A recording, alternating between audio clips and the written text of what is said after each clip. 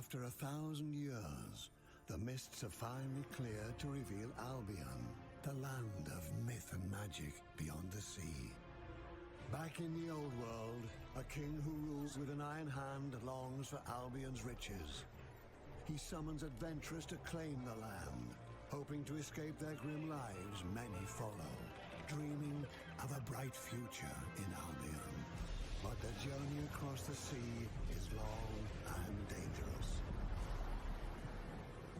And only the most daring cross successfully. Those who make it arrive at the shores of this magical land, from where they immediately begin to craft, trade, and conquer. You are among these adventurers. Head out and forge your own destiny in Albion. That almost sounds like they're talking about Pandaria, like, oh, after, but obviously this is just the overall premise. Imagine if after a few expansions you have this random island that appears from the fog with a bunch of pandas on it that has nothing intrinsic to do with the universe. Yeah, I've never played this before, and that narrator is the same one in the ad that you always see on YouTube. That is a pretty good ad, actually, where they talk about the whole economy system and stuff, and that's all I know about it. Is just there's an emphasis on that, and people seem to like that system about it. Kind of like EVE Online, that's where I kind of broached the comparison. But that's the sad part. I played EVE Online for the first time a couple weeks ago, or like a month ago or whatever, and it was the same thing. Like I go in saying, oh, I should check out the economy system and this and that, and then it kind of just devolved into me, you know, flying around and just exploring and fighting stuff and doing that legendary, one of the greatest villains in gaming history encounter with Sion, where it's just a chain quest where you're going after this one random level 10 NPC or whatever, and it's just, you know, just like normal MMO stuff. The problem is, I guess, at the beginning of these games, it's hard to really appreciate the economy because you don't have much money to do anything with it, or, you know, you have to wait till you get to max level or something before you can really understand it. Like, even in WoW, if you were to go and try to do auction house stuff, it wouldn't matter because you can only do so much at a low level anyway, or it feels just kind of like degenerate cheating and stuff.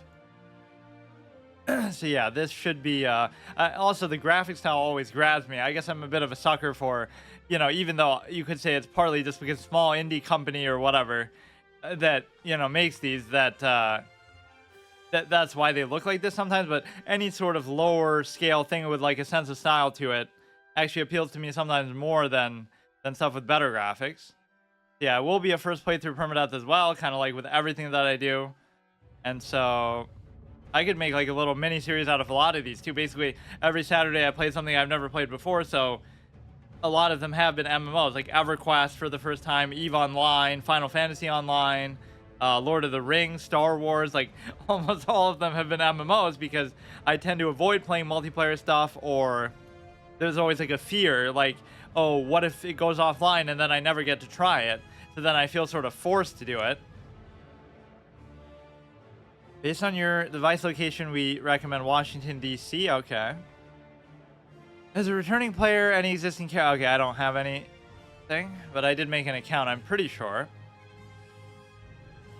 Actually, I was meant to do this last week, so it's a bit of a, you know, if I was bigger and people were actually anticipating, like, wow, you broke your schedule. I try to never do that. Like, I even have my little starting screen art to say that I was going to do it. So I was going to do Team Fortress Classic and then Albion Online, but instead I just got so immersed in Team Fortress and whatever that I ended up playing Team Fortress 2. So both of those were for the first time as well, Classic and 2, and then so I just said, okay, I'll start with this today to make up for it. Yeah, it's not like anybody cares because I don't have that big of a community or anything. You're logging in using a new device. I mean, this is the same device. Need to grant access. Oh, okay. I like how some of these games will try to dox you too. It'll say like your real name, or it'll say like, here's your email and your phone number and this and that. So if I try to log in on screen, yeah, I like how they say that too. Like I only have one account or one thing that I do, one computer. So how could it be a different computer? Oh shit! Now it broke the game capture. Fuck. Albion, that's weird. I had to do a window capture now this time. In order to play Albion Online, you must agree to the general terms. Of course, you never know going into an MMO either. There could be all kinds of unfair bullshit. It could be one that expects you to die over and over and just is really hard and unforgiving, like some of the old school ones. Like even EverQuest kind of had that vibe.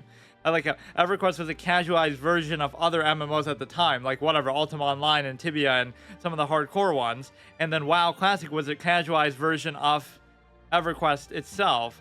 So you're casualizing something that's already been casualized, but by today's standards, that's still considered hardcore or sort of, more ingrained. And it doesn't always mean difficulty. It just means like sort of a commitment to, first of all, a lot of time, but also every little thing is a chore kind of, but it can be in a good way. Like there are class quests and like race, just like a lot of little things that you have to do. You don't just get everything handed to you for no effort. Required. Okay, I'm not gonna worry about this. Or you just, oh, you probably have to click on it, or, oh, it doesn't even make you pretend like you have to do that. Yeah, the art style is kind of cool, but those are the two things that grab me with the trailer. So one time that a trailer actually kind of works, but also people have said it's good in that way. But how much you want to bet? We're not going to be able to appreciate the economy system at all because you have to get to max level to do it. I've been playing as female characters a lot in my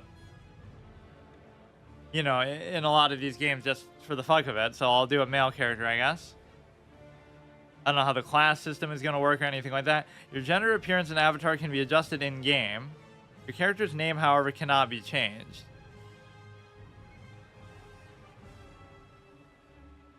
Okay, which one do I like? I kind of like that guy because of the hair. Could probably play a mage for once to go against, like, I sort of do things against what I normally do. I don't really care too much about my appearance. Choose name. Let's do have an old school one. Doesn't it's already being used by another player? Is it though? Or sometimes it'll flag that, not because it's not meant to be a reference to like arson, like you're an arsonist, but just it sounds cool. But because it contains the word arse in there, who the fuck would take that name? That's literally my name, dude. What's another good RP name I have? I kind of have more for male characters than female ones, but I can't think of too many off the top of my head.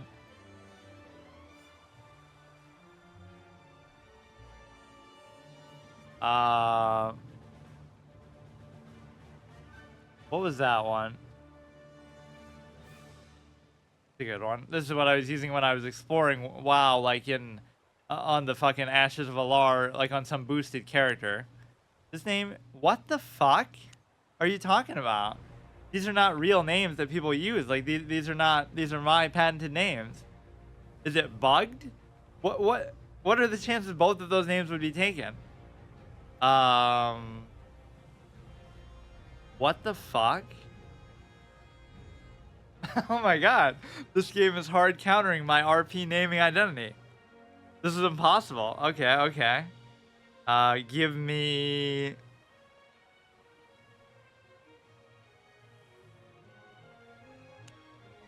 What is going on? Every random... These are just random names. They're not references to anything like, oh, some character in a famous show or something. This will be the hardest part of the playthrough right here. You get from 1 to max level if there even is a leveling system. Like, EVE Online doesn't even have levels, even though I just said earlier, like, oh, we were doing that quest where we killed the level 10 Steon or whatever. I don't think it was like that. That's the one comparison I think is justified, probably. Maybe that's just an excuse, though. Like, oh, the economy system is good, which means the combat and everything else is dog shit. Yeah, those are the two things that stand out. The graphic style is cool, and even the narration and the way they sort of presented in that is pretty cool. You see the guy riding a horse and stuff. Let's see. Man, I've really forgotten a lot of my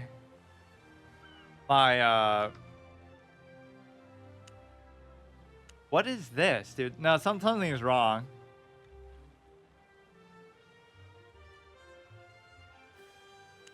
How is it possible that every name is taken? It's totally a bug.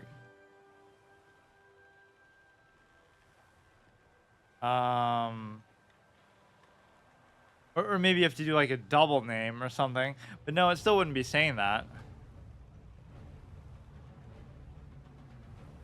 I don't know. I'm actually struggling to come up with a good name.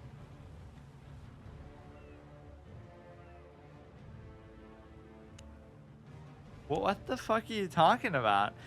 Just random. I could bash my head on the keyboard and it's gonna be taken. This is actually bugged already.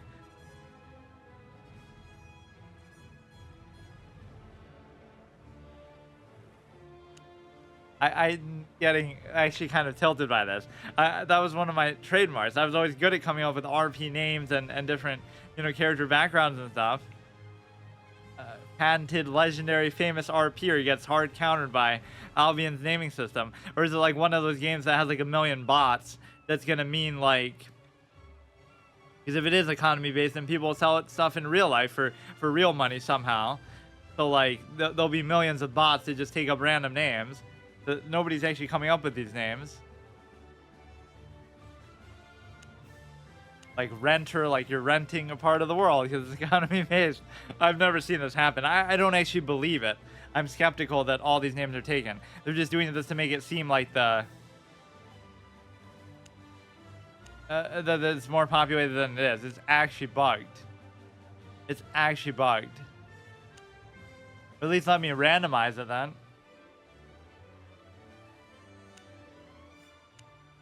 Who are these people? Who are these people that are taking my names? Okay, I'll even re-roll to a female character and do the other one. Or maybe not. I'm actually gonna look this up. Is it bugged or what? Albion, every name taken. Character is already be using by another player. I was sent for entire minutes, found out I couldn't be. Due to that mechanic, I managed to random numbers, names already used. I don't get it. Character name, super unrealistic that every person in the world needs a unique name. It's not actually that hard at all, like so many games do it. Unless maybe this game only has like one server, but it even just said, or maybe it's still shared, but like you're from a different region, so you're playing on the west. I don't get it.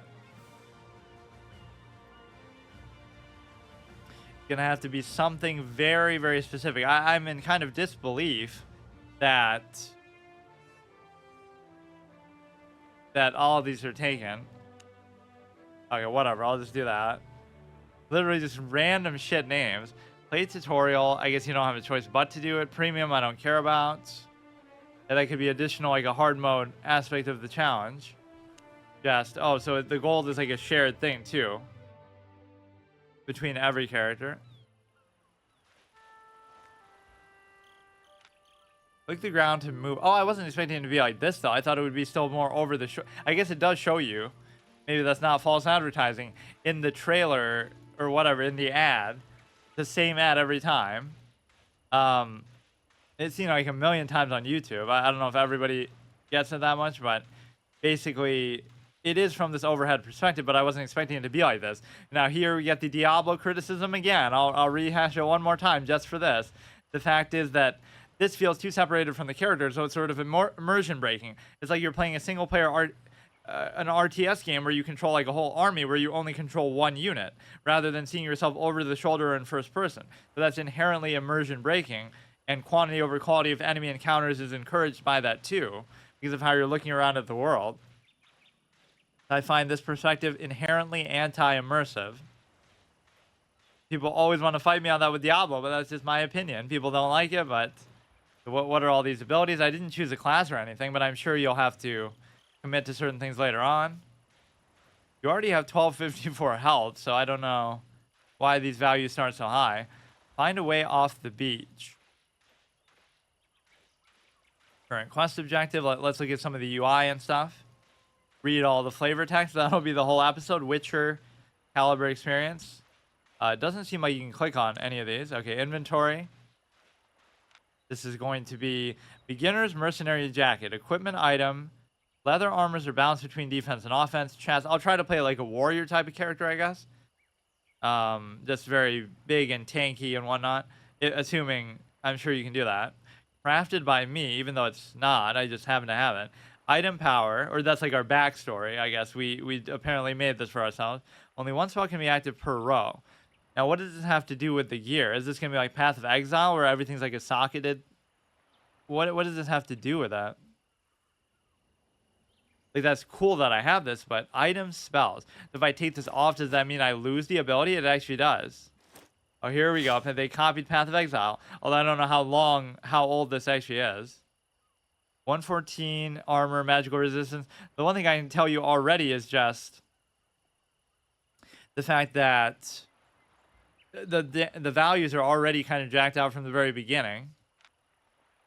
100, like I always like when they start with low numbers, like, oh, you have 100 health, 150, and then once you get to a higher level, it's not even really showing me an indication of level, is it? Appearance, loadout, emote, stats, neutral reputation. Click here to set a personal message. Currently none shown, but that is my message, like ... Quiet gamer. Yeah, I guess you might not have that to worry about. There'll still be ways, obviously, to keep track of character power level and stuff, but be part of Albion for 1 year. So yeah, it was exactly a week ago that I was intending to actually play this. Follow a will-o-wisp into the mist. I don't want that to spoil mechanics in the game, too. That's always what's so fun about doing these. There's always those weird moments, like, oh, Defias Pillager moment in Westfall as a human in Classic WoW. But you're going in completely blind, and it's the first playthrough permadeath, and by you, I mean me, because nobody does it like this, but still. The point of the format. So you might die to something that's relatively basic and easy to avoid, or everybody knows about it, but there will be that shock moment. Like, why does it highlight the W? Like, it's so special. Like, what, the first letter of your name is always just gonna be like that. But no, it's like, you know, there'll be all these kind of shock scare moments. You're in Dark Souls and something will fall off the roof and suck your head, you know, like those little slugs in the depths or something. It seems obvious to people who've already beaten the game or who know it, you know, in and out, but that's part of the fun of it. You have to deal with these things dynamically on the spot. There'll be some beginner's trap that everybody dies to, and you just have to deal with it, or your whole playthrough is over. So that dynamic sort of reactive ability to improvise and deal with things on the spot is one of my favorite things about this format, or one of the things that obviously causes a lot of them to end. There'll be some kind of weird mechanic that has nothing to do with the core mechanics of the game, like DDR and Danganronpa, or like climbing the chandelier in fucking LA Noire. You remember the taste of salt and burning wood. Has your ship been attacked? Is this Albion? Where are the others? You need to get to higher ground. Find a way off the beach, talk to the survivor. A lot of those are blocked out for the time being. Game settings. Skip intro video. When buying items, select full stack by default. Automatically pick up silver. Warning before entering PvP areas, you better. Month, day, year is fine. Although, whatever. Default is fine. Mount skins, show for yourself. Go for guild party alliance, just show everything fine. Go for other players. So I bet that's going to be a big microtransaction element. Buying horse armor. They never learned from Bethesda's clown show of Oblivion. Select which equipment slots can be overcharged. I don't even know what that means. Save stream remote. By restricting save stream remote, you accept that you're restricting your playing experience. What does that mean? Login credentials, locations. But it shouldn't be saying those things anyway. Huh. I mean, I don't know how many people even stream this game. Full screen, borderless window. I mean, I'd rather do full screen just normal, but I guess it seems fine, so I won't mess with it. Frame limit, VSync generally you shouldn't do. Obviously, you should be able to do Ultra in this. I love when you play one of these games that has these kind of different lower graphic styles and stuff, because of the simple fact that, like what do you call it? It's the fact that people will say, like, oh, you know, the original Binding of Isaac runs poorly because you don't have a good enough computer for it, when obviously it's just a dog shit optimization left over from, like, from Flash and stuff. Newgrounds. Standard. Okay, HUD scaling. Spells on bottom. Beach bubbles. Harvestable tooltip. Show bandit assault notifications. Oh, is that kind of a mechanic that happens? Like, you'll have your house and then occasionally you get attacked. You have to come back and defend it. I love stuff like that. Damage numbers. Show target markers. Yeah, see, so much of this seems combat-based. Where's all the economy-based stuff? Sometimes they'll just use it as a gimmick to say, like, oh, haha, this game has an economy system, but I assume there's a lot to it. Yeah, like with Eve, I didn't appreciate it at all because I didn't look at it. Cursor design, gold. That's kind of cool that they let you do that, but I'll just do the basic one for now. Wow, a game that has 3 custom cursors. This game is already better than Yu-Gi-Oh!, Duel Links, and Master Duel, and Pokemon TCG Live, and Online TCG, and so many of these games combined that don't do that. It's especially important for card games because you're, sitting there looking at the cursor the whole time. It's not like there's a whole lot of movement going on. Classic controls, yeah. Look, my comparison to RTS is completely justified. It's like a single-player RTS, which is inherently immersion breaking because what do you have to make up for it there is the fact that you're controlling like multiple units at the same time. So it feels justified that you're looking from the outside in. Whereas with Diablo and these games, you're not. Or then people will come back and be shills like, oh, well, haha, you get to play as a necromancer, just play as a class with pets, but that's still missing the point. You shouldn't need to play as that one class and one class only to justify it. Double press to attack. Enabling this auto target aggressor. If you get attacked while having no target selected, the attacker automatically becomes your target. Force combat mode. When in combat mode, you cannot click on objects that are not combat relevant, such as resources. Looting during combat, though, that's one of my trademarks. I can't put that on. Enabling this option will cause the first press to select the target and the second to attack. Only works with classic controls. That's actually more my style, but while having no target selected, I should always have them selected anyway. Gamepad, imagine playing MMO with an Xbox controller or something. I won't worry about that too much. Profanity filter. So you'll get banned for somebody saying something in Indonesian or some other language that you don't even know whether it's bad or not. That is always potentially unfair. I wonder if that's ever happened before. Like, yeah, sure, you filter out anything that people say in your chat or in the game, right, for like curse words that you know, but what if it's one you don't know? Or what if you yourself say it by mistake, but I guess you shouldn't do that then. Like you're just reading what they're saying. While not engaged in combat, rest while channeling for 12 seconds. And again, this is tied to a piece of gear, which is interesting. Restore 6% of your maximum health, not affected by your healing cast modifier, and 5% of max energy. And sprint. At the start to sprint, increasing movement speed by 80% for 5 seconds. Energy cost is 0. So these are just like base abilities that I assume everybody would have. Is that like tied to my boots then? It is. As I'm saying that as a joke, like everything's just going to be gear based. So your gear doesn't dictate your stats and stuff. You cannot mount up. I'm trying to move with WASD, as is the intrinsic nature of these games. So weirdly enough, I didn't expect it to be in this perspective, really. I thought somehow they were just doing that for the benefit of the trailer or whatever, but I thought you'd still be looking more like over your shoulder style. Get to the vantage point, stay in the circle for 0.02 seconds. Quest areas and NPCs are marked on the minimap. Get to a vantage point. Or yeah, what was the last MMO I played? Like, let's go over all the MMOs I played for the first time due to this format. And it's a genre that I generally like, but some of them can be so repetitive and long-winded. I played, EverQuest, EVE Online, Final Fantasy, Lord of the Rings, Star Wars, Trove, this, probably other ones too, like in just the span of a couple of months. It's not like it's an MMO format only, it's just for playing stuff that I haven't played before, but there are a lot of them that I never got around to. And it's kind of disingenuous in a way too, like I'm not judging it for the totality of its existence based on, first of all, only one session. Imagine I'll just walk off and die from fall damage. You never know how certain mechanics like that work when you're first playing, but it's unlikely it'll do that. Like, the current state of the game might not reflect how it actually is, or how it was before, so like if people play WoW now, they shouldn't be judging Classic or something else based on that. Invisible wall, or kind of weird angle. What's he doing? I mean, I'm obviously not meant to do that, I'm sure, but I always have that standard of like a completionist. Like I want to do everything I don't have to do before I do what I do have to do in case it advances or I miss something. You can do a little bit of scavenging for now.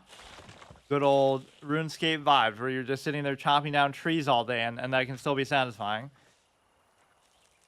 That's at least one I can't say, oh, I've never played it before. Or we could try RuneScape 3, like the new one.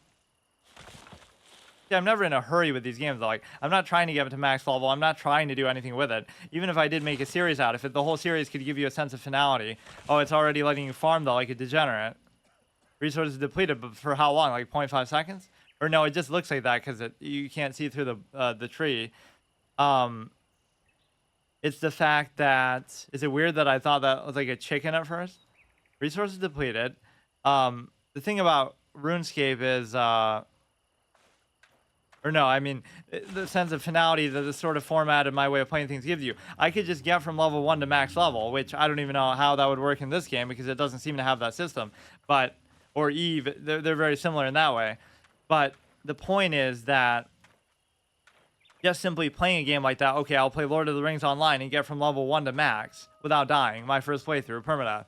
And then that's it. That's like beating the game, and I don't have to do anything else, like the end game stuff. So even that would be satisfying for me, and just within the context of time considerations, I'm not the type to play the same game all day, every day, or at least I'm not at that stage where I necessarily want to do that. So that in itself could be a satisfying, fulfilling combat experience.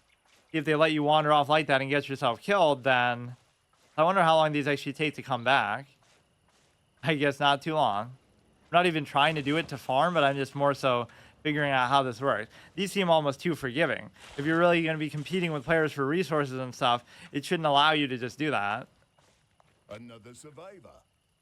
Actual voice acting. Wounded crafter. Keep a steady hand on the tiller.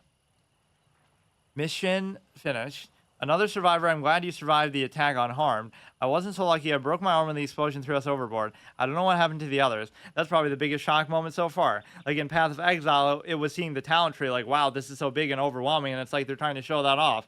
With this, they're trying to show off, I guess, how unique everybody's name is. Like, all my RP names from the history of my life were taken that have never been taken in any game ever because they're not real things that anybody else would think of. Another survivor. I don't know what happened to the others. Find a way off the beach. Talk to the survivor. I like this seal here. Preparation is everything. Let's gaze. Right, that's like just permadeath advice in the first place, right? The encounter is already resolved before you go into it because you already have a plan and a strategy and you already know exactly what you're doing. Not because you practice, of course, but just because you're so instinctive and amazing like that. Let's gauge our situation. This tower seems like a good lookout. Climb up there and find out what happened to our ship. Climb the lighthouse, look for the ship, check the bridge for enemies, return to the wounded crafter in the lighthouse. Need a hand? Need a hand. Good one, considering he just broke his, right? Wait, did he say he broke it or he's missing it? I can't tell by looking at him. Or maybe I should play him more zoomed in. This will be the hard mode condition. And need a hand. I wish I could get one from you. Or maybe he's not asking, he's requesting. Yeah, like you have to play some of these in first person or something very suboptimal that's not meant to be. Your walking's kind of weird too. So you're trying to look like you're running, but you're actually not. Or, I mean, of course, you'd have to use this to try to test that out. It looks more natural there. R is going to heal you. Check the bridge for enemies. Go back down the stairs. Or what's that other game I was saying that, like Divinity Original Sin, which I also haven't played, but yeah, that'll have the same perspective. Somehow games with that perspective I just don't like. Or at least I don't like the perspective aspect of them. The only way it's excusable is if you're doing a keep a steady hand. Okay, he'll always say that.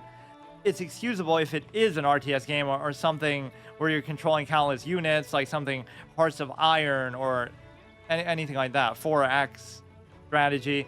So the ship is stranded nearby, but the path is blocked by 4 bandits. They're probably heretics, crazed and dangerous outlaws. Climb the lighthouse. What? It's not enough that they're just bandits? We have to qualify and say propaganda about, oh, they're bad and heretical and this and that too. Climb the lighthouse. Look for the ship. Okay, we're just saying what we did. These heretics will curse the day they shot at us. You'll need a weapon, friend. I am sure it's going to turn out plot twist that they weren't actually the cause of the ship going over. It was actually some sea monster, but then we just happened to land next to these guys. You'll need a weapon. I'm sure you can craft a crude sword. Bring me some logs and stone. Gather what I just did, but we can get more, I guess. Or no, I guess I do need more. more of the log. So I was like, even these respawn pretty. I can't imagine they'll do it this quickly later on, but that is one of the good staples of older school MMOs in the multiplayer context, is that you are sometimes competing for resources with other people. So there'll be like a mining node, and then it won't come back for like half an hour. So whoever gets it, you know, in a way, that's kind of a good thing. Even as much as I like to play these as a single player experience, at least the first time through. Good, this looks like something we can use. The sword won't be pretty, but it doesn't need to be pretty to cut through heretics. Like, you know, a lot of these games in the modern era have sort of acquiesced to that idea of like, they're very playable solo. Like in Trove, I didn't feel the need to group up or anything in my first experience, or, you know, they maybe reward you for grouping, but it doesn't feel as forced or like you really have to, the way that some older school games in the genre did. And of course, that's like sort of a trick, right? The two psychological tricks of MMOs are as follows. One is they have a ton of content and it's very repetitive, and it's very like you have to play it for a long period of time and commit to it in order to make progress. So it gets people addicted. Like you have to farm up badges or reputations or whatever materials for a long period of time to get your legendary gear or whatever. Right, so that gets people hooked. And the other thing is it tries to bait people in to get their friends to play. It's like, oh, we need a 40-man grade. We need a big group to be able to do this. Otherwise, it's just impossible to do. So it creates that sort of, again, it's a good thing, but it's also like a forced culture. Like you can't really experience all the content or enjoy it yourself. So you're almost forced to encourage other people to play it, or to, you know, it just brings that to the forefront. Sword and shield. Give the resources to the blacksmith. He will help craft your weapon. Who is saying this here, though? Or I guess he hasn't been saying a lot of this, but some of it seems like his dialogue. Go to the blacksmith, craft a beginner's sword. Open your inventory by pressing the glowing button, equip your sword. Let's get this done. And now that invisible wall is just magically gone. Beginner's broadsword. At least we are seeing some of the system here. Like, not so much economy, but just, I'm sure there'll just be an auction house and that'll constitute it. Or it'll be like a real money auction house, not unlike Diablo 3, right? I wonder if they're going to have that in Diablo 4. I know somebody who actually made a decent amount of money on that too, but I don't know what happened to it. They got rid of it eventually.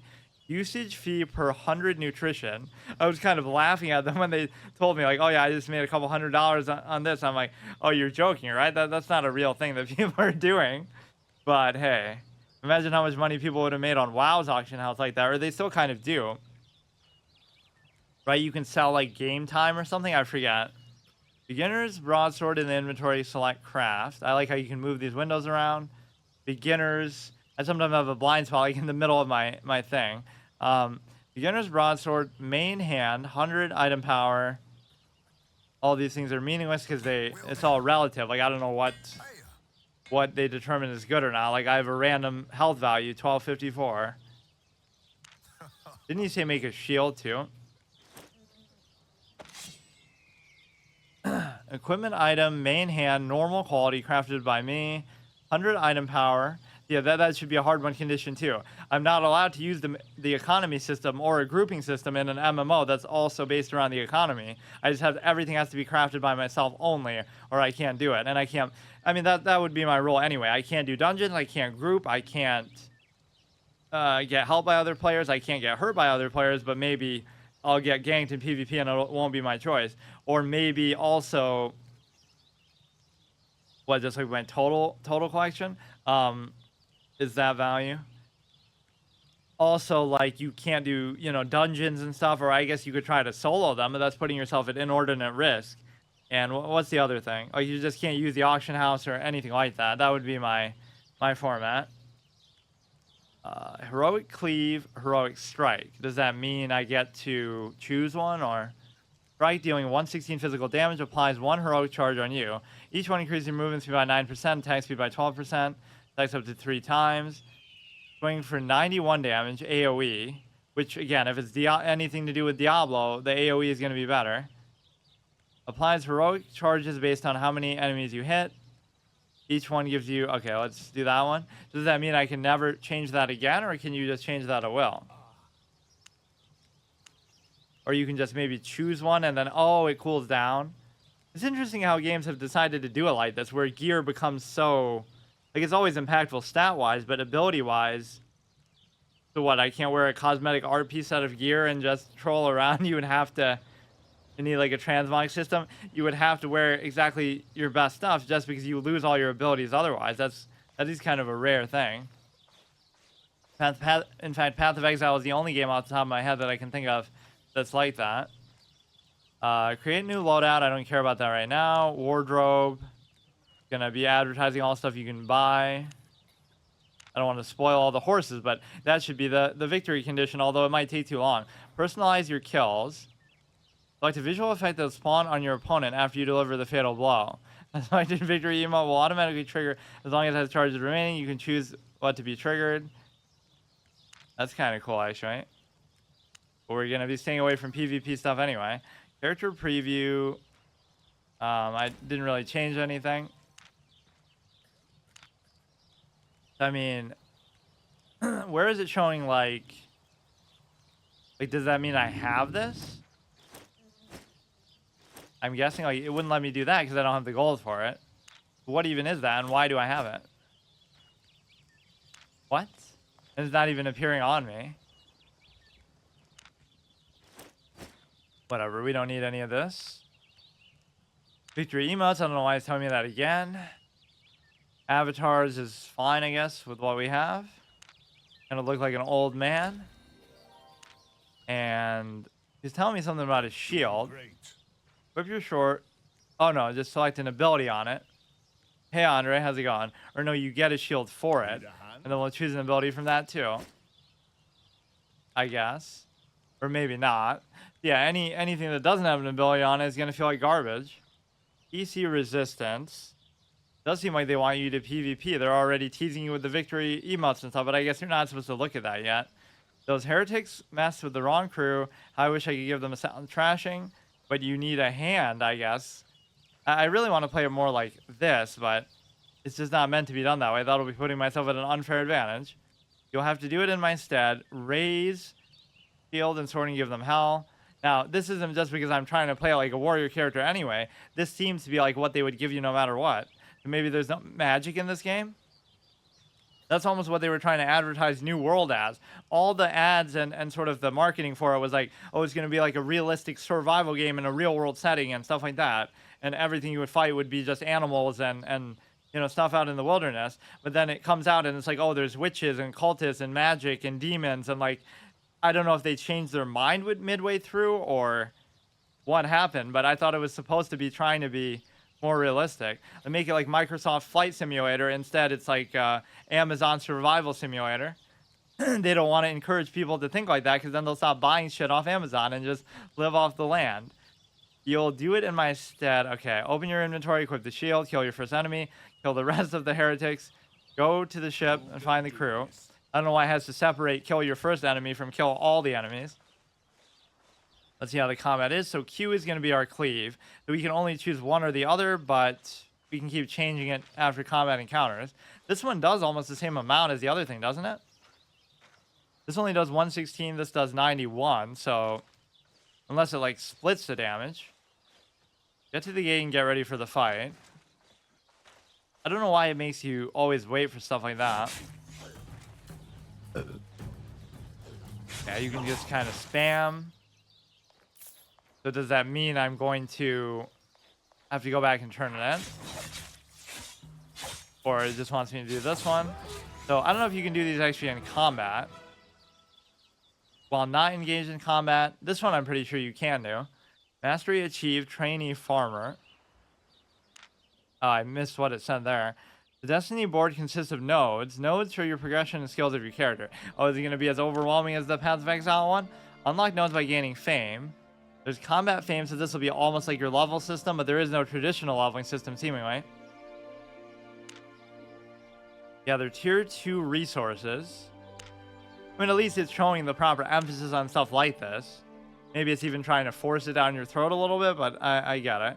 You will unlock equipment and skills by fulfilling the requirements of the next level's node. You can follow the progress of a specific node by clicking track. The progress of track nodes is on the Destiny board. Destiny board makes me think of Bakura from Yu-Gi-Oh! Where he's going to kill you in 5 turns if you don't to stop him from playing trap cards. Or, I mean, they're spell cards. The first one's a trap. The Cove Tier 1, biome is forest. Zone type is safe region, so those must be guards or something. But let me turn this thing on first. Do any activities. This is kind of annoying to look at, though. Can I hide this? What? I hate when games do that. They have like this big obnoxious thing. Oh, there it is. Complaining for nothing. Wait, but how did I do that? They have this big obnoxious thing that you're forced to look at all the time that's telling you what to do. I feel like Final Fantasy made a point to do that. I like how that was the consensus on the game too. I didn't even know that. I avoided playing it for years, just because even I heard it was so good and stuff. Because I thought, oh, it might spoil stuff from the other Final Fantasy games, because I've never played a lot of them. I've really only beaten like 4 and 6, and maybe some of the earlier ones, but I certainly haven't beaten like 7 and some of the classic ones that people love, 7 and 8. So I avoided playing it because, oh no, I don't want to get spoiled on the universe. But then as I'm playing it, people are even saying that, like, this game has nothing to do with Final Fantasy. It just uses the name, but it goes in a totally different direction. So, Need some advice? get to the ship and find the rest of the crew. You know where to find Wait, what? I guess you're just supposed to keep going. What do you mean get to the ship, though? I thought the ship was behind us. Yeah, that is one that I'll have to do another episode of. I did play it during the beta, the New World. I think I would have liked it more if they just went for that. There's enough games with demons and crazy shit. Sometimes less is more, right? Just look at like Counter-Strike, where, you know, I'll just make something that's realistic and you'll have like, I don't know, somehow the right balance where people do the same thing over and over till the, oh shit, till the end of time. Get to the ship, find the rest of the crew, so we have a lot of... Where are my friends? You are currently in the tutorial area. If you're playing with friends, they might be in a different tutorial area. Some interactions are blocked during the tutorial. At the end of the tutorial, you'll be able to choose your starting point in Albion. You can use the opportunity to meet up with your friends. Yeah, we're not going to get carried. In fact, I even had the sense of honor not to let Gerardo carry me in the Overwatch thing, by how absolutely dog shit I did. I don't know what these icons mean. Like, seems like an interact thing, but like even chat you should turn off, but I just won't look at it. Like, they'll be spoiling stuff. Like, how do I do this mechanic? And that should be something I should try to figure out myself. Nobody has any integrity when it comes to multiplayer games. Like, they're always such advice fiends, right? Like, now is it yellow like that to indicate it's me, or is it to indicate that I'm some low-level, uninitiated clown? They have like a third health bar and stuff. I don't know how you actually untarget stuff. The fuck? Name taken. 55. That is probably a meme of the game. Every name in existence is taken in this game. I feel like it's somehow fake. Like, who is Brintor? Who stole one of my RP names? Who the fuck would name their character that? You'd have to be some kind of moron clown, and I reserve the right to be the one and only. Or like Arson? Nobody names themselves Arson, dude. Not like A-R-S-O-N. See, people wouldn't even know. They would think, oh, what? Like, you're naming yourself after being an arsonist? Ha ha ha, because you're a mage and you like fire spells? No, it's nothing to do with that. They messed with the wrong crew. Yeah. You made short work of that heretic scum. Bloody well done. You're Wismore. I thought I saw you on board. Anyway, my ship is damaged. This bloody island isn't even Albion, and the... Oh, so you'll get to start once you are done with the tutorial. That was a good bait. I thought we were on Albion still. And the heretics control the sea passage. We're doing great. I'm Tia, of course, Captain Tia. Speak with Tia in the cove. We need to repair my ship if we ever want to leave the island. Wood, leather, metal, cloth are what we need. This is actually a great way to tutorialize it. They're making all this about not just killing stuff, but so much resource stuff, like even to craft your gear. I like that. Wood, leather, metal, cloth are what we need.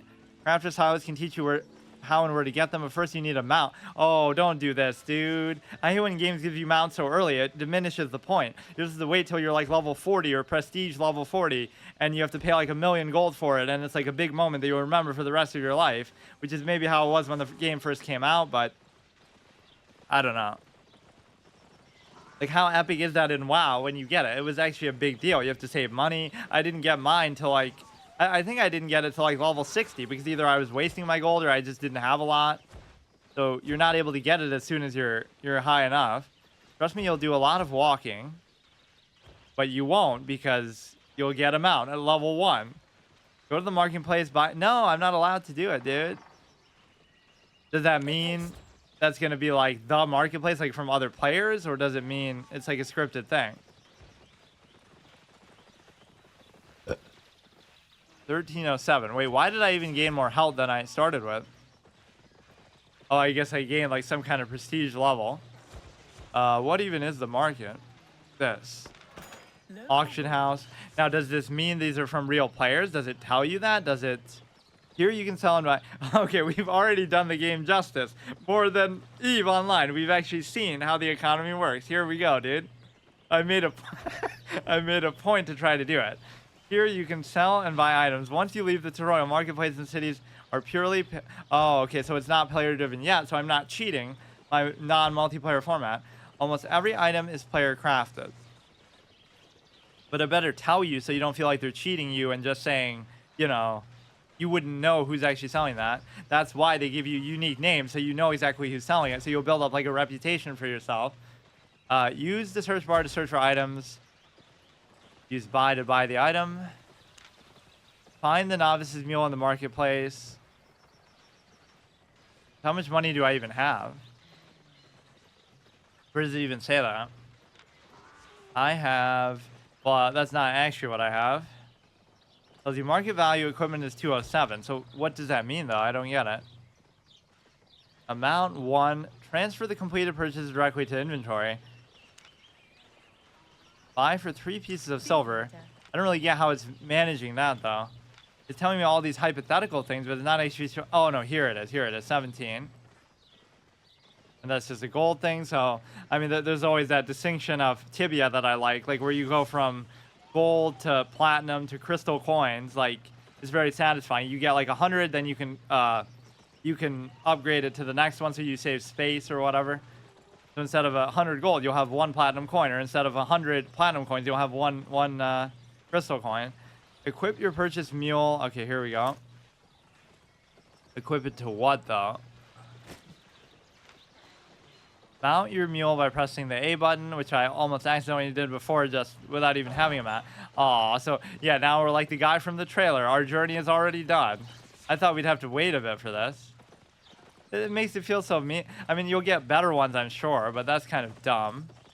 Like, they'll say, oh, you have to walk around a lot, but let me walk around. It's the beginning of the game. You're supposed to do that. What, you just want me to get through it as quickly as possible and not appreciate the lovely environments that you so lovingly, painstakingly handcrafted? The art style is actually awesome. That's my favorite thing about it.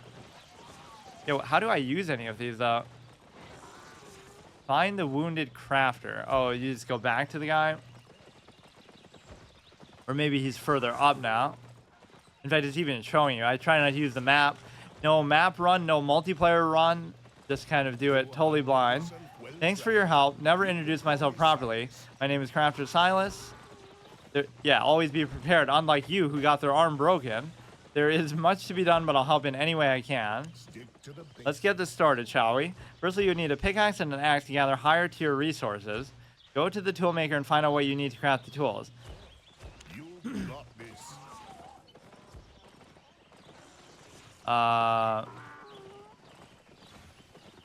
Check the toolmaker's inventory to see what you need to craft. Use what you learn about gathering resources. Can I just explore? I guess I probably shouldn't go ahead and try to do that, but... Resources depleted. I guess it does force you to do the tutorial, so it's not like what they were saying, oh, you know, if you want to join up with friends, just wait till the tutorial's over. You would actually have to do that. Where's the tool guy, though? The tool maker's inventory, or maybe it's just something I can do anyway. The map, shortcut of map of the area. Mount. Totally gonna be like where you can buy horse armor if you just look in the... I forget how we even got to that menu. There was something that was showing us like all the different things you could buy. Here, oh yeah, here, like, yeah, buy the horse with armor on it or something. Like an undead horse. What is the tool maker's inventory? Go to the tool maker. You'll need an axe and an axe gatherer. Go to the tool maker and find out what you need to craft it. Is it just like one of these things that I tried to interact with before that I can't? Gives you that icon like everywhere, even on the random NPCs like working on the ship.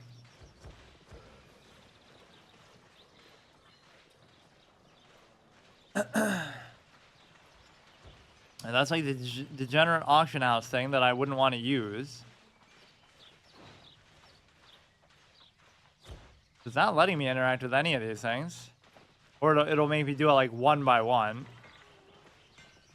Look at some of these people's names. That's a good name. Valus. Right, like don't put numbers, Bungie, Mouse. Make it sound like an actual real name. Me and him are kindred spirits. What is it telling me to do? Oh, here. Good day. Hello, traveler. Come and have a closer look. He's clearing his throat because I so rudely walked away. Beginner's pickaxe, beginner's axe. It's like I don't like to use the stuff where their hand holding you, but then it confuses you more because it's not meant for you to look around either, right? If something was meant for you to just look around blindly, then it wouldn't restrict you or force you to do stuff to be able to progress, which maybe it doesn't do, but let's just get through the tutorial and then I'll wander around like a clown that I do. Now, you need a little more wood, so let's just do that. Rough logs. Totally like the tutorial to RuneScape, they were way ahead of the curve with like placing such an emphasis on that kind of thing. Or like just the way they present it to you from the beginning shows you there's a certain emphasis on it. Yes. Beginner's axe. Certainly. So return to Silas. Already. Came back already. I never left. I've been standing here the whole time. Your map is a valuable ally out there. Learn to use it. It can tell you which dangers you'll face. No, this is a no map hard mode run too. What sort of resources you'll find and what the best escape route might be. That is one of my specialties. Open the world map. Forgotten Woods, Mountain Fort, the Cove, the Lighthouse. This is the world map. You can learn information about the whole continent of Albion, which we're not even on yet.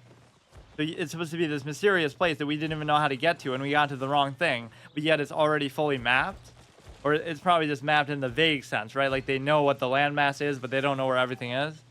I always like that as sort of an RP distinction in games. Like you're filling out the map as you go because nobody's ever been there, right? You're the adventurer who's doing the heavy lifting. So every RPG protagonist is like a cartographer secretly, in addition to what their class is. Here you can find more detailed information about the selected area. Detail bar, yeah, just tell me whether it's safe region, players can't attack you. I mean, I'm just gonna have to deal with that. Like, what if... I guess I won't get that far that you'll get to like a really contested zone. Shows which resources can be found. There are 5 biomes: swamp, forest, deep, highland, and mountain. Steppe, more like it.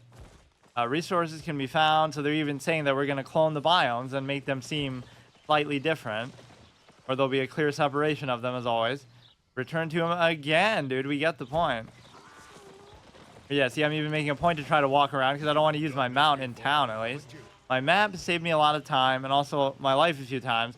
Know where you're going and what you are doing. If we want to get the ship seaworthy again, we'll need wood, leather, iron, and cloth. Let's start with wood and leather. You should be able to birch trees and foxes in the nearby forest. I'm assuming through here. Let's see how that's kind of scripted. It wasn't open before, but some people were still going through there. We're going to totally just run into some PvP combat. We're going to run to a PvP zone and just get our ass beat, and that'll be the end of the run. Because that absolutely would count. So what I hate is, this is almost what they might be doing with like hardcore WoW servers or whatever. They say like, oh, you can't... Like, what would be the point of a special server for it? You can do that. You can do a hardcore permadeath type of thing anyway on any server. But what you would need is 2 things. One is that players can't kill you or grief you or troll you or get stuff to attack you, even if it is a PvE server. But the second thing is they can't help you either. We can see if you're a big streamer or something, they'll troll you like, I'm going to keep buffing you or healing you or helping you kill stuff. And you can't stop them. You can't turn off like friendly allied sort of interactions. So... that kind of discredits the run too. You want it to be like, whether I succeed or fail, it's by my own by my own merits or lack thereof. Birch trees can be recognized by their white bark and yellow leaves. Trees of a higher tier have different bark and different leaf colors. Foxes are small animals with red fur, mainly roaming the forest on their own. Hide can be gathered from any wild fur-bearing animal. Or like we can just protect it from looting. Well, I shouldn't really be allowed to do it anyway. Okay, so now we can spam the Q. Or maybe instead of Q, we should use the other one, which I am able to swap whenever I feel like. So once again, auto-attacking fun.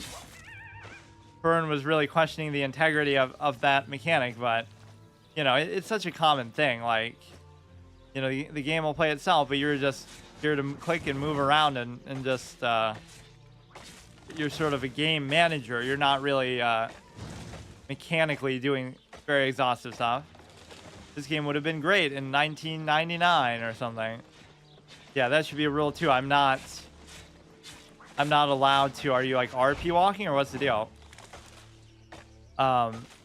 You're not allowed to do anything like loot stuff from other people if they killed it.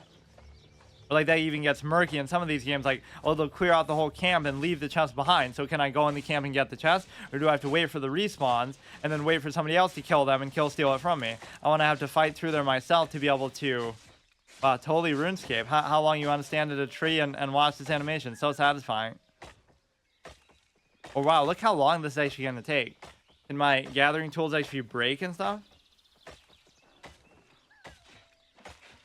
Perfect idle clicker experience. Not that this is too unlike other games, but be good to play on phone potentially. And the graphics are sort of in tune with that too. We can kill this fox here, skin them too. I really just want to go to an area and explore. Like, I don't like this tutorial stuff, but it's understandable. Some games do really overdo it with that. Like, I hate that in WoW. They're giving you a free level 55 character or something, or like a level 90 plus demon hunter or whatever. But even then, I hate the fact of going through that tutorial. I would rather level a character from 1 to that than have to go through some contrived stupid tutorial like that. Like, combat at this point is so laughably easy, but this is, you know, talk trash, get punished, part 1 million, in which you're able to see you trying to help or kill, steal, or do something. Where, like, Trove Edition, or I'll just keep putting the different name of the game edition. It's a pretty nice looking area, though. Of course, we're going to see some of these textures overused a lot, and it's going to be like, there's separation of biomes and stuff. When is it going to let you introduce like a spell or some magic or something? Imagine if there is no magic in this game, but this can't be the only style of play. It just always seems unfair at the beginning. Like, oh, you're starting as a warrior, but what if you don't want to play as a warrior? Even if you give me a shitty dinky wand or something, you know, at least let me have the option. Not that I want to play as one anyway. I just want to see if there is that sort of capability. I might be doing a little extra, but it's okay. Kind of fleshing out the mechanics here of the gathering and stuff. Yeah, what a unique thing. You don't gather materials and resources in any other MMO. You don't chop down trees in any other. Like, you know, you can place the emphasis how you place it, but it's not something that is really unique to it. Like, even WoW, this game has an auction house. Like, we've never seen that done before. Yeah, like, I love how they say that too. Eve says that too. Like, oh, all the resources in the game are player made. Like, that might have been revolutionary when the game first came out, but now it's like, oh yeah, that's pretty normal. What do you expect them to be? Like, most of the shit you get from vendors in these games is garbage anyway, unless it's like some really high level type of thing. I don't know what this is even. Oh, here we go. Makes me think like, oh, level 11. That's going to be too high for me to deal with, but that's not actually what it is at all. I don't know what actually this means. Like, prestige level 2, which I don't even know what mine is, or I don't even care. You would think it should warn you or something, but I'm going to be tempted to just go out too far on my own. So, you're going to learn abilities from just picking up pieces of gear. Range fire starter. Pick up his fucking little stave there. Actually, I might make a point to try to use magic. I'm not going to restrict myself if we do get some cool abilities. Like, I would otherwise say, like, oh, let's do, like, a character build in which we are only allowed to use, like, one thing. Yeah, look how face roll easy this is. This is the old, we'll call it the Lilith technique, like in Diablo 4 or something, where they throw the weakest shit at you at the beginning to make you want to face tank and get overly cocky, and then they'll suddenly blindside you. It is like a psychological trick. So this ability is very good. Again, you're going to be fighting a lot of stuff together a lot of the time, just for the simple fact that it does look like these are caster type enemies, but when they fight you, it just kind of ends up being the same thing. They're not really too punishing with the aggro range either. What was that one MMO that oh, they are actually doing that. I'm just not paying attention. Where you're so close that it looks like they're just poking you with it as though it's a melee thing. Oh, look, already a skill shot ability. Come on, let me loot one of those so I can actually try it myself. What was that other MMO that I tried that was kind of hyped up and said to be old school, and then it never turned out to actually be valuable? What was the name of it? I'm actually curious. Hang on. Let's see if something will aggro. We've lost to flavor text and quest text before. Are we going to lose to AFKing and looking at a... Like, will he aggro or not? I guess if you get super close, he will. What was that called? And then it ended up being, like, very banal and basic. So it's almost like they were using that as a gimmick. Like, oh, yeah, this will take you back to the old school MMO style. And it did in terms of graphics and mechanics, but it didn't do anything really special beyond that. Right? Like, sometimes people will appeal to that just for the gimmick of it. I don't think the foxes will necessarily attack me just like that. I can't remember the name.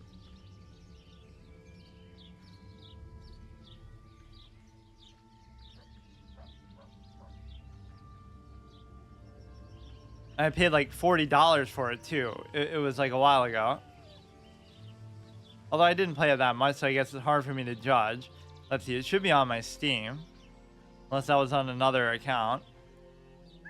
What was it? What was it? Or for all I know, it would have already been removed from there because, yeah, Deathverse, Let It Die. The most dead... Why is it called Deathverse? Because it's dead, at least on PC. Come on, come on. Nightfall, A Daring Journey. That's not it. Night Trap. New World. Public Test Realm. So many of these games I haven't even played, or I have to do another Steam Gauntlet, like where I go through every single one and just... Man, I really can't remember what it was. Fuck, I thought I paid $40 for it years ago. Sea of Thieves. Obra Dinn, which is way better than I actually thought it was. Oh, yeah, that's the one. Project Gorgon. Yeah, let's see that. Let's bash it. Shit all over it. What is the current state of the game? Let's actually look on Steam reviews or something. I'm just curious now. Minus $40 for nothing. They bought me in with the hype. It does have 9 out of 10, mostly positive reviews. 1788. Maybe I just didn't give it enough of a chance, but download demo, buy it for... Yeah, it's still $40 too. I guess I didn't give it enough of a chance. Was fun for a good 200 hours. Thumbs down. Amazing. Oh, fuck. That kind of scared me that I might get attacked. You generally shouldn't do this in zones where they could potentially be hostile towards you. Did I get enough stuff to actually do this? Return to the camp. I kind of want to explore that area. He'll probably keep sending me forward, though. It's a very linear, kind of on-rails part of the game. Oh, you should always do the F just to go fast. Yeah, see, he's afraid of, oh, you're going to be walking a lot, but you even have the sprint. You don't need the mount, dude. This early.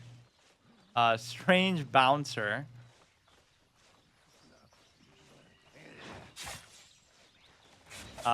Is this even the town? Like, where are we? We went back to the more bandits and stuff. Or yeah, see, somebody will aggro 50 things and then die, and then they'll buff you before they die or heal you. So then the enemies will think you're working with them, so then they'll all attack you. That's something you can do in a lot of games. You're not choosing to group with them or actually play with them. They just kind of do it as a very calculated troll. Yeah, I'm a lowly level 1 player. I don't even have a mount yet. This is what I want to feel as. It means nothing if they give it to you right away. We're going to be rating these players' names, too. Just like, you know, some of them have numbers, some of them sound like screen names, but not actual RP names. Like, I bought this special legendary sword from 4447 6GHG. I'll never forget that moment. That guy's such a cool entrepreneur in this universe. How did I lose track of the town? It's obviously at the bottom there.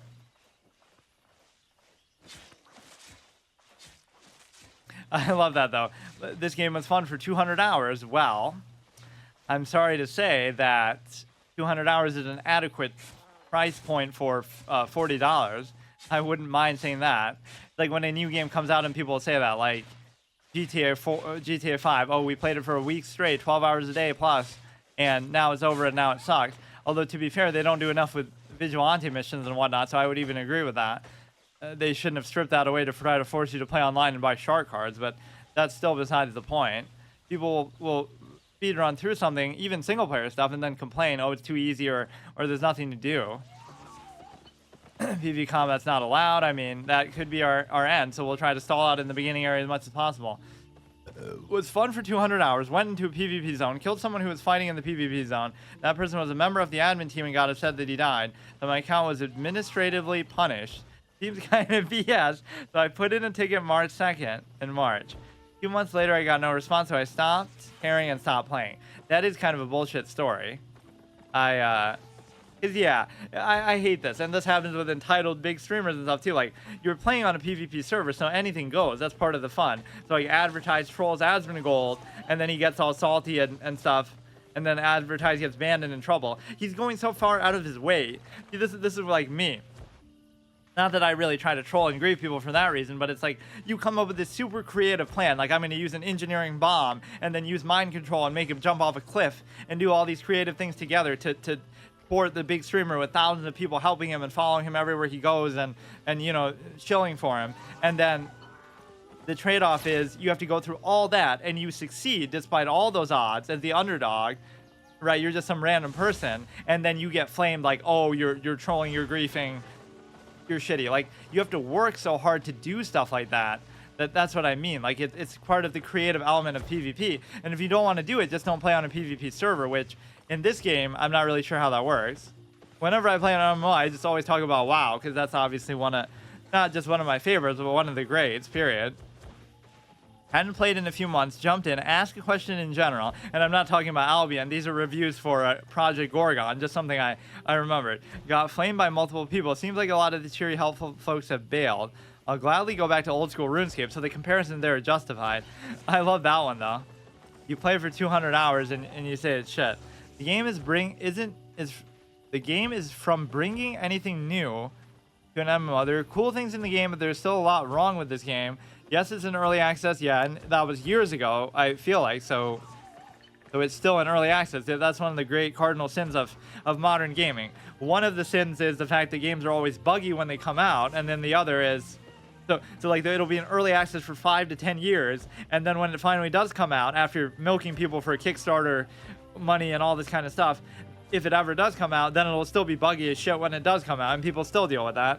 Oh, it's only early access. Oh, it's only alpha. It's only beta. It's only patch 1.0. It's only the first expansion. It's still going to be buggy. They'll eventually fix it. It could get fixed after all this time. I've had this game so far. None of the important things have been addressed after 2 years. Yeah, see, this guy's like me. And for the premium price, I would have wanted to be more playable and stay optimized. Running game for 31, and it's just VIP costing $10 a month. Just looking at the Steam charts at the time of posting this, there are 81 people that have logged in. Wait, what the fuck? Is it really that bad? Let's see. Yeah, that we could have done on the same flex format, and I would have been shitting. It wasn't like terrible, but there was nothing special about it. And the way they advertised it was so full of itself. Like, oh yeah, this will bring back old school MMO gaming and this and that. Good work. You're getting the hang of this. You'll be going after ore and fiber next. Both can be found in the mountains. I will mark the path up in the map. At least neither ore nor fiber will bite. So they're slowly, kind of slow pacing you up there to the point where you're finally going to get. Let's see how logging in and out actually works.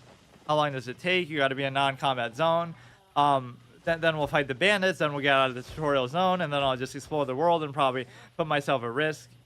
See, there's all these mechanics that people take for granted in any of these games, right? Like, oh, I could, first playthrough permadeath in Minecraft, and a creeper could blow up and kill me or something. Like, there's all these exciting things. So there might be some mechanic like that here that'll fuck me over, but I don't even mind. Like, we should be able to deal with it. That's what I mean when I say, like, oh, just trying to do it as a blind playthrough, even as much as people are preconceived. Do not do that with any sort of multiplayer game. But there's two reasons why people do that.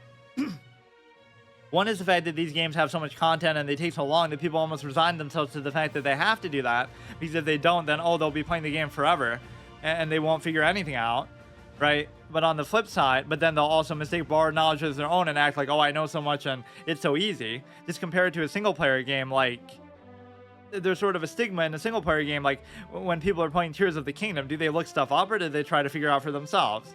Right, so that's the kind of culture that I always try to bring to multiplayer games, is like, play them the same way you would as a single player game, but nobody obviously ever does that. But then the second thing is there's an ego aspect. Like, because there's other people involved, you feel so proud of it. Like, oh, haha, look how good I am because I know all the stuff that I looked up on the wiki and that I, borrowed knowledge, and I'm so good, and I'm, whether it be PvP or even PvE stuff, people get so egotistical that they turn it into like a cock baiting contest, like an EP thing, just like who can, cheat more and use more borrowed knowledge and do all these kind of things. Just, it sort of triggers me, because I'm not even saying people shouldn't do that, but it kind of gets forced on you, right? Because if everyone else is doing it, you can't do anything without, it won't be level playing field. Or like even in card games, like, so everybody will be using a busted meta legend caliber deck, and then you're getting your ass beat, but it's not because you're not better than them or you're not the same skill as them. It's just because you're using a worse deck because you want to try something interesting.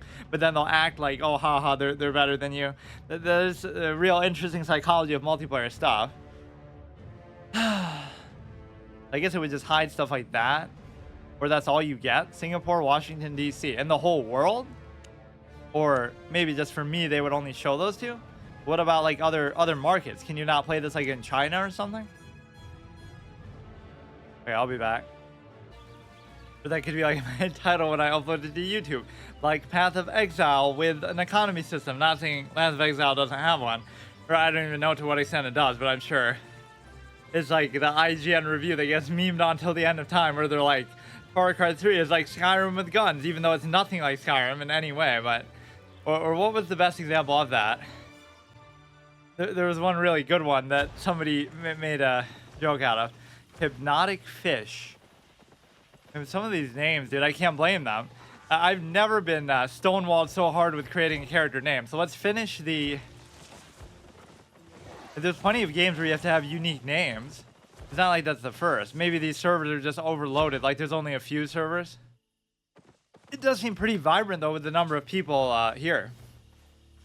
So it wants me to... It wants me to do what now? Go to the mountains and gather ore and fiber. And then it'll eventually tell me go kill the bandit somehow, just to get the ship to work again, even though that has nothing to do with it. I'm assuming it's in this direction. I'm not really using the map a whole lot, but... Don't need to fight the fox, which it won't do, and it won't auto aggro to me. I'm going to underestimate that later to my own detriment. Yeah, so for whatever reason, this game made me want to trash Project Gorgon. I completely forgot about that, but see, that's the one thing I would do as if I was a big streamer. Like, I wouldn't let these companies live it down. The Forest is a great game, one of my favorite survival games, but it sucked shit in its alpha early state, and they kind of milked everybody for money, and they took forever, and they're horrible. They're horrible, horrible people, but the end result is still a great game. So, or like, what's the other one? That dude, Rides with Strangers. Like, pretend I'm a patron of that and I paid money for it. Not only did he not make Rides with Strangers, but he made some other games with that money, like Welcome to the Game. That guy should be sued for millions of dollars for what he did. Because even though those games are good and people like them and nobody seems to really care that much now, or at least he should have to refund the money from Rides with Strangers, but he's not going to probably do that either. Go to the mountain. This is a desert. I don't know what... But it gives us a good excuse to explore. But I kind of want to explore actual Albion. But my title is alive. My category is live. This isn't Albion Online. This is just Tutorial Island for the whole time because we're not going to actually do anything. Or he's even acting like, oh, you don't have to fight anything to be able to do it. But he doesn't know that the bandits are on the way, or I'm probably just going the wrong way, but it doesn't matter. Not like these are particularly difficult either. I do like how you can see stuff behind there. The only thing I don't get is the whole like class or ability system, which I imagine will be pretty freeform. You compare it to like Path of Exile again, just like anybody can be any class. It's just like, but even there you do have to choose at the beginning. You can use like any ability. It's just based on what gear and sockets and stuff you have. I haven't been that excited about sockets since the Burning Crusade, but even there it didn't play nearly as big of a role. Just for like every piece of gear would be, not every piece, but a lot of your gear would eventually have the ability to put sockets in it. Getting a little bit too aggressive, never going to combat without full health or without all your cooldowns and stuff up, which I'm too lazy to even use the R ability, I guess. Or that feels like somehow cheating. If I'm trying to play it as a sort of a warrior class, which I won't put it past me to try to get some staves and stuff. But see, I wouldn't want to buy them from the auction house from other players. I would just want to find them on my own on my adventure. Which, I mean, if one of these drop one, I'd love that. But I don't think I picked up anything really too valuable. Or maybe I have gotten a better weapon without noticing. Beginner sickle. But I mean, this has an ability on it too, so why did I even need to do these unless, or maybe it just automatically does it when I'm cutting something. You don't actually have to equip it.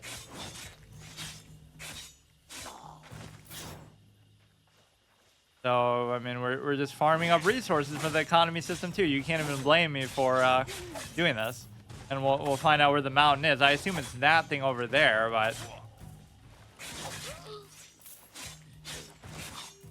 go to the mountains.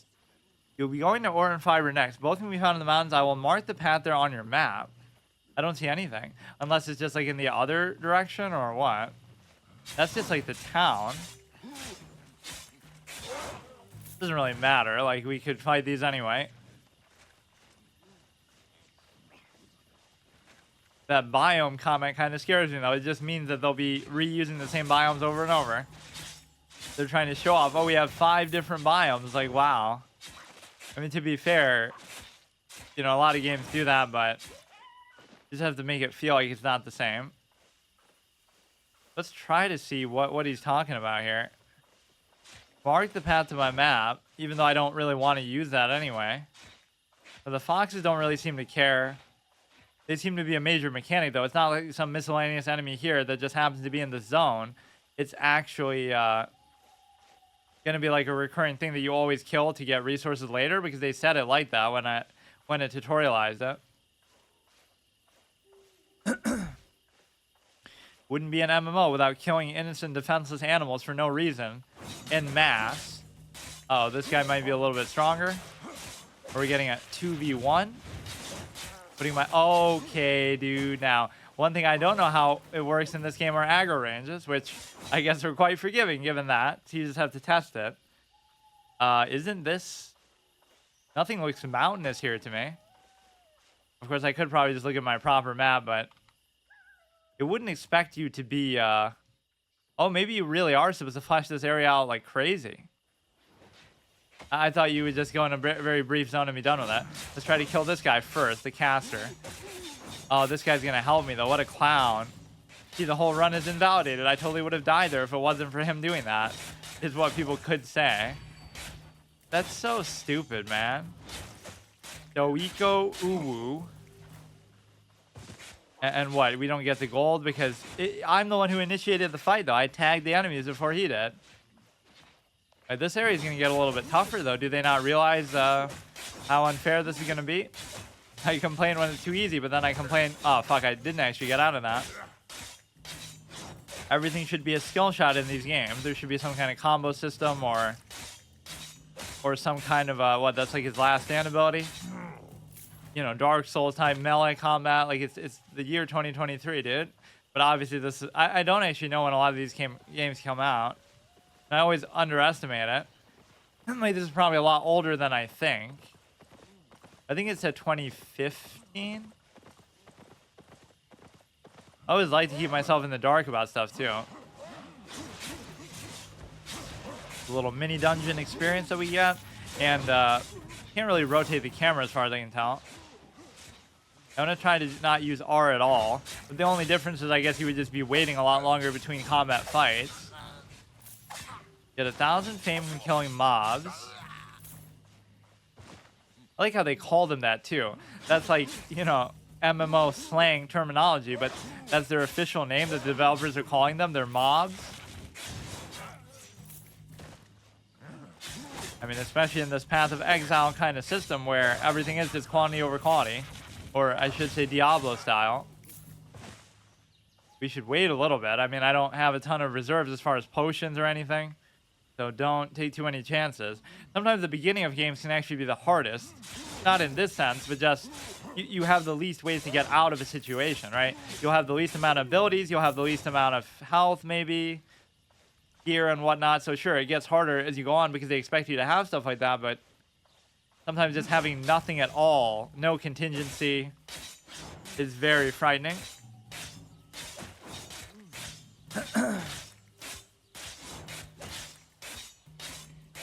Yeah, these things are a little bit tanky. That just probably makes them more resistant to it.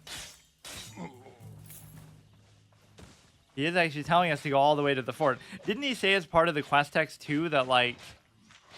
Wait a second. Didn't he say at least you don't have to fight anything? At least neither ore nor fiber will bite. Yeah, but you have to kill like 1 million bandits along the way, assuming this is actually where you have to go for it. That's why I thought it would be so simple and so close by.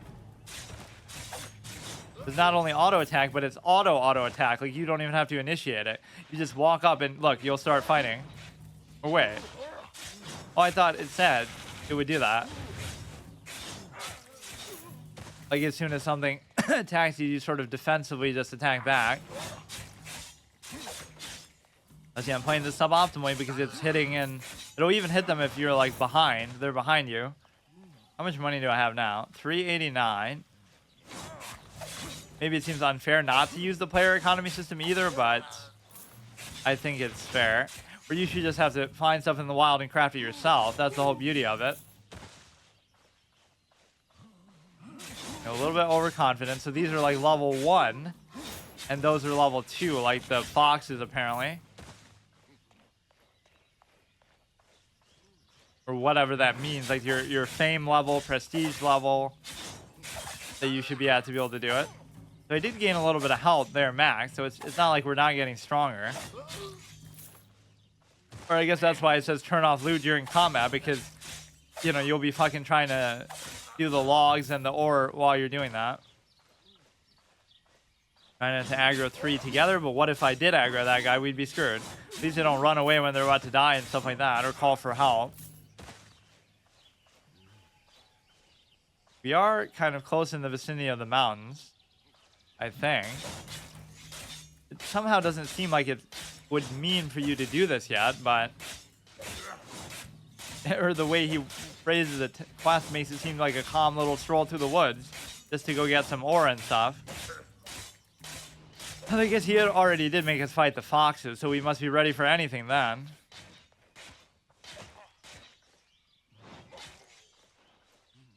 This is nothing to do with it. Kind of wanted to do without using the map, but... Forgotten Woods. There's going to be some point where you can, like, cross through, but I can't really tell. You always want to kill these first because they're obviously the squishy caster. Not even typical MMO strategy, just like typical RPG strategy. Or does that mean I'm not auto-attacking still, like I'm relying on the ability only? Why did I think that setting specifically said that too? I was even complaining about it, like, oh, it'll auto-attack even if you don't do anything. Every lag, every 9 seconds.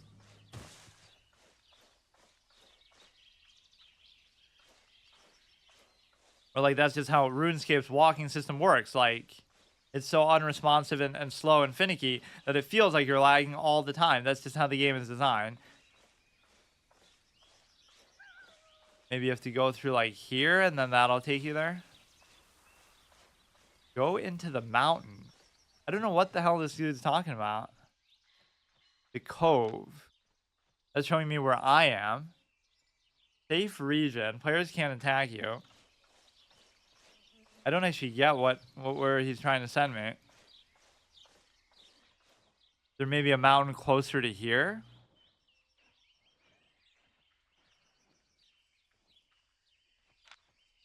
I can't tell what that arrow even is. Is that where... I think that's just where I am. Doesn't matter. We'll just get to level 1,000,000 here.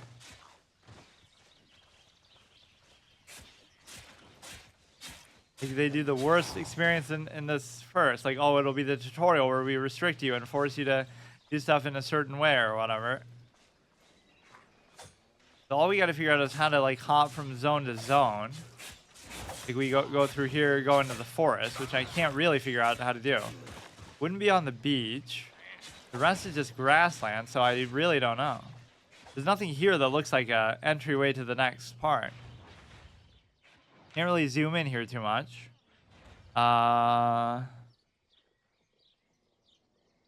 This would just go back, like, to the town. Dangerous spot to look at the map. Of course, it's never paused, so you don't know what could be happening.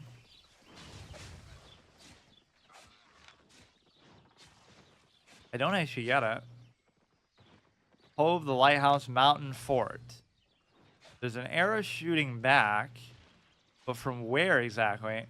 Or we have to go first to the Forgotten Woods. Oh, we're not even there. Wait, what?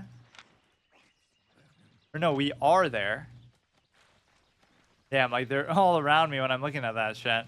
We keep finding new ways to die and lose in these playthroughs, like, you know, getting distracted by flavor text or looting or something of the sort. They don't really aggro too much on you unless you, like, walk right into them, but... Forgotten Woods.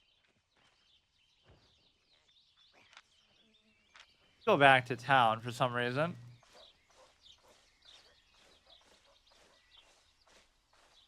Okay, I gotta use this more, or you should just use the mount, but I'm almost making a point to try not to use it. You really don't feel like you need it here. It's gonna be hard to suss out exactly whether stuff is out of your level range and stuff, because it doesn't work in the traditional sense. But like in Eve, it would be the same way. Like, oh, you know, somebody's ship is just super strong, so you have to know based on that. It probably just means like some close by mountain. Or, I don't know.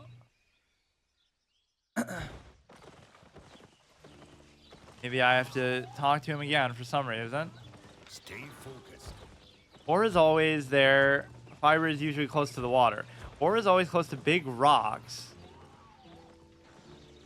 I've got your back. Oh, maybe it's like through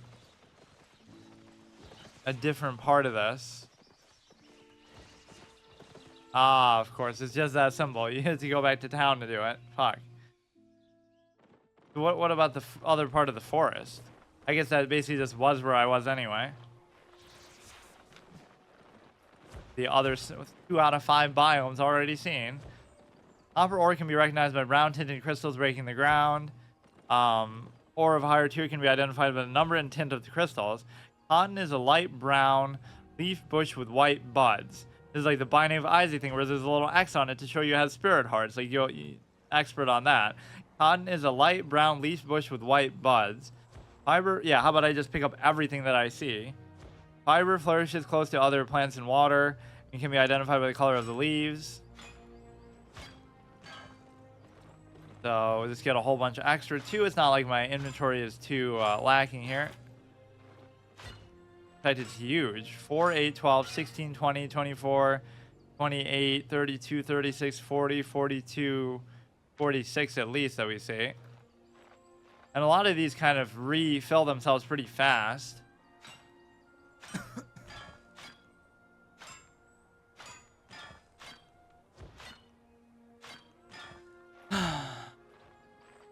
I actually do have an urge to get like a staff or something though, just because of seeing those enemies do it. I want to see to what extent there is magic in this game or not. Or totally we need a survival-based MMO like what I thought New World was going to be, where it doesn't have any magic or supernatural stuff, and it's just very realistic. So you can still fight with swords and shields and stuff, but it wouldn't be like, you know, like it is. I love how quickly they do that too. It's not even a question of like, even a lot of RPGs don't do that. Like you're in the first starting zone and you'll fight a bunch of bandits and a bunch of wolves and stuff like that. But they literally start off and you're like level 5 to 10, and there's like these portals with demons coming out and all this kind of crazy crap. And I'm just like, is this really how they want to represent the game? It's like they gave up halfway through and said, yeah, let's just make it like every other MMO. We were trying to make it something different and survival and immersive, but I don't know what happened to it.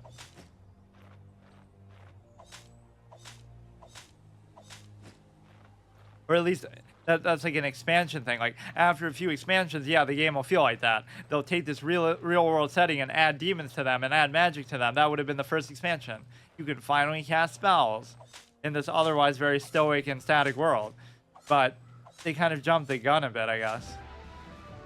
Mastery achieved, trainee gatherer. I kind of don't like when they have these fucking achievements and stuff, but I guess you could look at it like you're leveling something up. Or like go back to a real old school classic like Tibia and how long it would take you for like to train your weapon skills and stuff. That really was the ultimate time sink game. Like it had it had no max level, or at least people didn't know what it was for a super long time because it took like literally your whole lifetime to do it. So out of everybody in the world who's playing the game, there was no max level. They just kind of and there was a cool thing that did, which means if you were the highest level on the server, you could just kill people whenever you want and sort of like there was this cool thing where somebody would request like tribute, and if you didn't give it, then they would, you knew like they were sort of the boss and you had to do it. There are these cool dynamics, and when you die, you lose levels and you lose gear. Right, so this dude requests tribute because he's 100 levels higher than everybody else, and they know they can't touch him. And if they don't pay, then he'll come to kill them.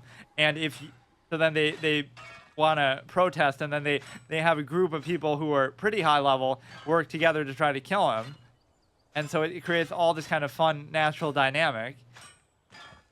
Where it's like all RP stuff. That's not a mechanic in the game to request tribute. Just he felt like doing it because he was a badass high-level player. I love that. And yeah, if you die, you lose levels, which could take you fucking hundreds of hours to have gotten to that point. The higher you get, obviously. And also, you could lose gear. You could have the rarest gear in the game and just fucking lose a piece of it or whatever. The PvP in that game could be really brutal. Return to the camps. I'm just kind of going above and beyond. He made me go through all the trouble to come here. How do you even get to these? Do I have to go the long way around? Or I could cut my way through the stuff. Or I guess I can just walk through it. You should always be able to rotate the camera like around to a different angle. Sometimes you can't see what the hell is going on, but I guess that's why it lets you kind of see through stuff. I always keep forgetting to do that. Almost like I'm expecting it to be too much of an auto attack thing. Yeah, you should at least have to initiate it. Yes, he'll send me back here again then for something else. He keeps kind of like slow pacing me. Go a little further and do this one thing, then go even slightly more further. Just keep going back and forth to turn in the class. Of course, ride your mount, which they give you a level 1. That's got to be almost a new record. I was looking forward to saving up for that, and maybe one day we'll be able to afford one. And then they just give it to you in the tutorial. Or maybe they won't let you keep it. They're just showing you what it would be like. No, but I doubt they would take it away like that. Or maybe that was something added later as like a quality of, oh, that was a good gank moment. I wasn't expecting them to be there. And these clowns want to help you, which I have no interest in doing. Let's just leave. Or I kind of want to see what's at the end of this. Like maybe we won't come back. So stupid, this guy, man. The aggro ranges are pretty forgiving though too. Just like you can run a little. Okay, let him have it, dude. I don't care. I don't want it. Yeah, in before these will be higher level or all aggro together for once, the first time ever. So they don't aggro from very far away, and they also don't chase you very far, so that's very forgiving. Some of these games do actually have infinite aggro ranges. Like EverQuest, you have to go to like a town for them to stop, or sort of zone out to a different area, or I would zone out from just waiting that long. But no, like Lord of the Rings Online, they chase you forever. which in some ways, yeah, that's good and punishing, but it's kind of just stupid too. What the fuck? Oh my god. Nice little knockback, which if we try to avoid it, we're gonna get hit by the other guy, I guess. Or I guess I kind of have to avoid it. I feel like the emphasis on skill shots even this early, that's the best way to, oh my god. Best way to distinguish it from just feeling like auto attack garbage. So we're just seeing what that red little realistic blood color around the screen looks like. That's exactly what it would look like in real life if you were in fatal situation. Of course, your eyes would just suddenly turn red all around, even though you're not looking in first person here either. You're just, that's kind of an overused thing. Or you would see like little drops of blood on in your eyes, I guess. You know, like how they have little blood dots. Like, where are you seeing that? So many games do that.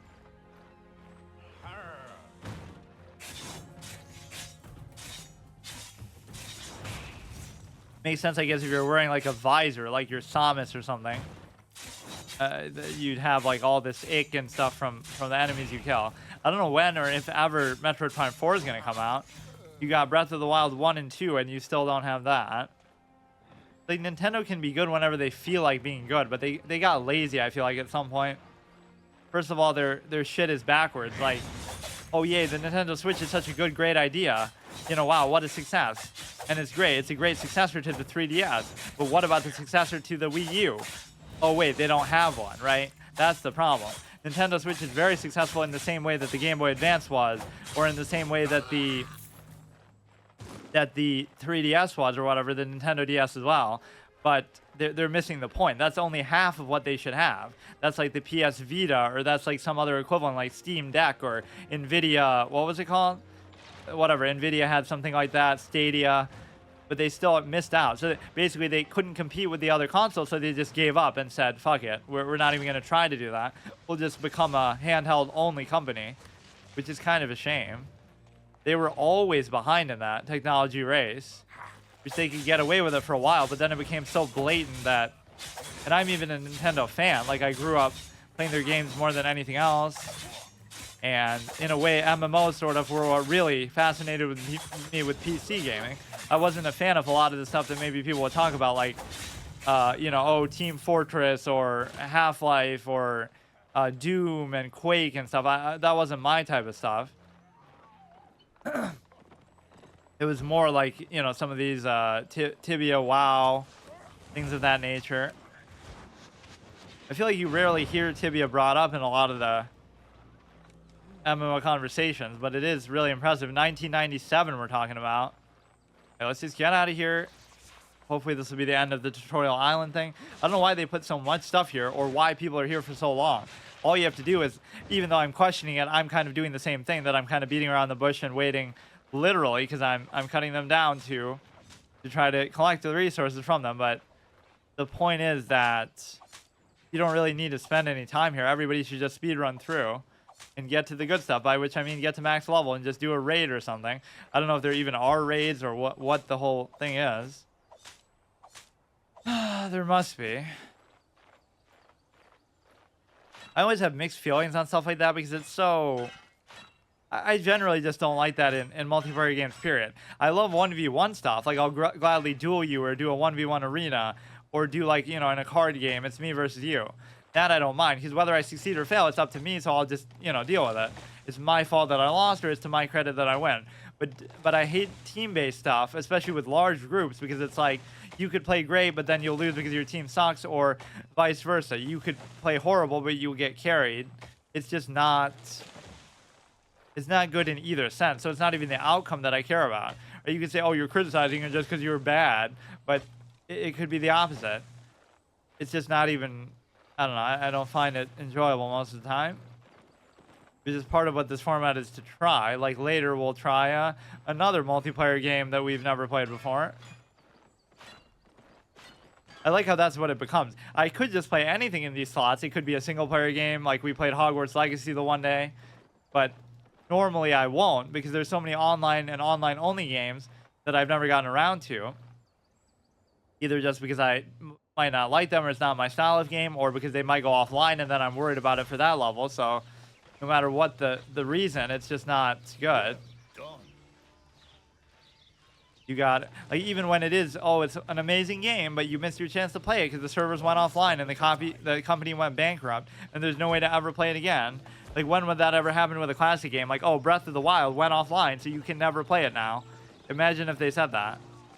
You'll need refined, or even in the old days, like, oh, Ocarina of Time, let's confiscate every copy because we released a new one, and people will chill and defend it too. Like, oh, you don't need classic EverQuest or classic RuneScape or old school RuneScape. Just play the current version. It's better, they'll say.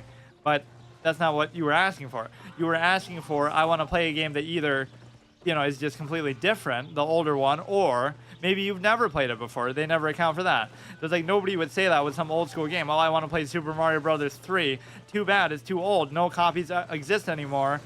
Just play the new one. Just play Super Mario Odyssey. But, like, you know what I mean? Like, it's always going to be there because it's just a physical thing and you just always have it. But when they rely on being always online, it's so stupid. Like what's that phrase? Even in the digital age, nothing lasts forever. Like delisted games. You'll need refined resources if you want to craft anything. Let's get your raw materials in shape.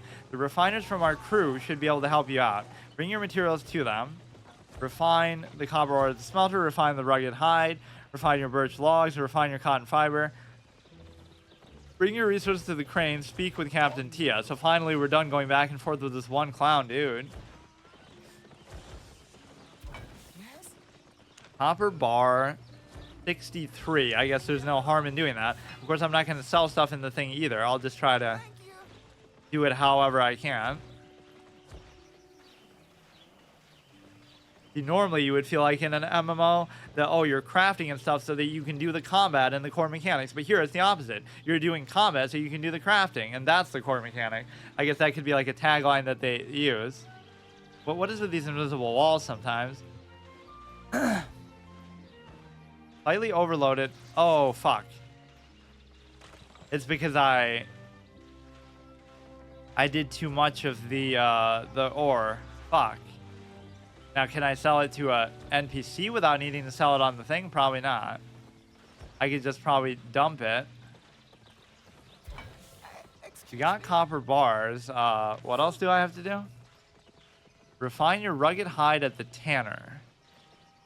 Is it this? What is that? Put it there. Repair all items. Repair item drop here. This is the auction house thing. Who is the tanner? Getting stuck. Like, that was one annoying thing about Tibia, is like there's like player collision, so you could trap somebody in, which is kind of good and strategic in a way, but it's also kind of you might question, like, oh, it's right there on the map, but I'm trying not to look at the map. I guess it doesn't matter, but Good hunt. stiff leather. Stand back. Farewell. Oh, we're gonna be way overburdened because we got way too much stuff. Refine your birch logs at the lumber mill. What? Oh, it's just the same thing. That sounded like a peasant from Warcraft 3 voice. Sorry. Hey, love. Simple cloth. Mastery achieved, journeyman refiner. Okay, go ahead and run a little bit. Stay focused. Mountless run, I guess you could say. Ah, perfect. Exactly what we needed. We'll have the ship fixed in no time. Bring your resources to the crane. Speak to Tia. You're no longer overloaded, but I still have like way too much of that stuff, right? So I'm pretty close to being overloaded. Let me make a staff or something. I went from saying I don't want to play as a... Tides have turned. Oh, the good one. The tides have turned. I went from saying I want to play more like a warrior and not like a mage, just to saying I want to try it, just because it feels like they're not really placing an emphasis on it, at least at the beginning. He floats barely, but it'll come down just to wearing a piece of gear that lets you do that. We can't take another bombardment like that. We'll have to find out from where they are guarding the sea passage. We can get off this damned island. We'll have to go kill them all. Guard enemy outposts, look for plans, maps, anything that'll help us, and while you're there, practice your combat skills. Let's do this. You just gain learning points. So, trainee fighter. Learning points are displayed at the top of the Destiny board. The line with the progress bar indicates the learning point threshold. Once the line is passed, learning points can be used. Using learning points will complete the node. This effectively cuts down the amount of fame needed to do the node. Only a set number of learning points can be earned by completing daily activities. So, wait, how do we get back there then? Why would it say, okay, you have one, and then it takes me away? I forget how you do that now.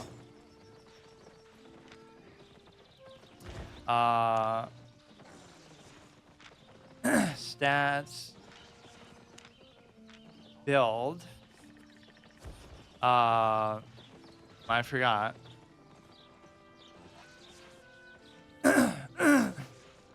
Not this. Opens the Destiny board as B. We're slightly overloaded and move a little slower. That's fine.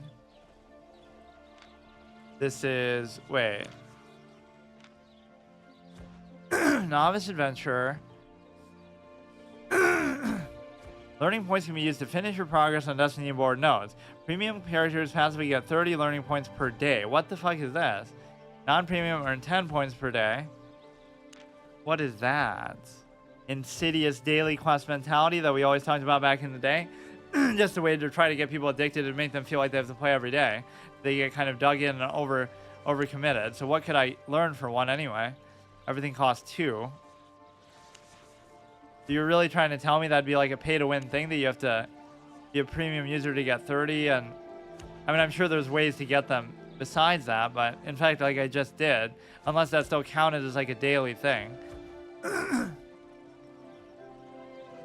Craft, it's not like I care that much. Like I'm gonna play this every day, and it's gonna, you know, this is how people look at it. Like people play a game, one game, and that's like their one game that they ever play. Then they want to act all tough and talk shit. Like I would hope if you played a game for thousands of hours, you should be good at it, or kind of know what you're doing. So we got to go to the enemy outpost, which is probably that same thing in the forest that I was doing. I don't like this speed thing, but I don't know what I can actually do. Unless I can drop something. You want to destroy the simple cloth. Like, it doesn't matter. I can always just get more. It's way more dangerous if you're actually going to put yourself in a position where simple meal that increases health regeneration outside combat for a long period. Making auto attacking great again. Like every game still does that. Yeah, I should even look that up as a category. Which MMOs don't use auto attacking at all? It's one thing you have a lot of skill shots and stuff, but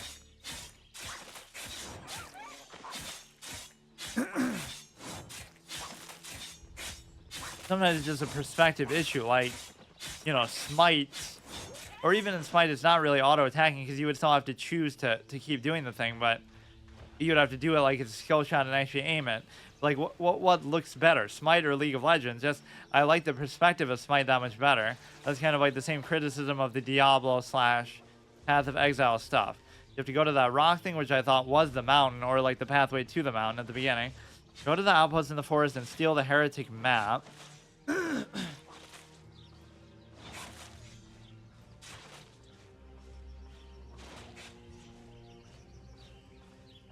So everything we have is going to say crafted by ourselves, even the stuff that I didn't. Or no, I guess that's not going to say it. Even stuff that we started with from the very beginning. The B is to open that, but I couldn't actually do anything, so it's kind of just teasing me. You got 1 point, but you can't, nothing even costs only 1 point to get. So why don't you just go premium and get 30 points a day instead of 10, which is just, I don't know what that means. Maybe that just means you can only earn but so many, like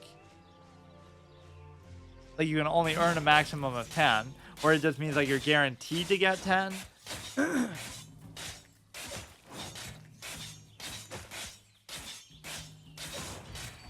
Not like it would really affect me in such a short, you know, period of what you're doing anyway. Like, what would really be the goal as far as like your max level? How do I auto respec? How do I see that other screen that I keep forgetting about? Stats, silver, fame. Kind of hard to measure that. Neutral reputation there. Total players killed. Seems like there is a certain amount of yeah, we won't be able to have anything on that particular screen that says like times died. Or does it actually keep track of that? No recent deaths. Yeah, it's a hardcore first playthrough run. It has to be like that.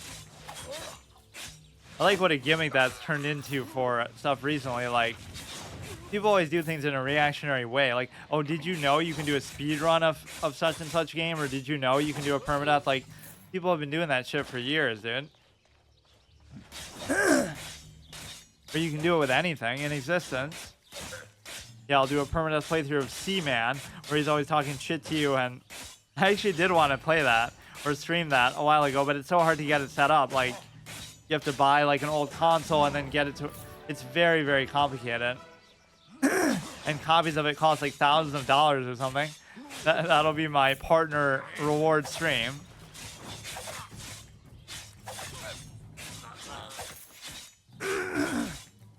All these kind of weird novelty things that you always want to experience before you feel like you'll never be able to.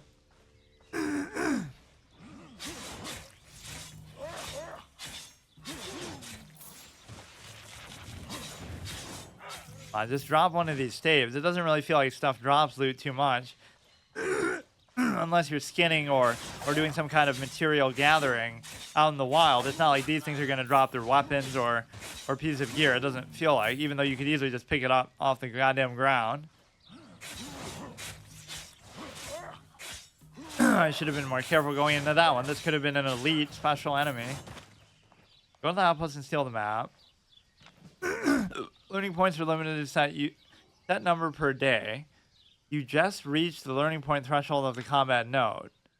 So that means 2, I guess. Now I can choose something. It's not really letting me zoom out. So give me like a fire spell or something. This you can't do. Farming, fighting, journeyman, plate, armor, fighter. Wait, I can't do that either though. Wait, what is it talking about? Or you can only get this? I don't know what that actually means. This requires 2 points. It's just saying I got this far. And so it's sort of auto doing it. You still can't do anything with this. Whatever. Oh, fuck. Could be a little bit of a dangerous spot, and I'm kind of a clown not paying attention. Easy to let your guard down in the early game, but recipe for disaster too. Lose to a level 12 Crocolisk in the South Fury River, or lose to like a whatever Fizzle Darkstorm minion Voidwalker clown. Don't grief in full loot zones as a solo. They're reporting you there in Discord. Look at all these insecure people too. Some of these games were designed, even like the old school, to encourage stuff like that. Like they wanted you to feel a certain sense of, you know, like it would come with some consequence, but you could totally grief people and troll people and farm them and stuff. Like, okay, Tibia again. A million analogies from Tibia. How I learned how to type too. I went from like 20 words per minute to like 70 plus just from playing Tibia at least. And then even more from WoW, just because it's like, it lets you do it in a more organic way. You even have to type out like the spells that you're doing, which to be fair, you can kind of just hotkey it after a while and just do that. But the point is that,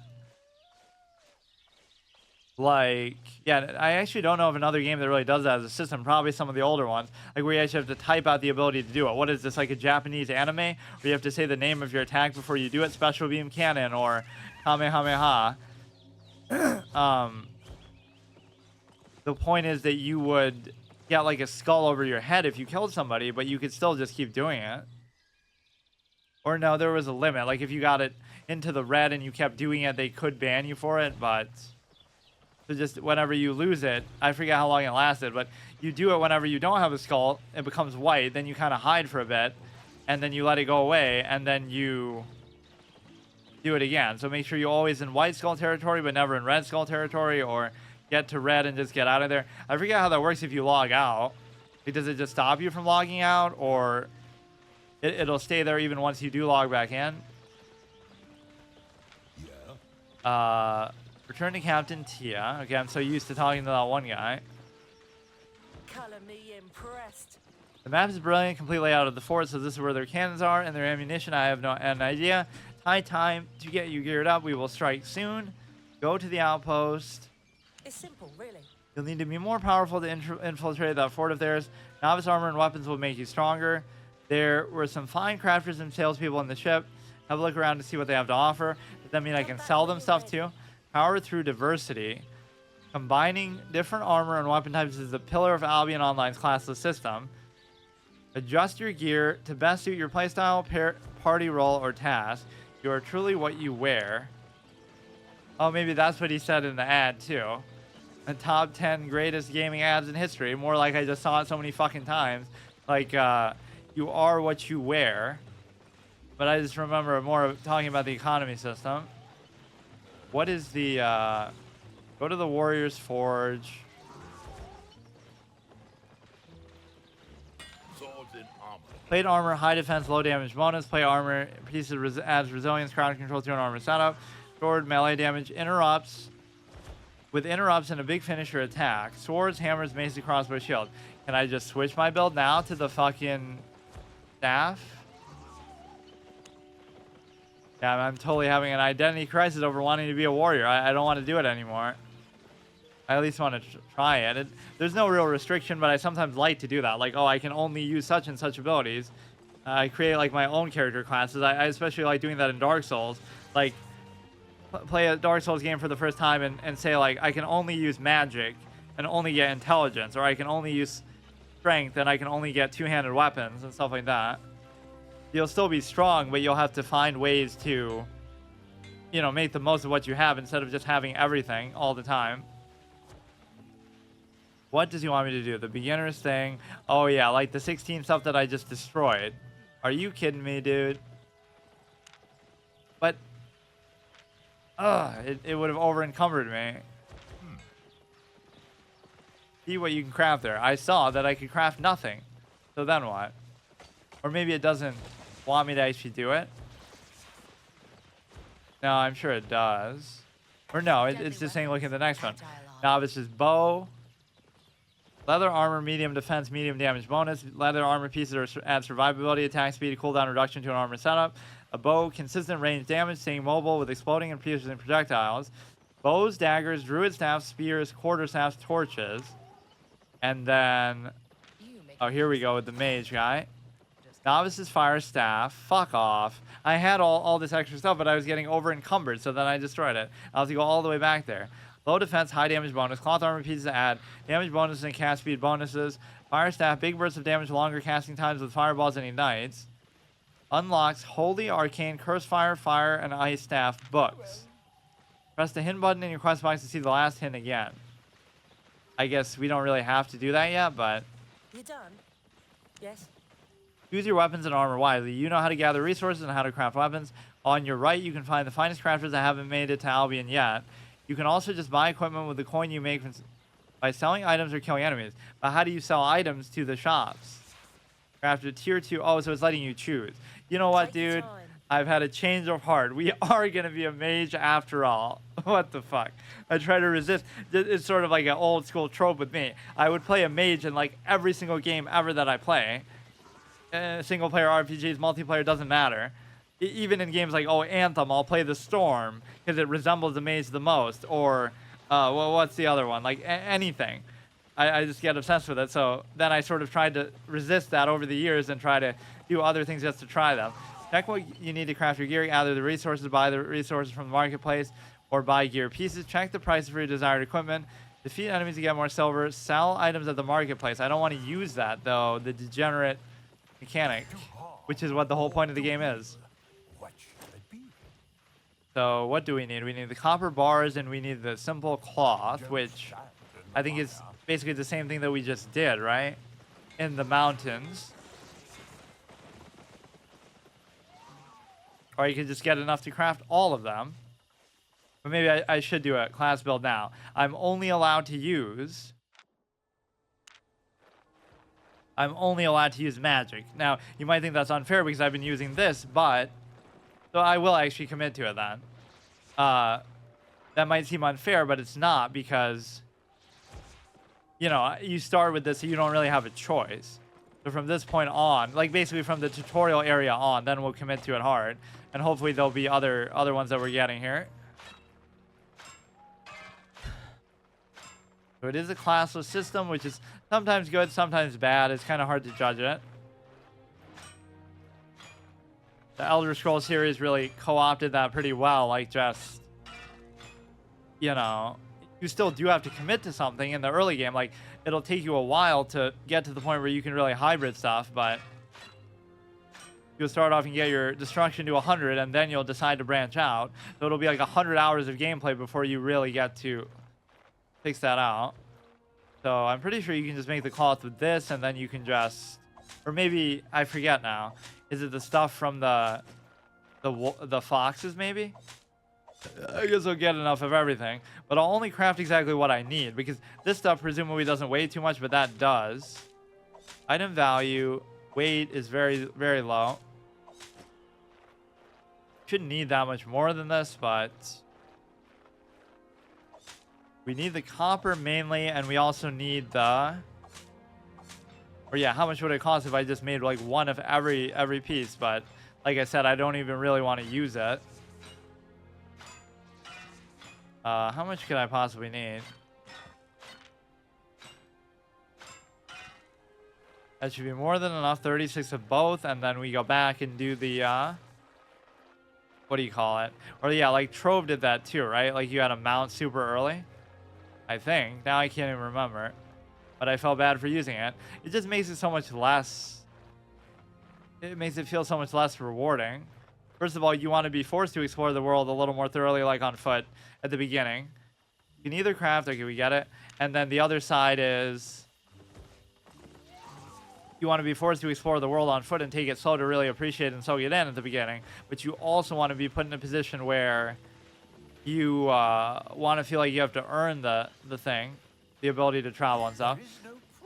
So we need 8 of these, and we need 4 of these, which, why do I feel like that's something to do with the foxes instead? Repair. Simple cloth. Oh no, it's actually right. Yeah, let's not make that many just because we don't have room for it. I forget how many we actually did need. Well, you're going to get over encumbered. It's going to be this thing. Copper bars, we need like maybe 6. Hog rotor, because hog rider was taken, of course. Are you kidding me? So we need 2 more. Don't make the mistake of trying to make like 50 of them, because then you'll be over encumbered. And I don't know how to sell stuff besides two players in the shop, which I don't want to do. So just make 2 more.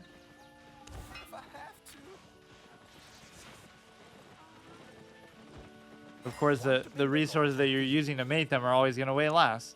Novice's Fire Staff. Novice's Tome of Spells. 300 item power. Possible. That should work. Running is an option. Is that an offhand? Yeah, instead of your shield, you're using that. Only 1 spell can be active per row. This doesn't actually show anything, but like, let's say you didn't have this equipped, would you still be able to do it? So what is the point of it then? You can use the spell even without that, whatever. Only 1 spell can be active per row. So this is shoot a fiery bolt at targeted enemy dealing 94 damage. Ignites the targeted enemy dealing 30 magical damage. This will be an AoE, which tends to be a lot better because there are going to be sometimes quantity over quality of enemy types. Fire a burning orb at the targeted position dealing 79 in a 3 meter radius. I really didn't think it would be like this. I don't know what I thought it would be, but like just this perspective and this sort of combat style. Dealing 79 in the 3 meter radius. Sets the ground on fire for 4 seconds. Deals 84 versus players and 30 versus enemies. Oh, that's interesting that they are separating those. Focus fiery energy. That must mean this is a really top tier amazing weapon, because it's a, you know, this is the end of the tutorial. Focus fiery energy on the target, enemy, ally, or self, igniting all enemies around in a 5 meter radius. If the main target is an enemy, they will take 61 magic damage immediately. Wait, but why would you want it to be an ally? Focus fiery energy on the target. Oh, igniting enemies around them. I mean, I guess these you have to choose anyway, because there's nothing else there.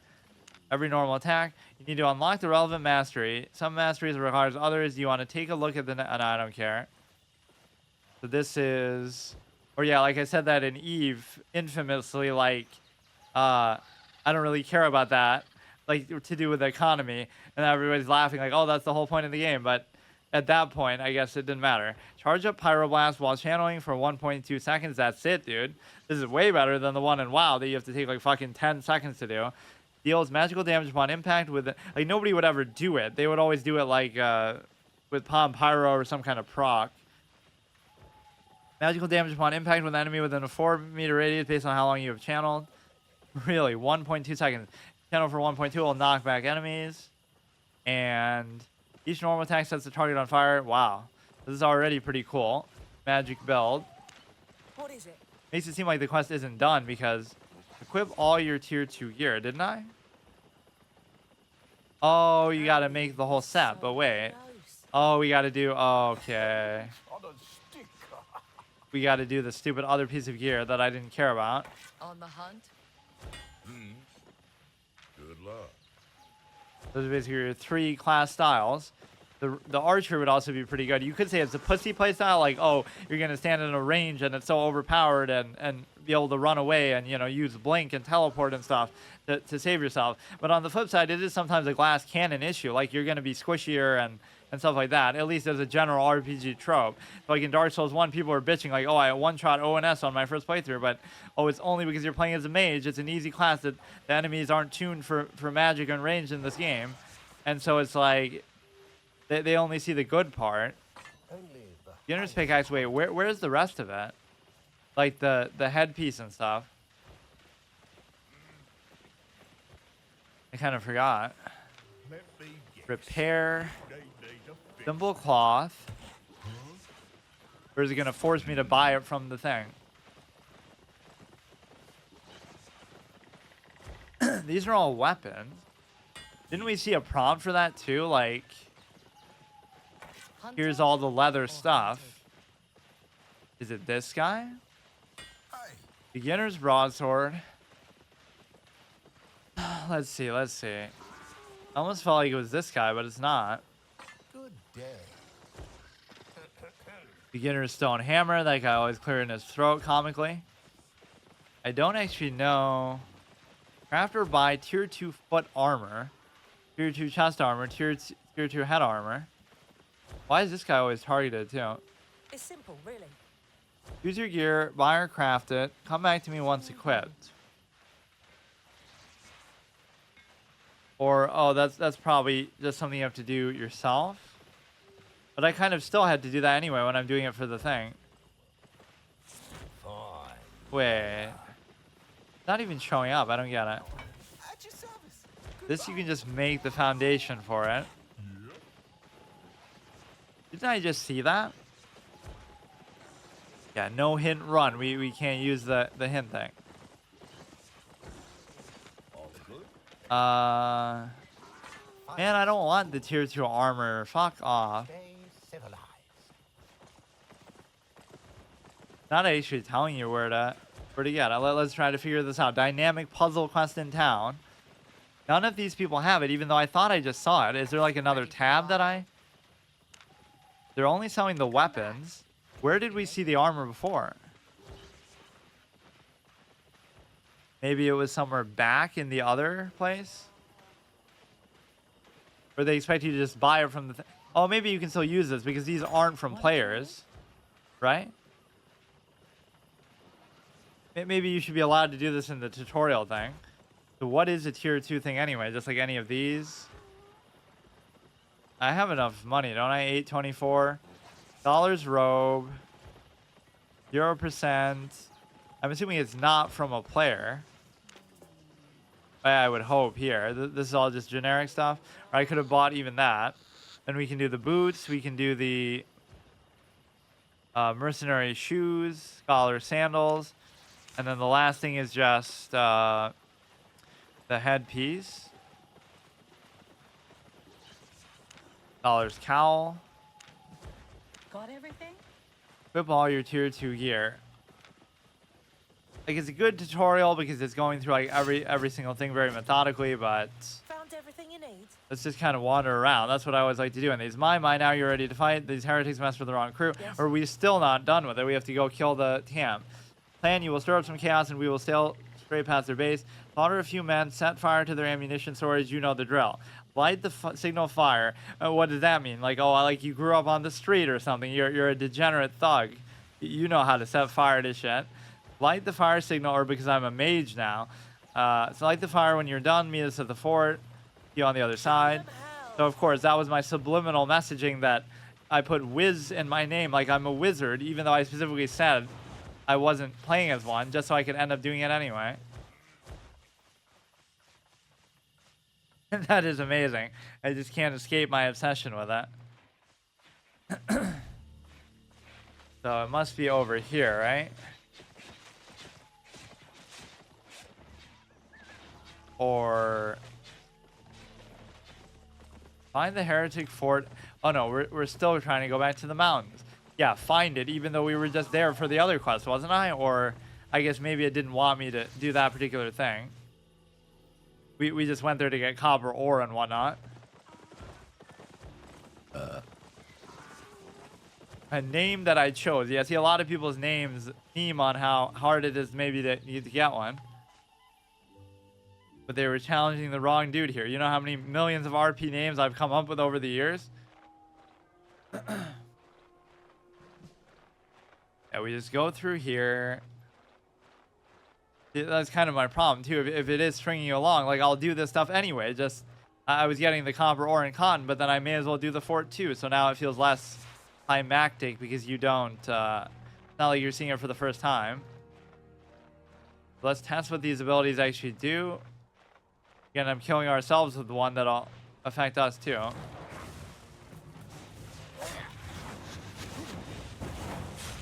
I can't even tell exactly what that did. Create a distraction by killing the heretics. This is the pyroblast that channels. Focus fire energy on enemy, ally, or self. It's kind of hard to tell what exactly you're even doing with that, but either way is fine. Yeah, I always have a bias towards the, or you should always start the encounter with that, I guess. That does quite a bit. You should always start, you should always have a bias towards AoE stuff, just because of the simple fact that, oh, this is like a boss mechanic. Look at this guy. But he's fighting too far away. That's his weakness. Just get close.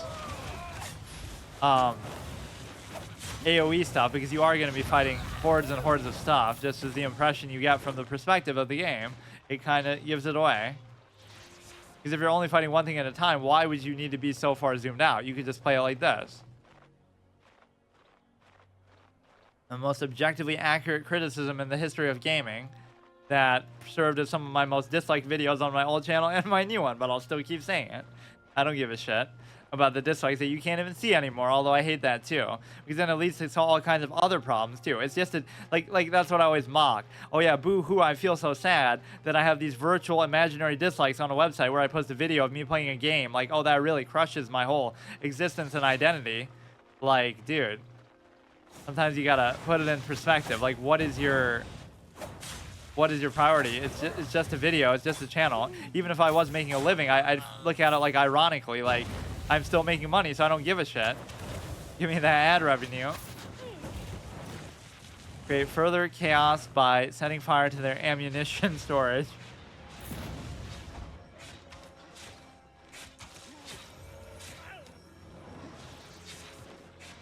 Yeah, it creates all kind of problems, because what happens is you end up sort of you end up in a situation where you kind of want to I forgot what I was saying. Oh no, you'll use like a third-party add-on, so everybody's gonna use that anyway, and then it bugs out a lot where sometimes it has less on there than it really does, or it has more on there than it really does. It just kind of distorts the whole thing. Why not just show it? Or like, why not just get rid of likes too then? Like, it's so stupid. How exactly do we get there? We have to go over to the left here.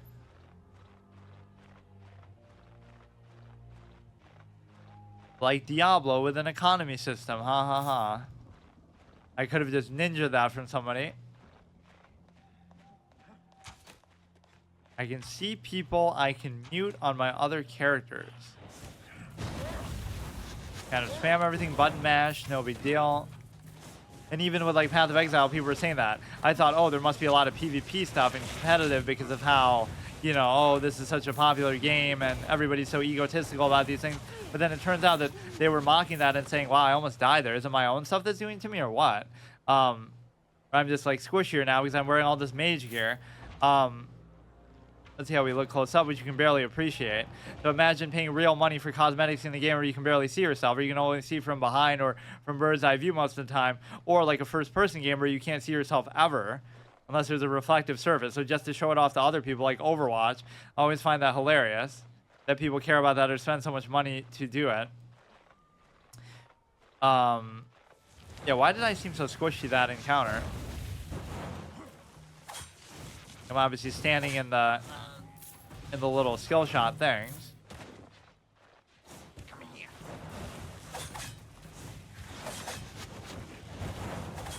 But yeah, they were even saying, oh, nobody cares about PvP in this game.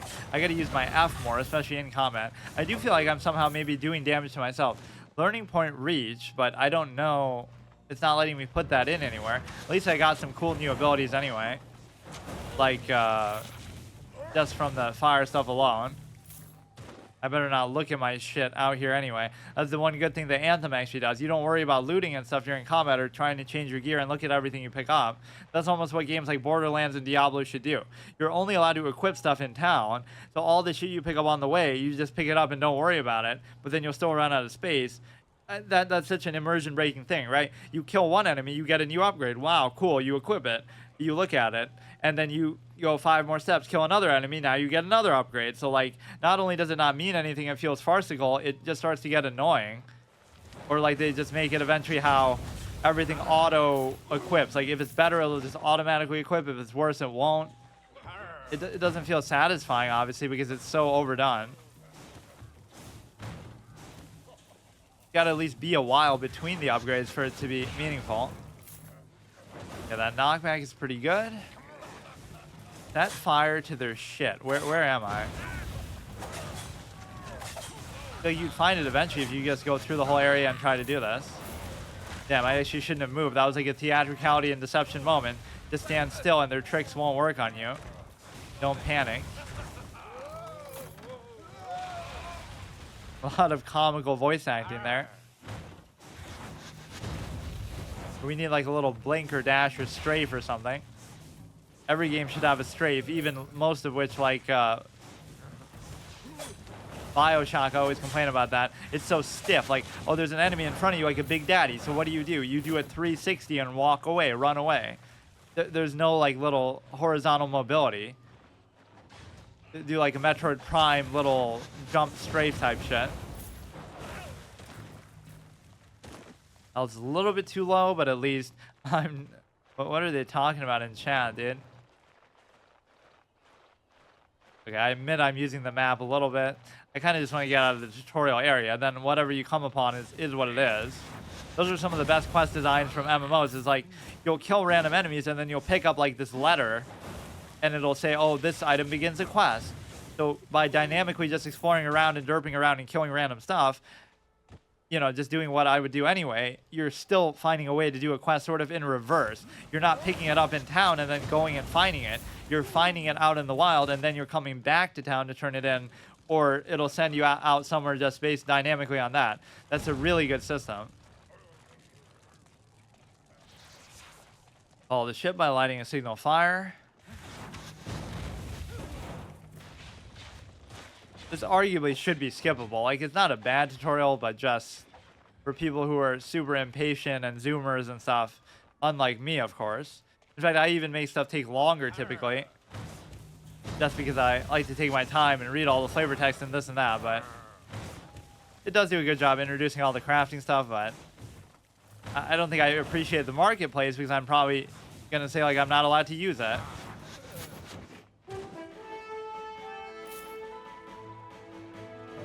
Okay, so what, they're just going to leave me behind or what? Go to the pier.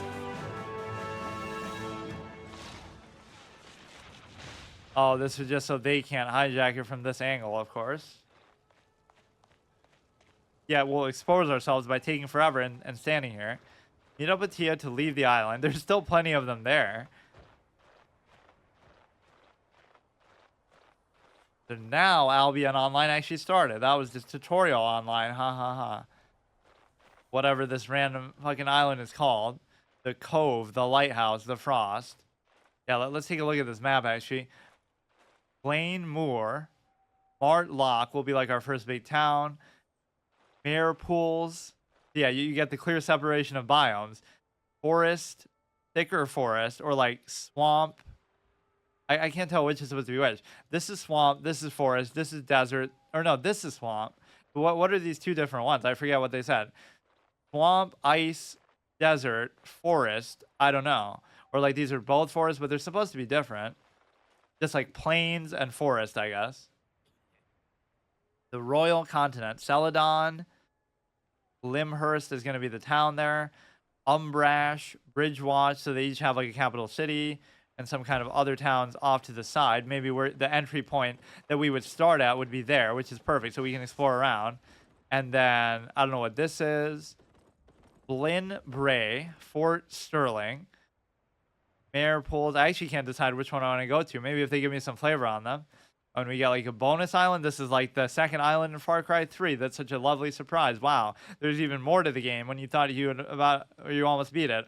Or like going to Mexico in Red Dead Redemption or something. What the fuck is this? It doesn't even have a name or anything. Albion is waiting. The new shores, I owe you one. Talk to my navigator. He will show you where he can take you onward to Albion. Talk to the first mate and pick a destination. Why do we feel so slow now? Welcome aboard. Choose destination. Okay, now this is a big moment because you have to choose where you start. What should it be, really? Swamp Cross, the steppes. What is the steppes? It's like the desert. That's the top one. I guess that right. Highland or forest. Yeah, what the fuck is highland? Those look too similar. Maybe I should just do the closest one for RP purposes. Even though I'm mocking its very namesake in existence. And then you kind of work your way to the other ones. A settlement on the rocky high plains of Albion. This area is known for its huge stone, ore, and wood resources. Closest settlement to Martlock, the royal city of the Highlands. Wait. An apple a day keeps the scurvy away. The royal city. Oh, but they all have their own major city. It makes it seem like that special treatment. This is like the main capital, let's say. Albion is waiting. Yeah, let's just do that. We can always wander around. You have unclaimed rewards. You want to see them now. Registration reward. Actually, let's not do that. Speak with the royal soldier Siegfried and Highland Cross. The royal army welcomes you. This town is under the protection of the royals. We control the coast and 5 great cities. Thetford, Limhurst, Bridgewatch, Martlock, and Fort Sterling. You travel too far inland, however, and you'll have to fend for yourself. Go talk to the commander. Yeah, that's exactly what I want to do. I want to travel super far inland. I don't want to do any of this. And if I get myself killed, so be it. You have 3 distinct forks in the road here. Level 3 fame, which doesn't seem too far out of my reach here. Unclaimed rewards. I should probably just say never there. But even here, I'd like to just walk around. But let's try to appreciate the scale and scope of how big these zones actually are, right? Like, I'm over here. So I went from here to there that quickly, or I don't get it. Oiled up femboys. What is this, dude? PvM is not allowed. So you can turn into the trade chat. This is the Baron's chat because this is the crossroads, of course.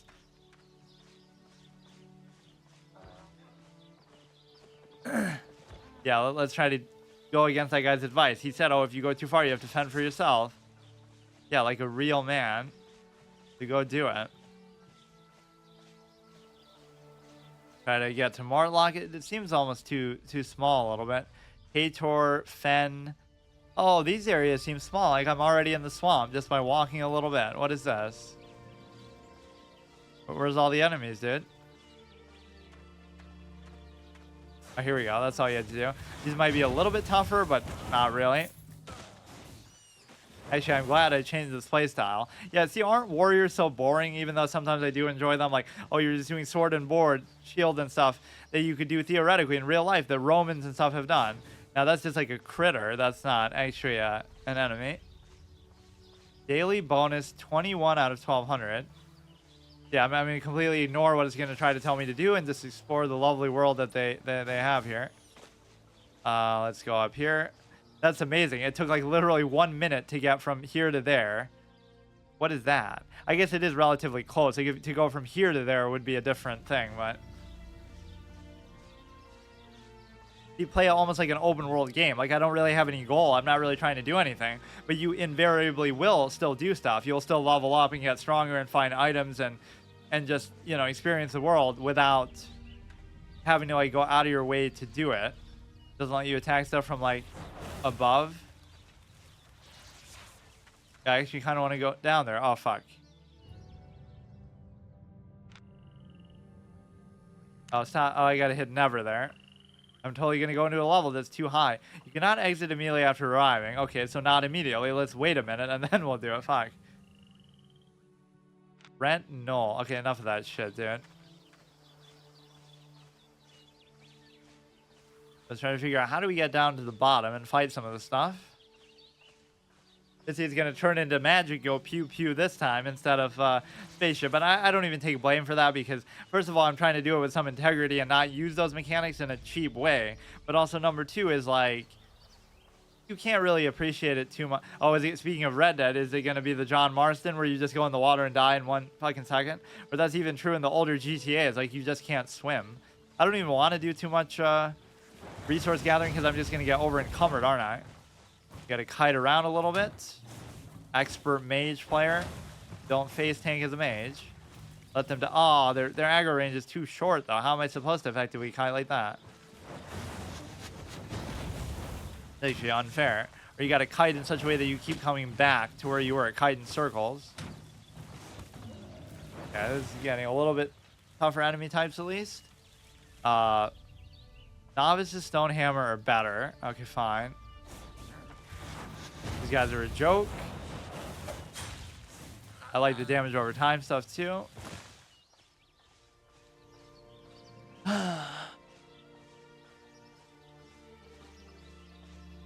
Rock Elemental 856. Actually pretty impressive health value, but look at what an insane amount of damage we're actually doing.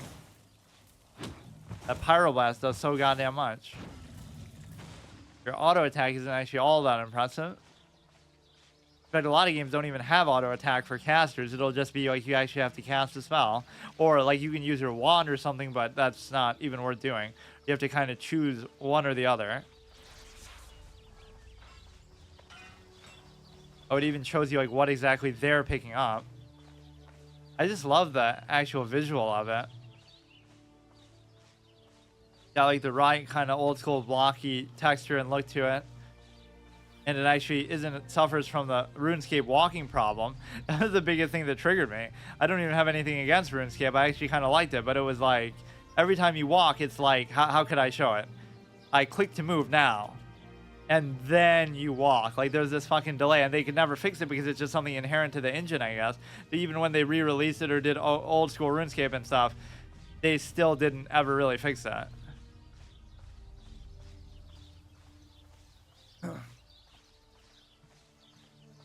Speak with the royal thing. Obviously, I'm not going to worry about that. You know, I'll find some legendary item out here in the wild and people say, oh, that made the run too easy. It's a joke now. But I'm the one who put myself at risk to do this when I don't know.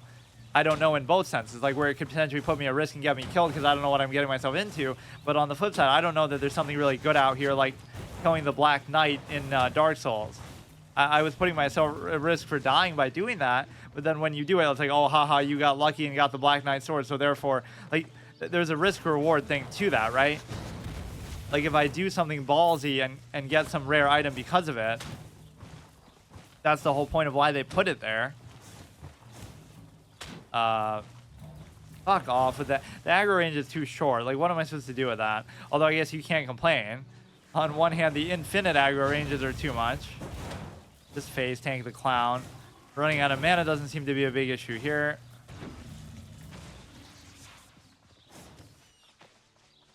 You see, I wouldn't even be as hard on a game like this because of the Diablo-style combat system, because it at least has the pretension of being about something other than just purely that.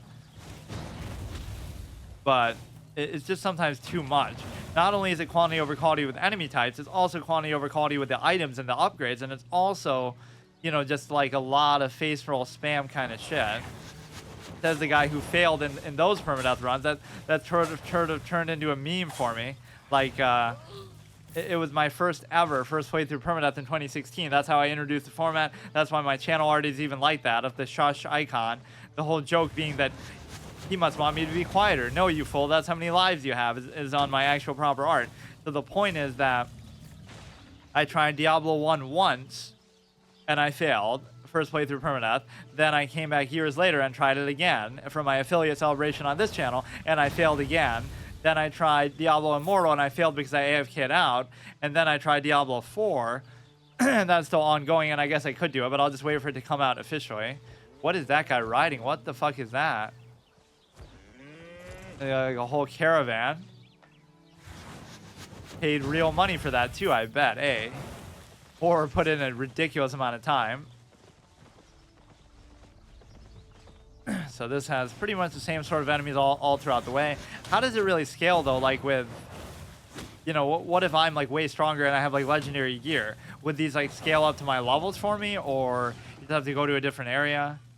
I kind of don't even want to go to the city. I'll get too overwhelmed there and just waste time. Or like when I did my first episode of Genshin Impact, and I spent the whole time, I spent like the first fucking 20 minutes in literally the starting screen, like by the water, trying to climb up the water and try to, I wish I had that on video. There's like, you start by like the cliff and the water, and I'm trying to climb up and find some secret passage behind up the rocks. And then I spend the whole time, like 4 or 5 hours, just doing that first initial area before you get to the town. And then I end off in town. This is the level of thoroughness and immersion that you have to show games. Or if you're not going to show them, people say, oh, well, just get through it. Then that's fine, but then I just won't play it, right? If I ever feel like, oh, I just want to get through it, then the game sucks, and then I don't want to play it. You know what I mean? So like, don't ever tell me, oh, you know, it's good at the end game. It's good in this way.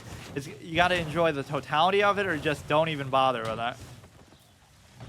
And if people played games more like that, then, or yeah, just strip away everything else then. Make it like a multiplayer team-based shooter or something.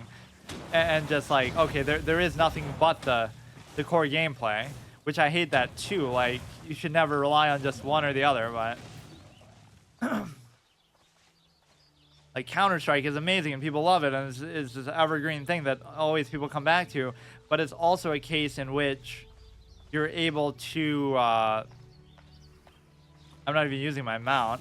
It's also a case where you're able to... Yeah, like imagine using the mount to try to run away from combat, if you can even use it in combat. But you literally, you can just walk 5 steps and you're already out of the aggro range too. I wonder if that changes later.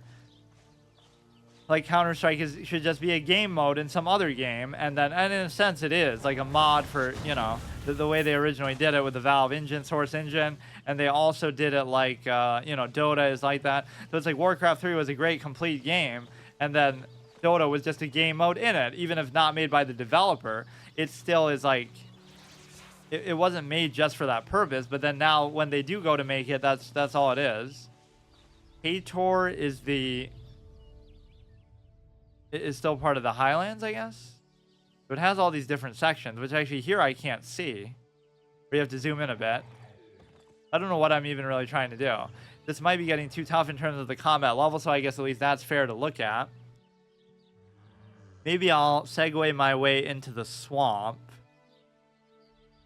And I'm trying to actually avoid the capital town. Like, let's see if this is going to be too far out of my reach here. Everything seems like just such a joke.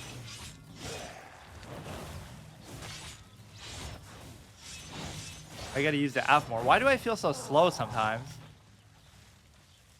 Is it lagging or what? Like, this is always your... He just seems so unenthusiastic as he's walking there.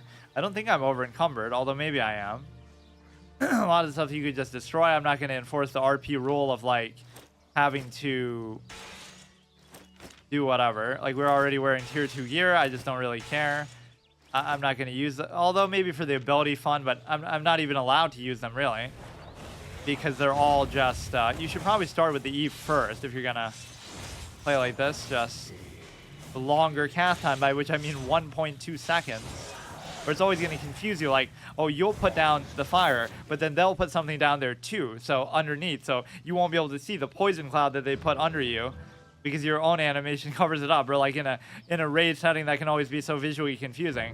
All 40 players are doing this crazy shit, but you're supposed to see the enemy's mechanics and stuff. Try Mimiron Firefighter Hard Mode. Oh, CC, new mechanic already. That can always be your fucking death now. Pyromancer, oh yeah, I should probably try to do this, but if I am gonna do it, I better do it by the gate or something, because this guy's pretty weak. I better do it by the gate, because then something will respawn on top of me and just kill me. I know it. So I guess my whole postulation that, oh, it seems so small because I got so far so fast, like to the swamp, is kind of not true, just because you start so close to it that, you know, that's not really entirely fair. Where did I come in from? Or whatever, this seems safe. Famous last words. But can I actually use the learning points to do something, or what is it trying to do here? Why does it keep telling me about this even if I can't do it? I have 101 now, up from 1 the last time I looked. So can I learn something? What is it, dude? What is all this? Still can't do it. Journeyman leather. Go creatures. I have tier 2 plus for wearing novice. I guess these things just happen automatically, or like what is that? It's not letting me do anything. I think it just automatically does it, so I don't know what the point in even showing me that is. Can't even zoom out on the screen, so it's kind of annoying. Like, what am I supposed to do with those? Auto respec. This is based on what you're doing. Isn't that like passive stuff? Like, oh, kill stuff with the staff and you'll get this. Progress faster. Look at how long this shit goes on for, too. Whatever, I won't even worry about it, but I'm just confused whether it'll give me like a new ability or something. I don't want to push my luck too far and try to go to like the 6, 7 sort of whatever areas. Like, this seems like about as far as I should go. Let's try to go up to the swamp. Kind of segue around. I kind of want to see all 5 biomes. Why not? Just make a big road trip around. And then we can end off in the fucking city here. So that'll take me fucking a century to do. At least we have a little bit of good enemy variety. And, I mean, I guess the tutorial was good for showing off the economy stuff, because I'm sure not going to do it. That makes you glad they put that there. Like, there's no point at this level. You can just do whatever you want.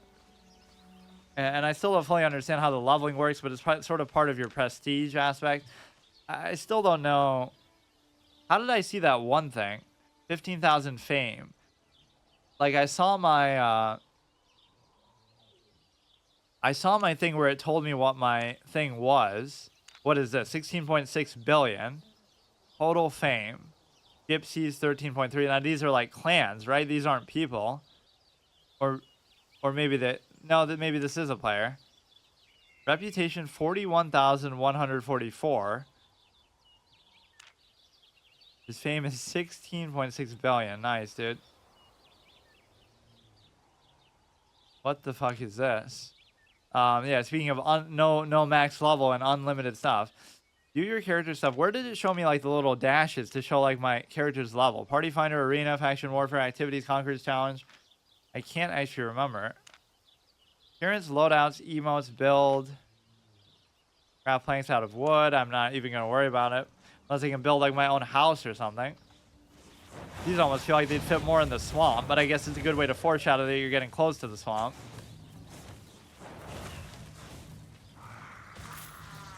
Better be a little bit careful. Group dungeon. I'll try to solo it. Oh, here we go, dude. Into the unknown. Hard mode playthrough on top of a first playthrough permadeath.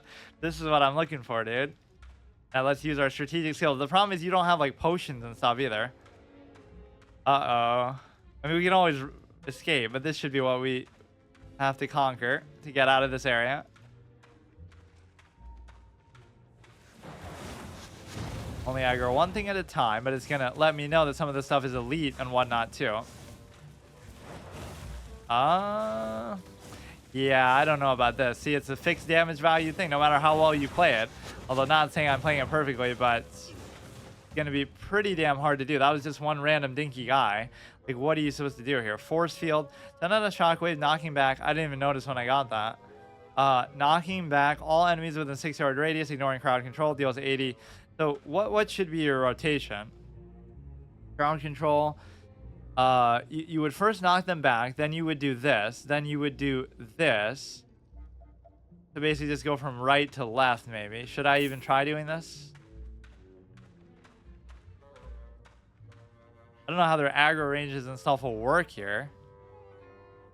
There's no reason to. Like, I know a risk when I see one. We just almost died to that thing. Just I almost can't help it though. Like, what would stop me from just running out of the dungeon? Maybe you can't do it when you're in combat. I have the inclination not to do it, but then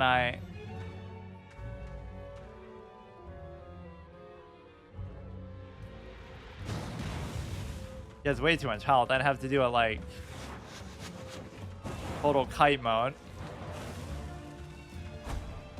Or, that's easy enough. You can reset them, so maybe I should try to do that.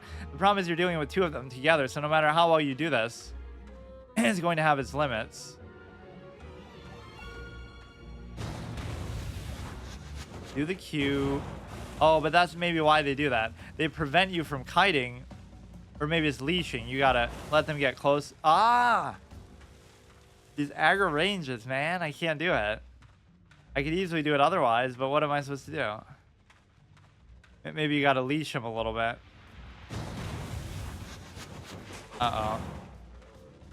There's no sense of that you're gonna die though, unless you're a total clown, because let's let them get a hit. Let's let them get a hit. Okay, dude. This is a numbers game. Like, oh, they have too much health. They do too much damage base. Just mitigate the damage objectively, which I could totally do, and I could be a kite master, but it doesn't let you do that. Solo a fucking world boss just by kiting it. Like, what do you want me to do? That is kind of cool. I just am not strong enough to do it. I'm sure there'd be ways to still do that. Who the hell killed a naked guy in the black zone? Take out my frustration on those. Even though that was an accident, I just spam click to move. You should be getting up to the swamp area. 5 biomes. Wow, what an accomplishment. I love how they even say it like that. Wasn't this supposed to be the area? Where am I? I'm like hugging against the edge of the world here. I don't want to go too much to a higher royalty zone or like a higher prestige zone, but maybe it's not that big of a deal. We're already in the zone 4, which might be considered too high at level for us, but doesn't seem like a big deal. We want to find a way to go down, and then we want to go up to the swamp. Yeah, that does an insane amount of damage. In fact, you would almost just spam that if you could, but obviously it has quite a big cooldown to it. These things are a lot weaker. It kind of misrepresents how I play stuff a little bit too. Like, oh, these episodes are always so combat based, but it's like you're just trying to do something with it. And combat's usually the easiest thing to just kind of get into, and just mainly I'm trying to explore and stuff. But as far as the crafting, I don't know what value it's really going to have in the early game context. That is nice as a knockback. Being a little bit. Good thing the aggro rangers are short, but what happened? What happened?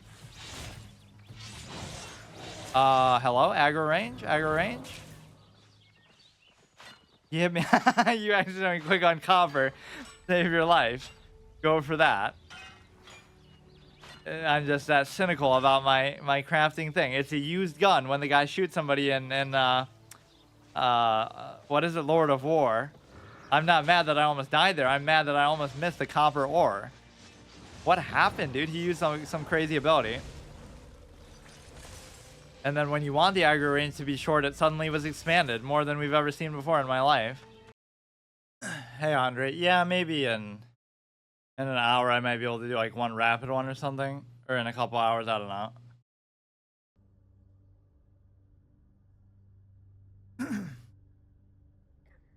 Yeah, that was kind of annoying. The stream crashed in the middle of whatever I was doing. I guess you could still verify whether you died or not if you, what do you do, like stats or, yeah, recent deaths. At least it would show you that, of course, no deaths at all. Or like, I don't know how the hardcore add-on works in WoW, but it would, like, delete your character. It should just auto-delete your character if you die. Or, like, I always wonder, like, what if you just turn it off? Then it doesn't prove, because, like, yeah, even there, if my stream crashes, people will say, oh, you just did that to cover up a death that you totally knew was going to happen. Because, like, I'll be perfectly safe sitting in town, but then I'll end up somewhere else. So that's the downside of being a small streamer, I guess. Somebody isn't always going to be there to tell you that. It was, like, for 20 minutes. So what did I do during that time? I was still in the Highlands, I think. So all I did was, like, we escape out to the swamp, and then this is, like, a PvP area and a level 5. We killed, like, a giant, which is pretty tough to do. I also almost died to, like, a group of 3 minions there together, which is kind of stupid. Somebody arguably saved me, like... I was low on HP, and it's arguable that them stepping in helped me, but I was just running away, so they probably wouldn't have killed me. Then I tried, like, a group little dungeon. I think that was still part of the video. And so it's like, this part is actually much bigger than even these. But it doesn't even have any names or stuff associated with it. So this still isn't Albion. This will be the true Albion. And then, what do you call it? We went through there, and then I went through... this, like I said, if I get ganked in PvP, it was a PvP zone. That still counts. The run is still over.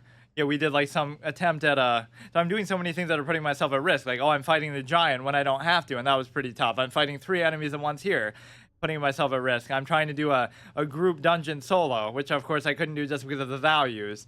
And then I'm trying to, you know, explore through here, and now I'm going to do a solo dungeon, which you think presumably I could do, but maybe it still expects you to have better gear and whatnot. That is really annoying. Because, like, if I don't glance over, I'm not going to actually notice that happening. It could be one of my best, most famous moments ever that we missed because of that, and you could never recreate it. I'm actually really bad at doing scripted stuff, too. I was trying to do that the other day, like, with, like, I had to do post-commentary on something where the mic was muted for a little bit, and I just didn't enjoy doing it at all. Now, it's going to aggro a whole bunch of shit together. What you can almost do, that the aggro ranges are really tight, like they're super they're super short, which is actually a good thing. Look how long some of these abilities last, though. You can try to nuke somebody down really quick, and if you can do that, then you can go back in, and then they're not going to respawn. Although that's kind of a bad sign that you won't be able to do this. I also don't have any potions or anything, so maybe I can't do this at all. Basically, my whole goal was I want to go through each biome. So we've been through the Highlands, but every time I go to a new section, like one of these, Stink Hag or Chill Hag or whatever, you have to at least kill some enemies or do something. So there's no, like, particular quest in mind, though. Like, let's try to kill this chick. See, now she's gone. You can go back and then do it again. Like, this is how you would do it if you were trying to solo, like, a 5-man dungeon in WoW or something, too. But, like, why can't I do it now, you know? She's by herself, so pull her back. But the problem is you can't pull anything at all because that's just how the game works. Line of sighting myself through the thing. That's kind of sick right in between. So, like, if there's going to be a boss or something at the end, I'm obviously not going to be able to do it. So what am I playing with fire, literally? Okay, go here. They don't aggro from very far away, first of all. The main thing that causes them to aggro is actually when they do it in groups. Like, yeah, you'd almost think I'm a fan of this genre then. Like, just, you know, oh, I played so many games like this, Path of Exile, Diablo, whatever. It's even my channel art. The great irony. You even walk up and knock them back. I didn't even notice the bat there. Walk right into that. That's what's going to get you killed. You walk into one skill shot. Now, this one is meant for solo purposes, but probably not for the clown like me, or like in my current gear state and whatnot. This is literally the tier 2 starting set. That's like you need to wear to leave the tutorial. So they have like tier 4 stuff, or like that's what the zone is, right? Yeah, this is 4, this is 3. I don't know what this part in the middle is. Oh, see, they pad the size of the map. This is just not an area you can actually explore in the middle. You just cross the path automatically or something, right? As soon as you get here, it teleports you there. So there's a lot of empty space maybe like that. Wait, can we not kill that chick, or she'll just die to the fire stuff? As soon as you kill one, just get out of there, and then should be actually fine. Famous last words. If you don't stand in the skill shot thing, but there's no reason to worry about it. Just go in with a pyroblast. This is kind of cool. I like this mechanic of the whole little dungeons that you can find out in the world. As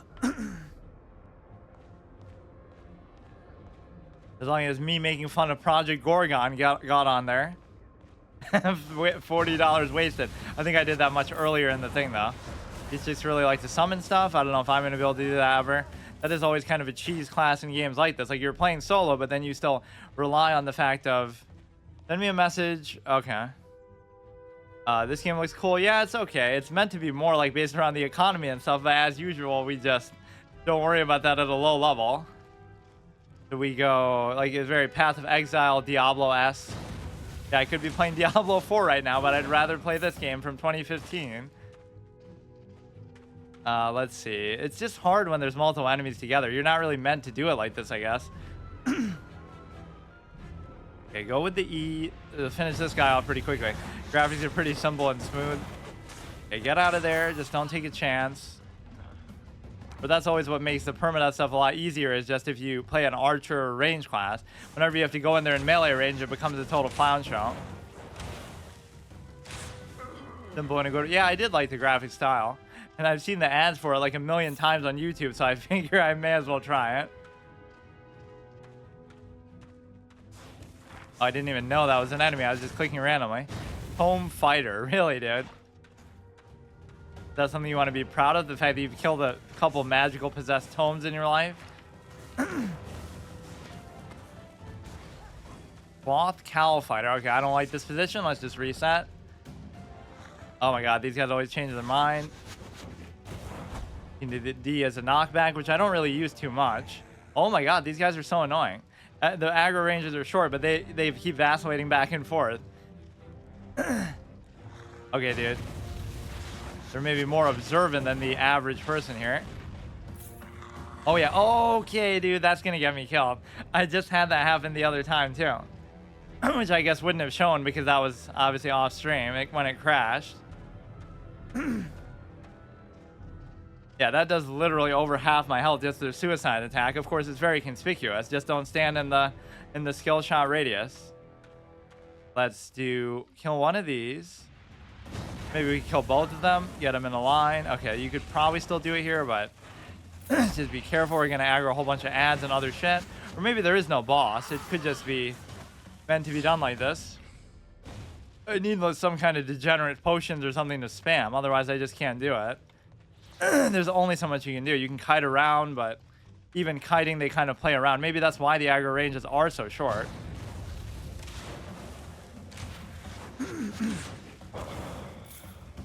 Or like one of my spells is going to do damage to me, like friendly fire, literally.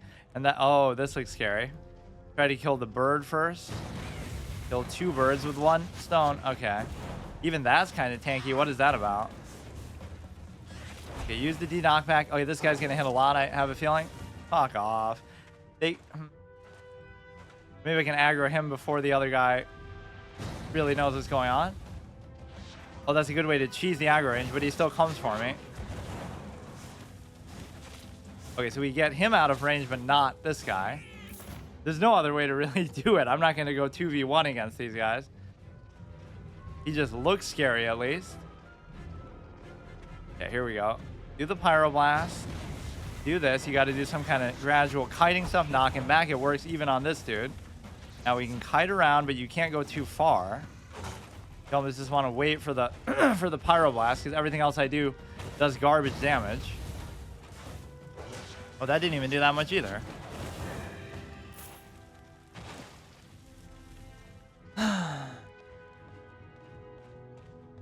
Is it worth it to play with paired daggers? Sounds like he's talking about Dark Souls, where dual wielding is such a joke and memed on.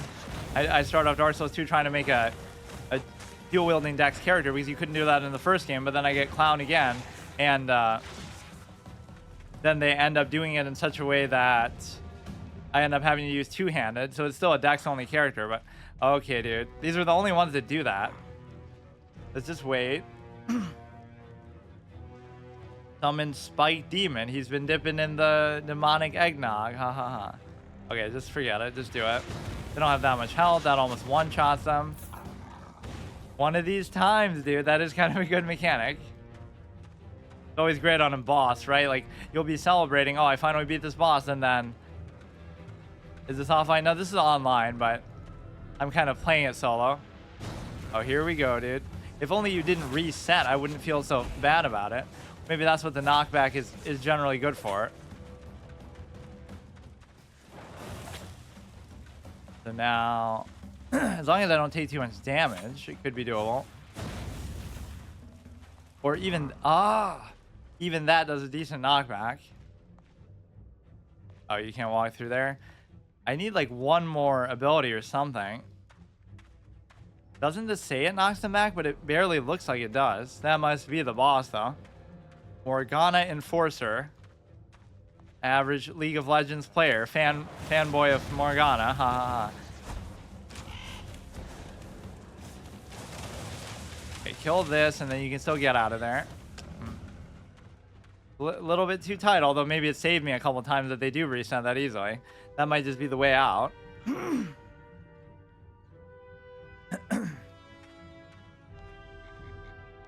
Here we go. Do the Pyroblast. Do this. Do this. Or maybe the Archer is even weaker than anything else. You kind of copy LL keybinds and spells. Well, even that's kind of copied from, you know, the old school Diablos and whatnot. Actually, technically from Warcraft 3 even. Although that's not really how they work. That's kind of just for the hero characters.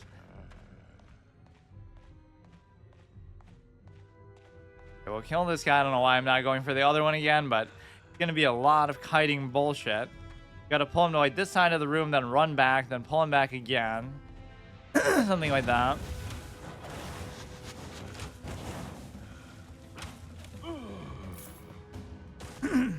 Maybe he keeps going and it's going to be a true boss after... Oh my god.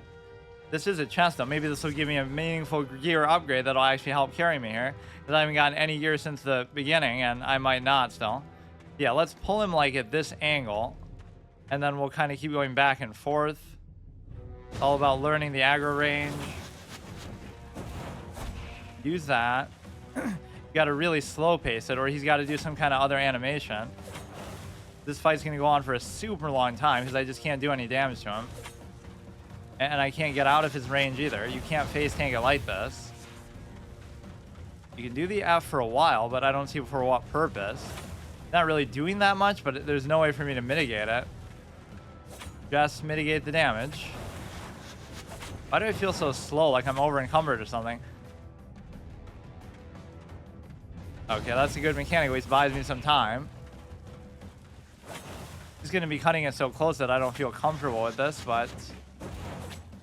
I guess I don't have a choice or what, dude? Not like this, dude. It's all because I can't properly kite. Okay, okay, I'm getting out of there. Although even now, maybe I can't because he's too fast. Or it's not really going to be a leashing issue, though. They don't really do that, like, based on how... Imagine if you play with others and someone else tanks. Yeah, that'd be way too easy. Yeah, like how it's probably meant to be done. Although this is considered a solo dungeon, I guess you're just meant to have better gear.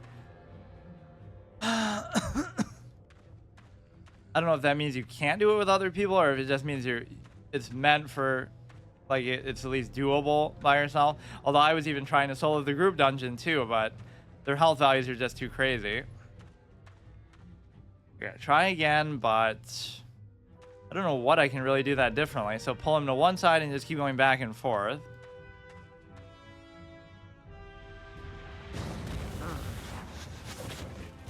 Knock him back. Try to get in some base damage, I guess, here. Or yeah, if you... Oh yeah, do more shit like that. Do actual abilities. Or if he's going to hit me anyway, then we may as well just face tank it and try it like that. I might do more this way. Q, E... Like, what does it matter? I can't get away from him. Fuck. Okay, okay. Damn it. He's doing all kinds of different abilities. He didn't do the whirlwind before there. And I don't even have like a way to heal or anything. I'm mage face tanking. Yeah, what happened? Why am I so slow? It just always looks like that, I guess. I don't think I'm over encumbered. Let's actually just drop some stuff to be sure, though. I don't really need any of this, nor am I even going to use it, so what does it matter? Even though the whole point of the game is crafting and stuff. Make it so that we can fast roll. Yeah, I don't think it's going to matter, though. I need, like, a blink ability. Or only... Oh, I didn't even know I had these. Mend, Wound, or Frost Shield. Cover yourself with the Frost Shield, increasing your damage resistance by 65 for 8 seconds. Reflects 15% of incoming magic damage. Yeah, but I don't think I can kite him because he's too fast. Blows any enemy. Okay, if I use this ability, maybe I can, though. And also, the stupid aggro range makes it so that... I guess we had that ability all along and I just didn't notice it. How long does it last? I mean, you just use everything whenever it's up, basically. Now, I try to kite him, but I can only do it when I have the speed boost, and I even wasted my thing there. We didn't take any damage there, but yeah, see, I'm going full speed. This is my fast mode. It's almost better to just do it face-to-face damage. At least I'm getting a certain amount in. Okay, that was a bad decision. Okay, that at least we avoid. I don't know if I should even be trying to do this. Let's do the F a little bit. Do the Q, do the D. Do the R. Now this should buy me a little bit of time, I guess. Uh-oh. Man, his health value is a little bit. If you can't tank, can't kite, then what? Just have to do it like very perfectly, I guess. Or maybe I should do the rest of it and maybe I'll get something that'll help me. Give me a potion or something. Like, come on. No potion, no food. Not that it matters because you're kind of... Your base regen is pretty good for this point, but... That's not even the boss. Hey, Alex, how's it going? Go here, take care of this guy. And we gotta really just take out one at a time. Okay, dude. Always with the aggro range nonsense. I never thought I'd complain about that. Like, it's a good thing. It makes it so easy to get away and you never have to worry about dying, but... Okay, use the R, use this, use the D. Okay, don't stand in 2 of those abilities at once, though, or you might actually die. Okay, get out of there. Aggro range is a bit short. All this money that I'm not going to do anything with. Okay, kill that chick. Get out of there. Well, it's got to give me some epic legendary staff or something for doing this, and then I'll be able to clown that guy. It's like it seems theoretically doable to still do it, but it's very, very tight. Okay, go back. You might think this would be less viable later on, like, oh, when you're a higher level or some other area, but then you're going to have way better gear, too, so... Or you probably even still should now.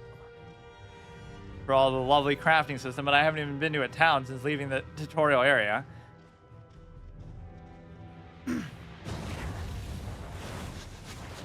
Looting during combat, one of my cardinal sins.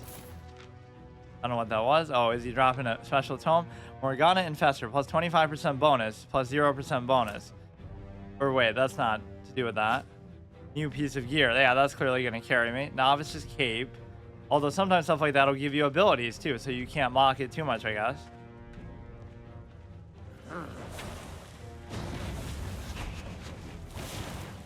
And all your abilities, you can totally face tank this. I need something that just makes me go faster. Or like one of these actually does, but I keep forgetting or I keep misusing it maybe. You can help if you want. I'm kind of trying to do it solo, but... Fire a burning orb at the targeted position. Which one actually said that? F makes you... Yeah, but when you're doing it on that guy, it's like the fight goes on for so long that it's hard to do it, right? What's the cooldown on this? 30 seconds. Focus fiery thing. It knocks them back. Or this one knocks them back. I thought there was something... Oh, you know what? We do have the ability to switch to other other things. So why am I using an AoE on a single target thing? Right? Didn't we have this? 94 ignites them. Right, so this is going to be better. That's totally the answer. And then this one, you don't have a choice. You don't have a choice. And what else was giving me an ability? This one I didn't even notice. That's going to heal you out of combat. That's part of your boots. That's part of your head. Yeah, let's try it with that one. Okay, I will. Okay, here we go. This should be it. This should be it. Now your which one is that? That's Q is going to be better than normal. It'll ignite them for more. Yeah, I was so enamored with the AoE because I thought, you know, like, or see, I even did the sprint, or maybe I didn't. This should totally make the difference in terms of damage, maybe. I'm not even doing the Q, am I? I can't even tell. Use the F now, get away for a little bit. They keep canceling it, I think.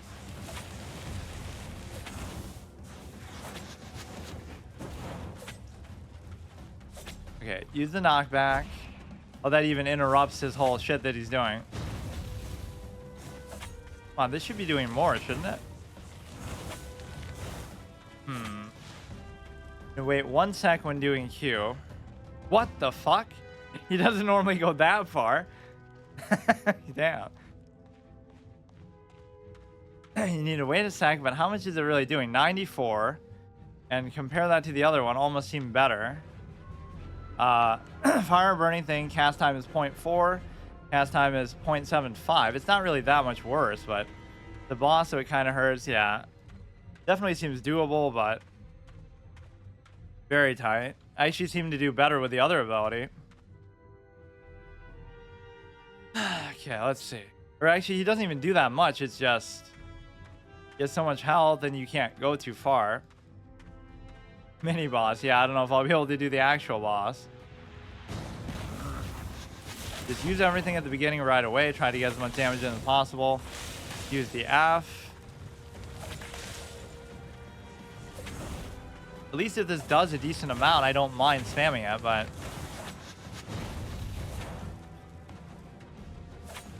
really, there's no point running away because I'm not able to get away.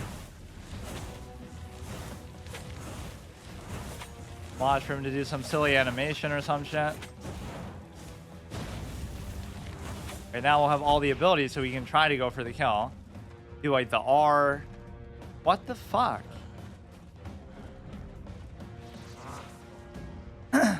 He normally would be out of range after a while to be able to do that. I guess I kind of crossed his body a bit. Like when he's trying to leap at you. Trying to roleplay as Artorias or something. Okay, here we go. We can totally do this. I want to explore the rest of the biomes too. Like we'll go to the frost place. Not really doing any particular quest or anything. Aside from just stay alive, my favorite quest of all. Meanwhile, putting yourself at inordinate risk, if that really was my only goal. I don't know how you actually do this, but I would totally be willing to. It says shift plus O, but you probably need some other resource.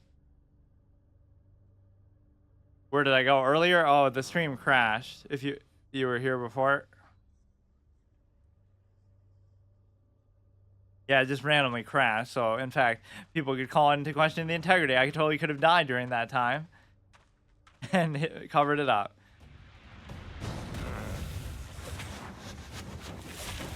Okay, knock him back, or I missed it. Oh, I went to the highlands. This is where I started. Now I'm in like the swamp area.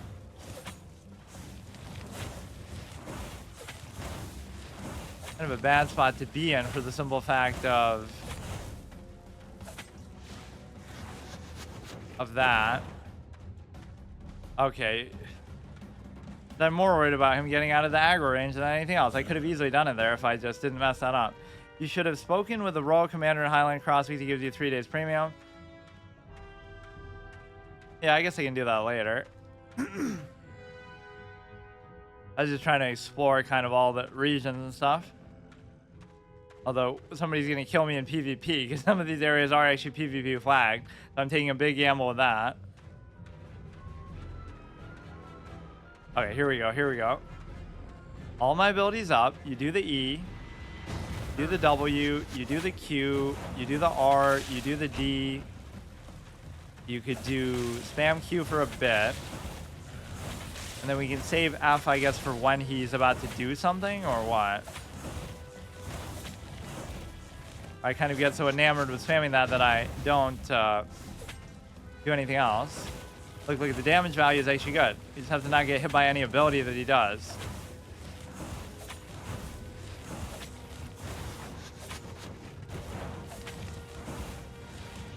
Yeah, do that stupid whirlwind shit. Oh, fuck me. I keep messing up with that one at the end.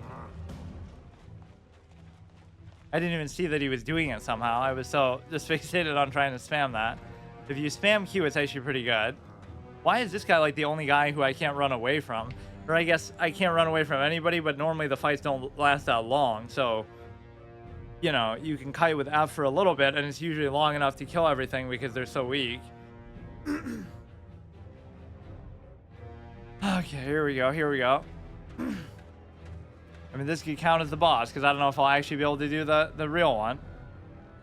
You want me to help you? At least let me give you the right build. If I can even change it here, but I'm basically just using my starting stuff. Let's see.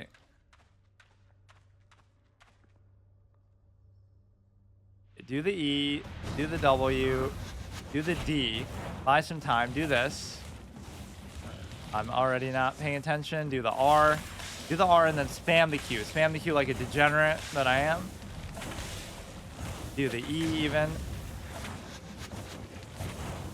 Okay, keep spamming this. Our damage parameter was actually better last time.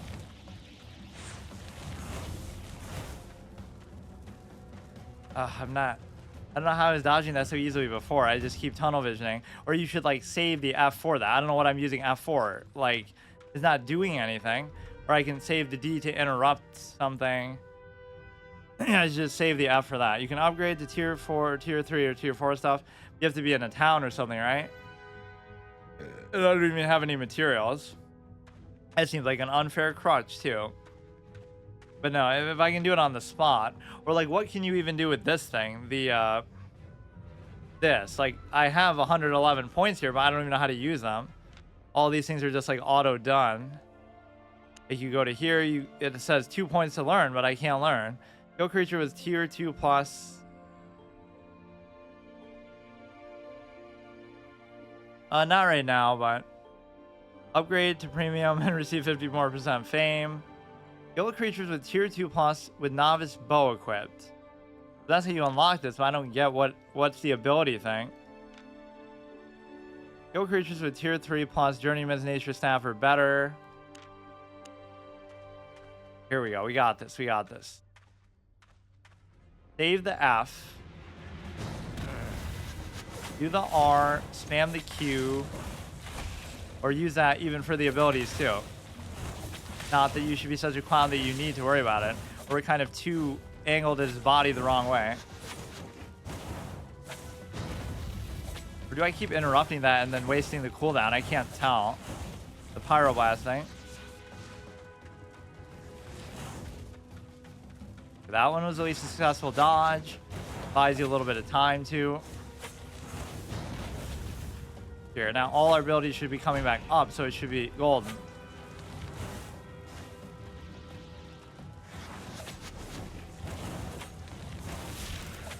Come on, come on. Do the pyroblast one more time.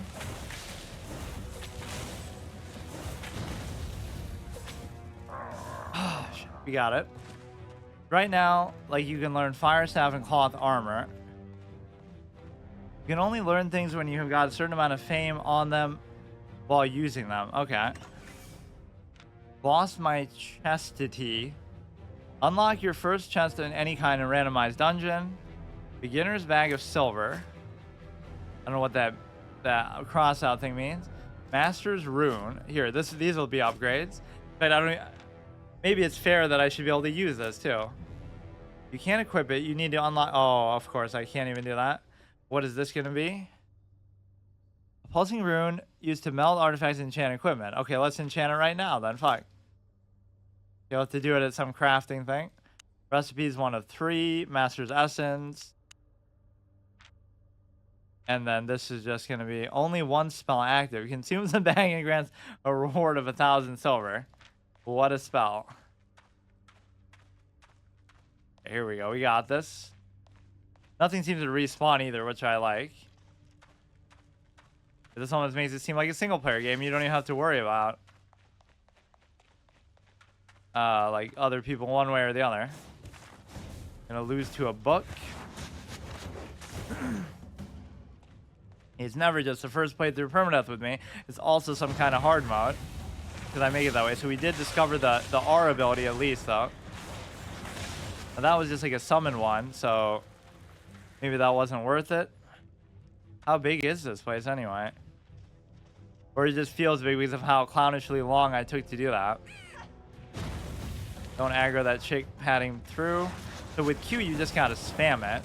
Assuming that's actually what you want to do. Okay. Which actually you kind of don't want to do, but maybe I'll keep switching back and forth. Because there is going to be so much stuff. But I'm not normally trying to kill 2 things at once anyway, so...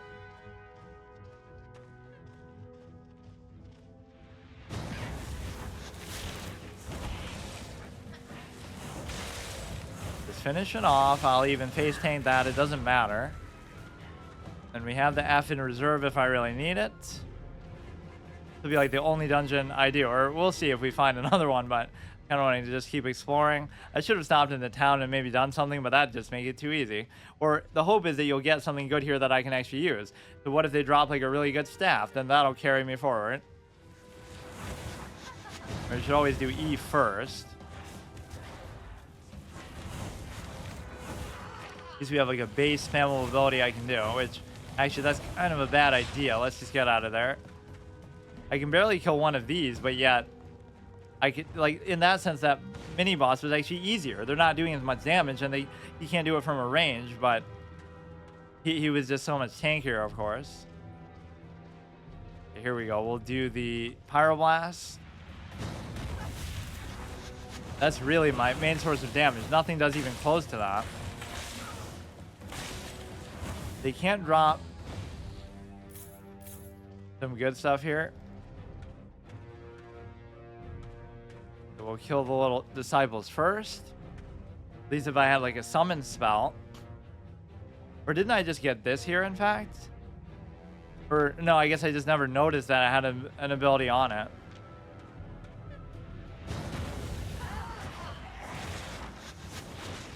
The R, use the D.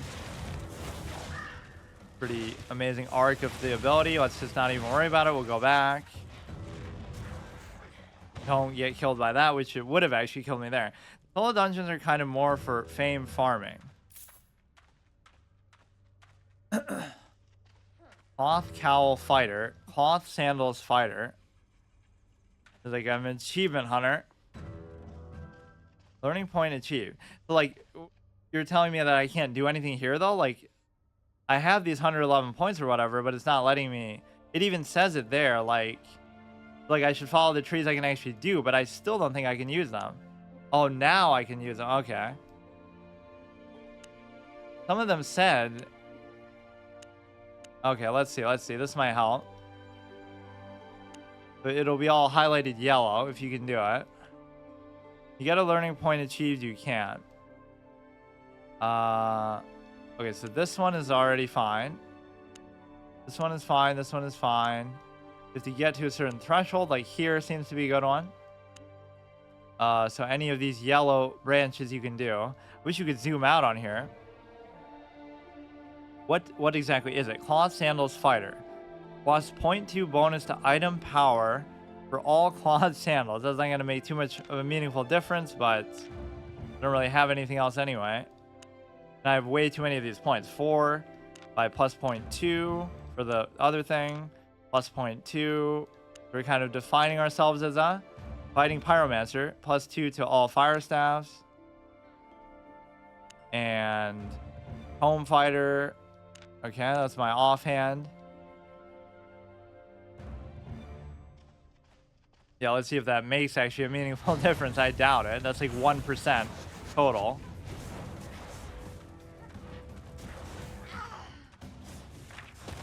Take care of the books. By the way, you need to get full leather, and once you use full leather, you can use hunter shoes, mercenary jacket, and hunter hood. But what about being a mage? Shouldn't you be wearing cloth robes for that?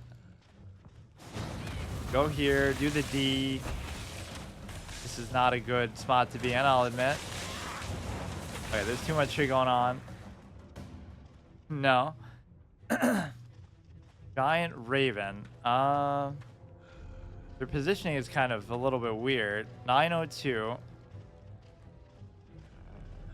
Okay, you gotta just spam the thing. Or actually, I should wait till everything's up first. That's not really how it works. Even for melee, you use cloth, really. Here we go. 6 seconds left. Okay, we'll take care of this clown. Okay, I'll just reset, which thankfully is not very difficult to do. This is kind of a killer combo here of enemies. Do this, do this, do this, do this, do this. Just do all the abilities, Spam it, spam it. Okay, go back. It doesn't feel like I'm a melee class because it's so hard to really get away. I need an ability that also increases my movement once I do it, which I thought I just read. Maybe that was one of the... I don't know what it was. So the mercenary jacket, because there's... The R while you hit... you heal real good. And the hunter hood is for... It's D, which reflects 85... Oh shit, 85%. That must be like a legendary or something. Alright, we'll take out the archer first, I guess. Use the D. You just gotta go in with all your stuff up. No reason to try to kill multiple at the same time. There aren't rarities. That seems insane though. 85%. The tiers mean the better something is. Tier 8 is the best. So yeah, we're still at tier 2. Or even some of these areas are like way higher tier than what I am, but somehow it doesn't seem that bad. Here, I'll just face tank like a clown, which is a bad idea. It does a decent amount, but it's not quite enough. Oh, come on. Or, wait. Does that mean that's the end of the dungeon, or does that mean there's another floor? Oh, please, dude.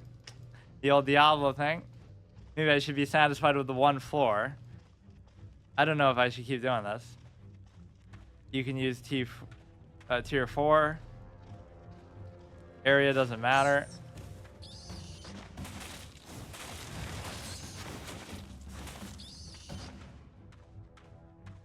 I don't know. I guess I'll go as far as I feel like I can, but it wouldn't be unreasonable to think I shouldn't be able to do this because it's not meant for probably such shitty gear level and stuff. I haven't done anything to really improve it.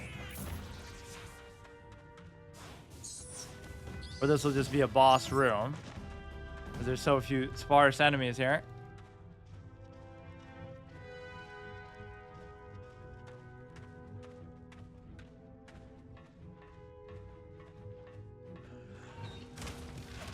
Have all kinds of tricks and traps, but those aren't really part of the fight, I guess. Yeah, oh, I can still kill them after. Okay, dude, Jesus Christ. Jeez. Kind of an annoying spot to try to avoid the ability when it's going to help you progress. I'm not really trying to do it in that way, though. I'm just trying to, you know, whatever, just do random stuff and explore.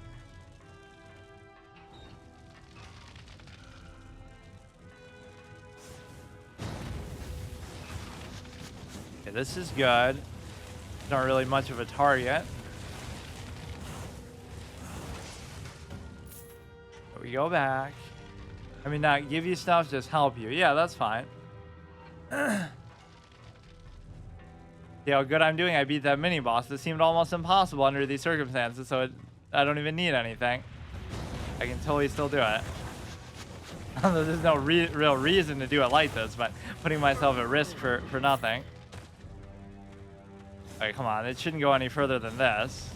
Although this is a very cool mechanic of the solo dungeons. I do like it.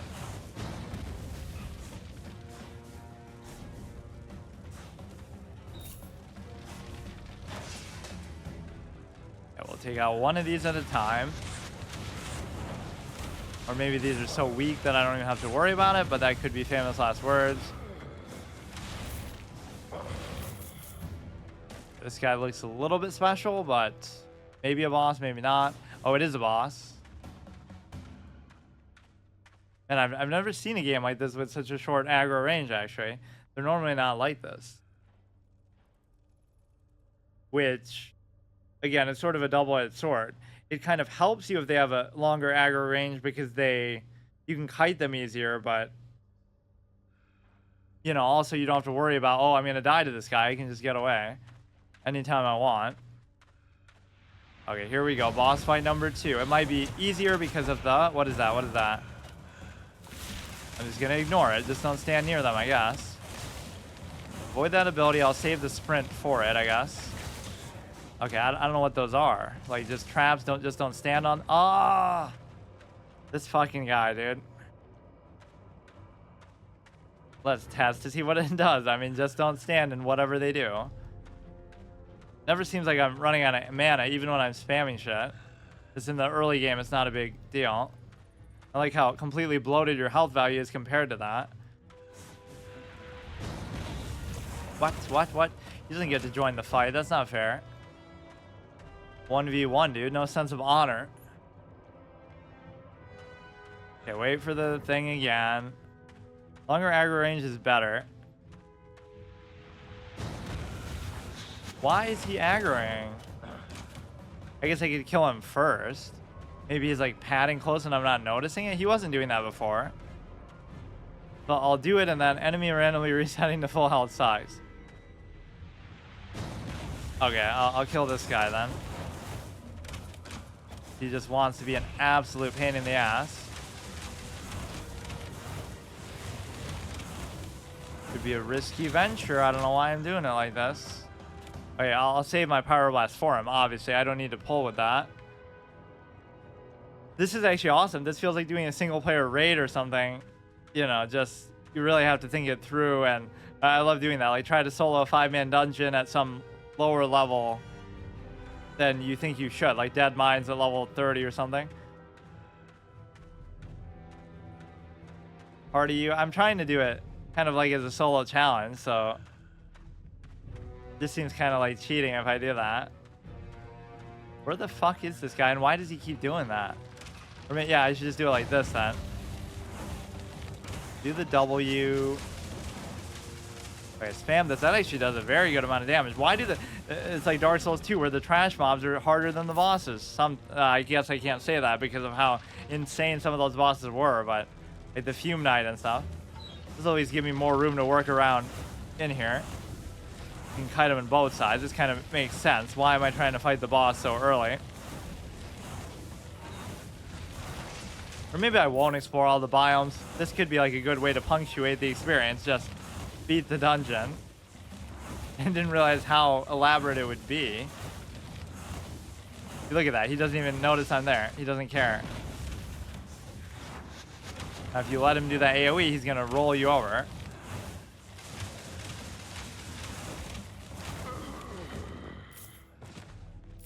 Okay, so this will be another mini-boss. This will go on for like 50,000 floors. You never know with these games. That is the Diablo classic mechanic. You go into a church, like, oh, there's some enemies in the church. Can you please help us, weary traveler? Sure. And then you go down 50,000 more floors, and that's the whole game. Like, you might think, oh, that's just the first thing you have to do, and then you go somewhere else to do another dungeon, but it just keeps going down and down and down forever. Okay, here we go. This shouldn't be as bad. You pull him to one side, then you run to the other, although I'm not sure how much that matters when he's using ranged stuff anyway. Use the R shield, spam this. But here you can just like face tank until he actually does something. Do this. See, when they do abilities, it's actually better because it gives them gives you such an opening. I don't know why I have to stand so close like that. Or I don't know what I'm doing there. I had the health lead and everything. Now I'm going to throw it away. Uh-oh. Oh, look how he backed off. What was that? He totally could have killed me. He, like, took mercy on me. He just stood there for a second and said, fuck you. You're not even worth my time. That was it, dude. You're an archer. You don't even have to melee me. What was that? He just, like, froze for a second. I need, like, a goddamn potion for situations like that. I was way ahead in the damage, too. I was about to win easily, and then I get hit by that stupid thing.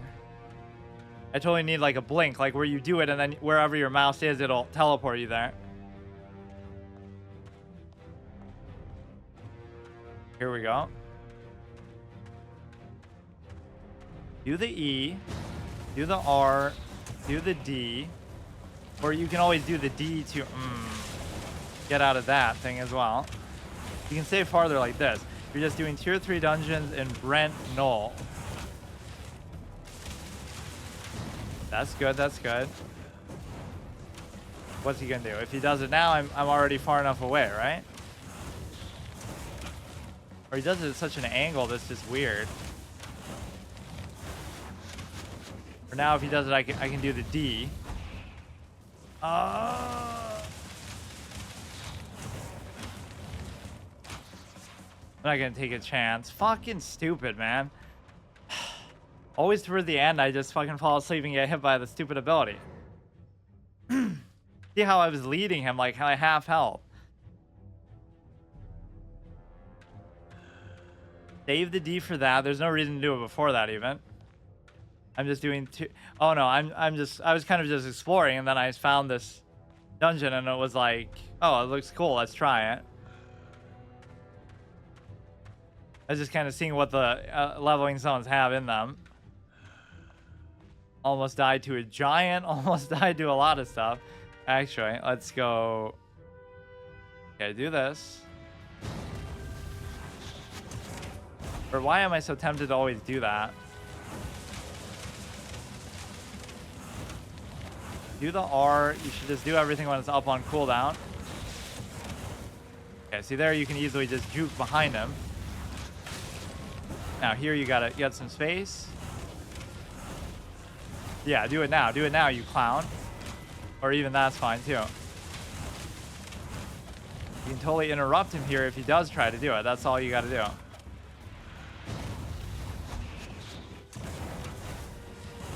Gotcha. Play it right. It's not that big of a deal. World first clear of this dungeon with tier 2 only gear and dog shit. Give me something I can actually use. I don't really care about the money right now. Does that actually stack, or... I guess I have 3 of them. These seem relevant to me, but I can't use them right now, at least. To be like... Adept's Rune.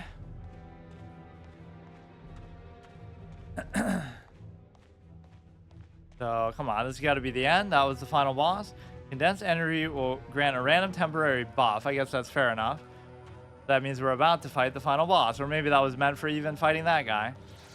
I don't know how long it's going to last. Like, doesn't seem that long. But I'm not the type to just do it in one shot of a boss anyway. Or maybe this is the dude. Oh, great. He's going to hard counter me like everything in WoW in level 60 rating. When I always wanted to be a fire mage or something, but I couldn't because... Oh, that was maybe a waste. I should have saved it for something else.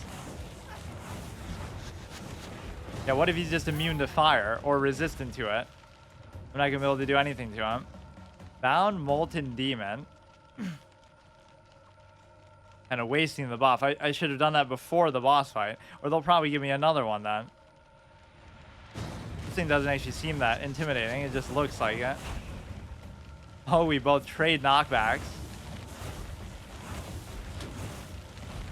Gives me armor, gives me health. He walks through me to try to get me to stand in the thing. I'm such a face tanker who likes to do that. Seems like it has a health bar. Oh my god.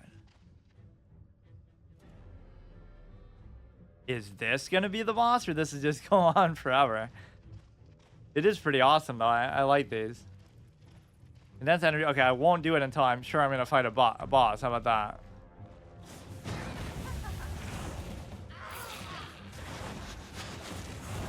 I don't really have to fight it out this hard, but it's a great way to just interrupt stuff by knocking them back like that.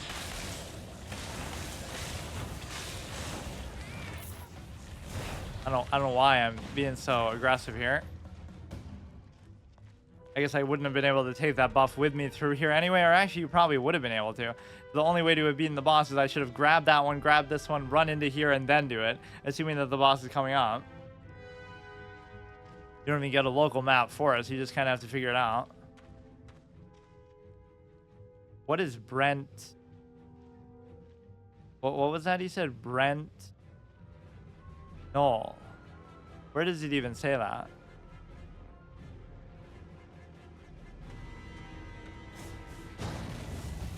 Family Q. Ignore the little summon thing. Does it die when they die? I guess not. Learning point reached. Home fighter. Of course, dealing with all these ads is a real oddity as well, because I kind of used both the sprint to get out of it and knock them back, so that was kind of redundant. Cloth Sandals fighter. How did you get there?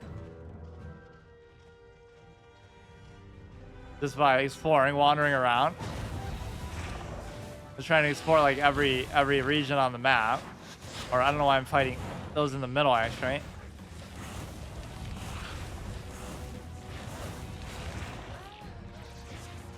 So far from Highland Cross. Yeah, I could just go to the other starting zone at that point. Like the swamp one. That's like pretty close here, right? Where is it? That one. Just don't go in Carleon because it's a red zone. Now what is that?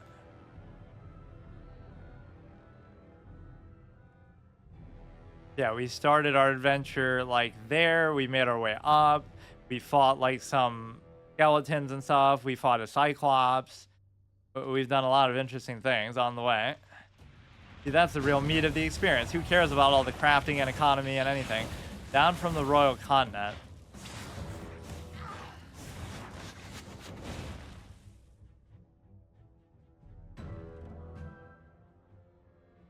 Umbra. Oh, that. I guess I'll end off there then, just to see. And some of these are, it said PvP enabled too. Just like, I didn't even notice I was there. Fire Stab Combat Specialist. It's sort of like,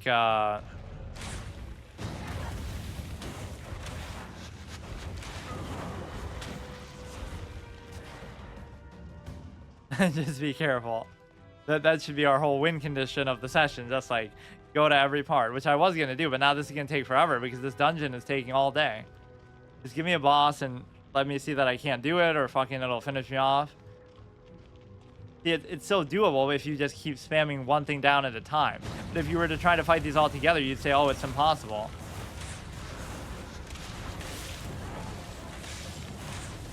Which I'm stupidly trying to do anyway.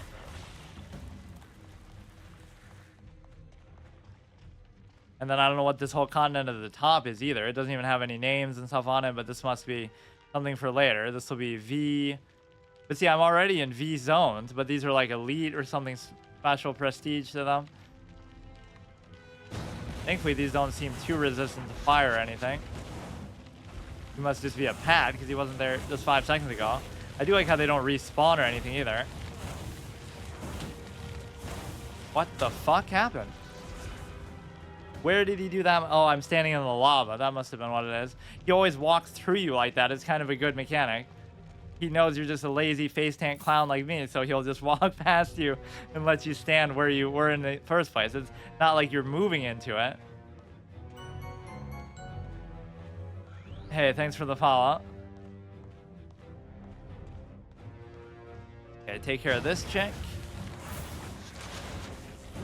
Nice username. Oh, thanks for the follow too, Alex. Okay. Okay. I don't know why I'm splitting damage like an idiot. only they would drop a potion, you would think they're possible of doing that, or like one of these chests should have one. You can give me advice, sure, but there's a lot of things I'm sort of just not doing, you know, like I'm sure I could craft stuff and whatnot, but I kind of just was wandering around.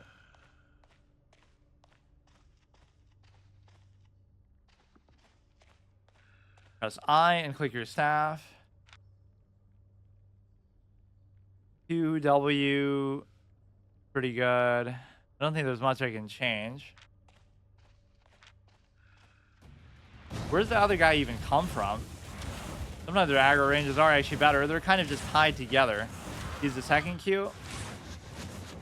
Yeah, that seems better for AoE purposes like this, but... You're coming to me. Promise you the second Q will make this faster. Okay. Yeah, I was using that before too, but then that mini boss kind of pissed me off because it's not really worth it on them. Just because, oh, everything goes on cooldown because... Feels like an instant cast too, but it does have a cast time. It's just shorter than the other one. Yeah, you should switch it for that. Another one. And we've shown we can beat them, but it is annoying. Or actually, the marksman wasn't as bad. That knight was super annoying. That's not too bad. Yeah, see, we're already... Let's make some room here. Not that we're going to be able to kite out this far anyway. Switching skill is definitely a mechanic that people use a lot. Being lazy about avoiding that. Just don't stand in the red thing.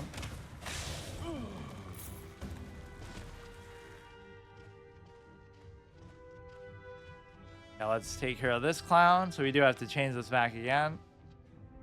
There's a little bit of a single target right before you fight. You should always inspect and swap accordingly. Okay, so the way... I think this is like the same enemy type we just beat with the bow, but maybe he's different. Wait for the shield. I don't need to do the knockback unless he's about to do an ability or, you know, or the sprint. Like, there's no point because I'm not really going anywhere anyway. Pull him to one side, let's say.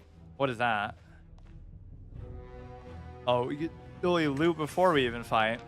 It's going to give me nothing that I can actually use. I don't need money, dude. I'm not going to use it for anything for a super long time.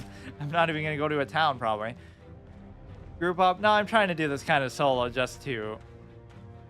Whatever, just sort of feel the game out today, but... Let's do... okay, from here. You went behind the curtain. Pay no attention to the man behind the curtain. Okay. What is that, dude? So he's going to do the ability again, like there. Then we can do this. Then we can do the R shield. W. If he does it now, I'm going to go out of his aggro range. That's the problem, right? We'll go down to this little thing here. You want to stay as far away as possible so that that does become... I think I keep canceling the Pyroblast without even doing it. That's my problem. Fuck, I'm kind of slow pacing it too much at the end. He's going to kill me with that. Fuck, I kind of played badly at the end there. Use R. I can't tell if E is going off or not there. Because it keeps interrupting it, but you would think it wouldn't go on cooldown just by you doing that. This is Adept Soul. I mean, I'm sure all this stuff is good. Swapping items is not possible. Yeah, so we have plenty of money from that too. Yeah, let's cast this amazing spell that gives us... Only one spell can be cast at a time. Whatever, we don't have to do it now. Like Minecraft, if you played, you can shift click items into your inventory. I haven't really played Minecraft either. I'll have to do a first playthrough permadeath of that too one day. Or like I'll do a playthrough of Minecraft where I don't look up how to make stuff and then see how hard it is to actually figure out just all the basic stuff. You're smart, thanks. Okay, let's see. Take care of this shit. Do one at a time, or I should maybe use the other ability again. Taking them one at a time is quite good for new players. Or I think it honestly has less to do with that and just the fact that my character is so weak, right? It almost would be impossible to kill all of these because whatever. I just need better gear and stuff. Also feel confusing. Okay, this guy with the shield is going to be a problem.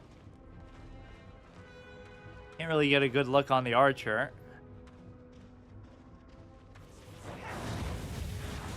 Do the R, do the D. Okay, she's already dead. But yeah, see, doing even the AoE there is pointless if you are doing it one at a time.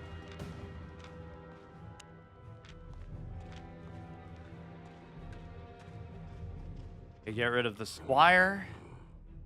You might find yourself trying to learn everything individually when you can realize the bigger picture of a category.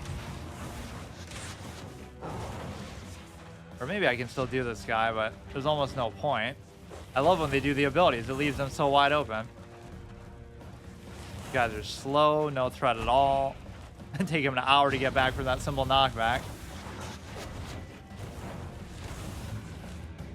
You're inspecting the soul. You're gonna need all of them.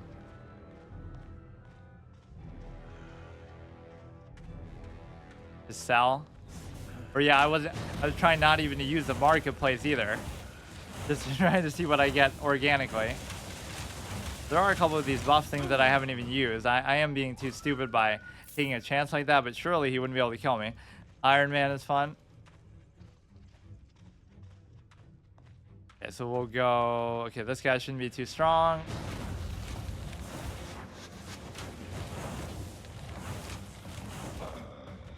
Send the link to Iron Man Albion Challenge Short. It has cool rules. But I bet nobody does it on the first time playing the game. But yeah, that's one thing I never did was Iron Man RuneScape. I should actually do that one day.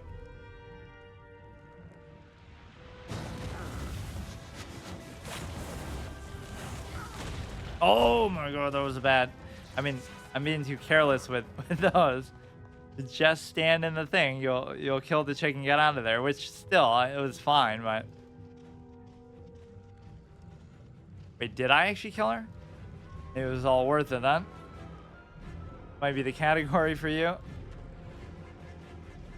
I can see you really enjoying it. Yeah, that is the kind of stuff I do anyway, too. Okay, take one of these at a time. Like whatever just this random dungeon is, was still kind of a challenging, you know, relevant experience, whereas normally it might not be challenging at all. I think I can still finish this guy off, but if he does an ability... Okay, that's fine. You're at the boss almost. Not even that I'm complaining how long it is, I just wasn't expecting it to be this long. Oh, okay, I'm gonna die to a book! Too many close calls. I'm taking it too lightly. Fuck me. So he gets a potion of the rarest item in the goddamn game. They can't just drop one like random. They spoiled me in Diablo 4. Like every 5 seconds you get a potion drop, or even like you're fighting a boss and they'll keep dropping potions in the middle. It's so degenerate. I've been playing since the game came out, but I took a 2-year break. A lot of time, but I just need some time to warm up. This dungeon is cake for me. In your shoes even. Yeah, I'm kind of just playing like a clown.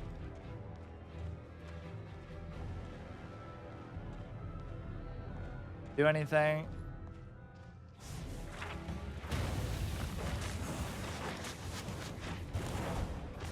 I mean, look at how much just books are doing to me, though. It is kind of stupid. Okay, these guys always vacillate back and forth. Actual leashing mechanic. Yeah, let's see if we can actually take the boss.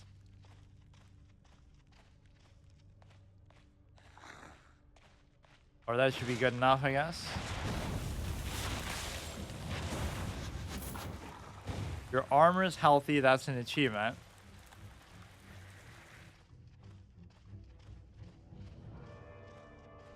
This it? Is she the boss? Morgana, Magister. This still seems like a mini boss type thing.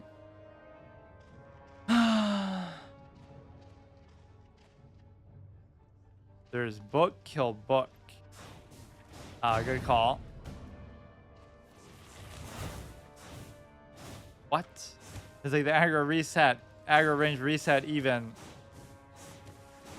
behind me. Wait, how did they do that? Well, it would be fine. I would have still been able to get away and stuff, but...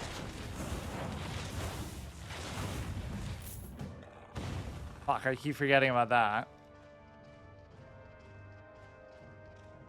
That's kind of a bait because some of them aren't targetable. In fact, most of them aren't.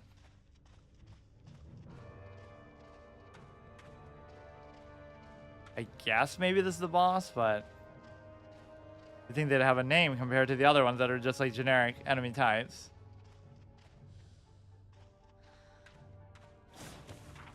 It's kind of cheap to do those, or I should have noticed that myself. But I'm sure I wouldn't have died. I would have just run away and killed one at a time. That is the boss? Okay. Doesn't have that much more health than the other ones. Mark on the floor is the boss.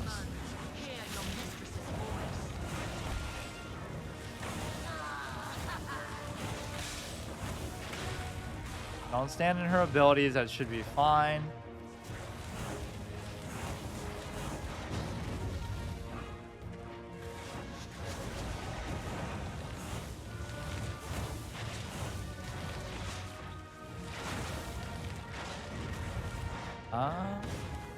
Okay, that's fine. That's fine.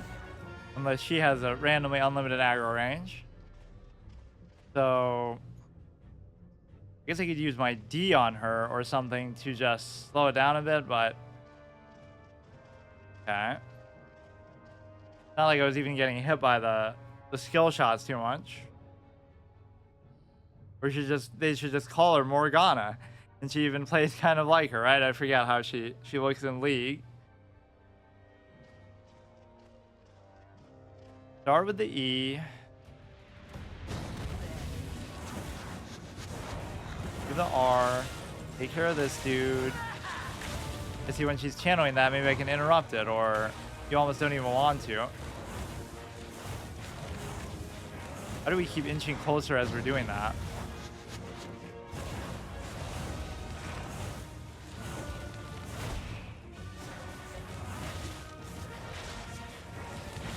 This guy always fucks everything up because he'll do that suicide thing too.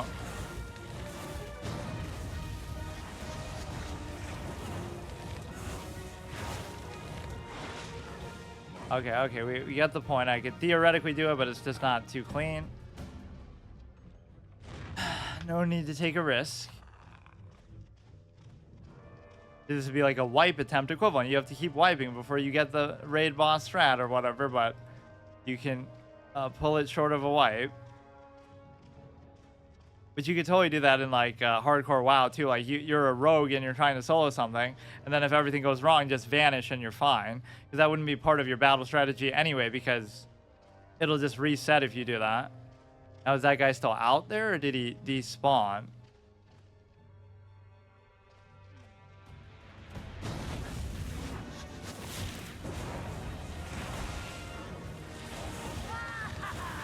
I hate this because you can't really do anything else about it.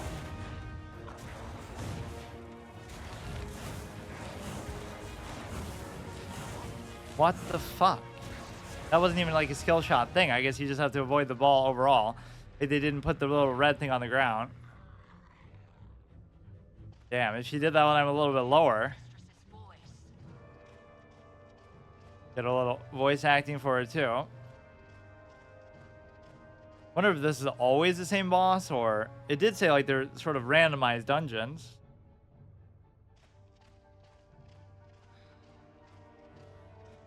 Okay, we can totally do it. In fact, I almost did do it there if I had the balls to keep going. I can't think of what else to do with the guy though. When the guy spawned, you have to kill him, and you can use the D to sort of buy some time, but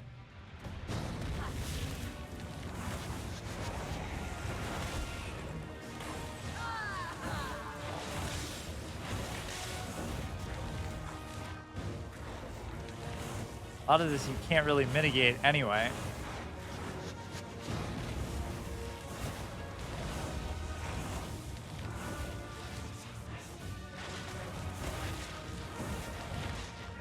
Doesn't really feel. How did I do it that one time so well? Like the second time. Knock the guy back, I kill him. This isn't the AoE one, right? Or maybe, oh, maybe that would be somehow better. You spam the AoE and that would just kill the guy along with her without needing to come off of her, but that might not be enough, really. You can just totally tunnel vision and face roll her. She does the big orb that you have to account for a little bit. Yeah, I even missed with that. We're super far behind now in terms of the damage. Then again, that was one of our main sources of damage, so I don't see how we're gonna do it otherwise. Yeah, this one's kind of a bust, although I was catching up a little bit. Get off to a really good start. Oh, he just does that anyway when he's about to despawn. Smart. He's making all these noises.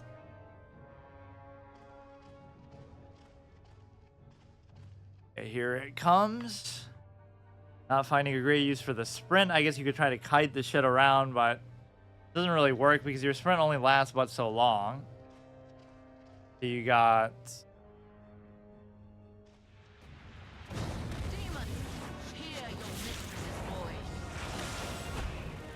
Oh, I just stood in that like an idiot. This one's already kind of a bust.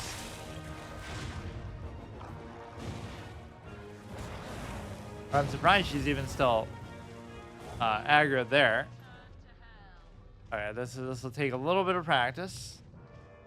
I do like the other Q better, but this ad is just kind of annoying. So how much can you really spam this? Like Q, you gotta wait 5 seconds before you do it. This will do 88, so almost between those two, you might be able to kill it. Use the R, spam the Q, do the D. Like, how much does it really take to do this?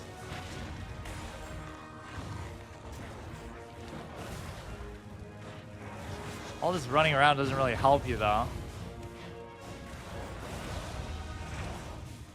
Or you should save the Q for that, then, I guess. Fuck. I should almost just do it the other way. Just spam the Q on him a couple times when he comes up.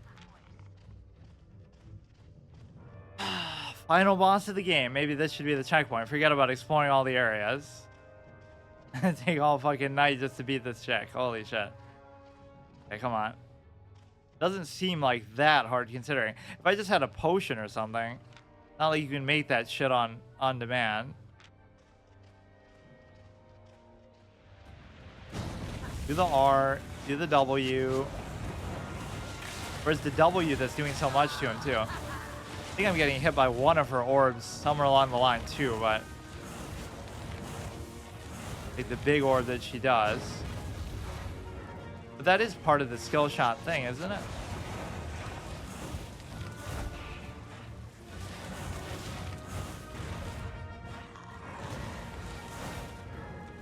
But like, what if you get hit by the front of it there?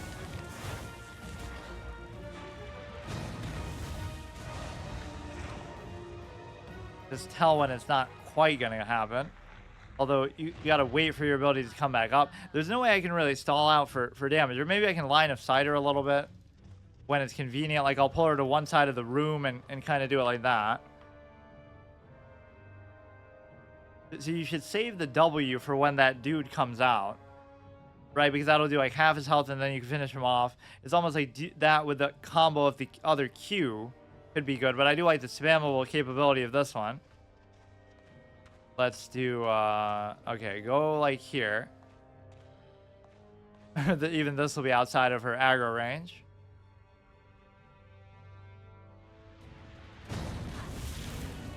So just spam the Q until the W, do the W now. Or it didn't even work really.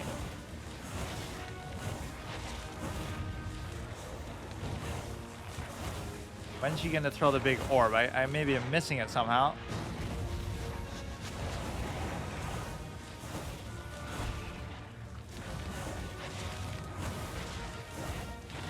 Then we almost got her there too.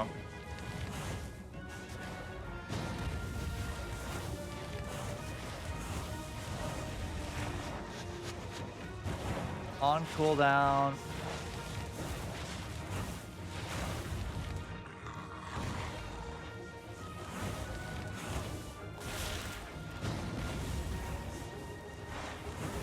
Oh!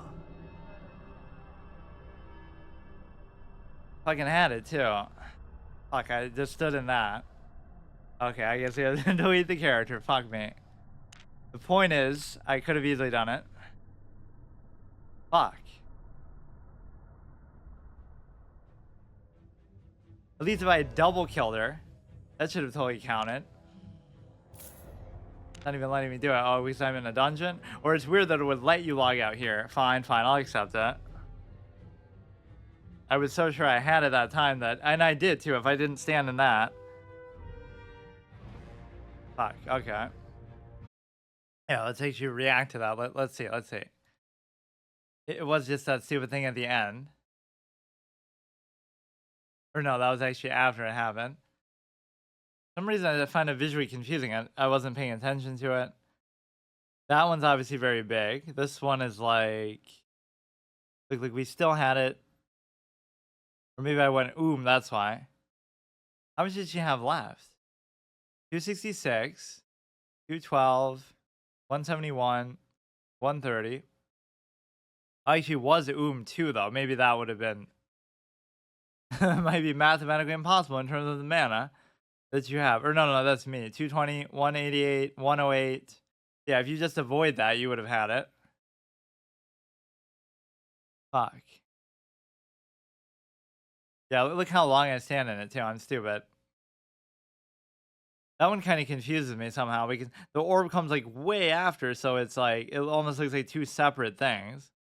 Just stand in it like a moron. Fuck off. All right.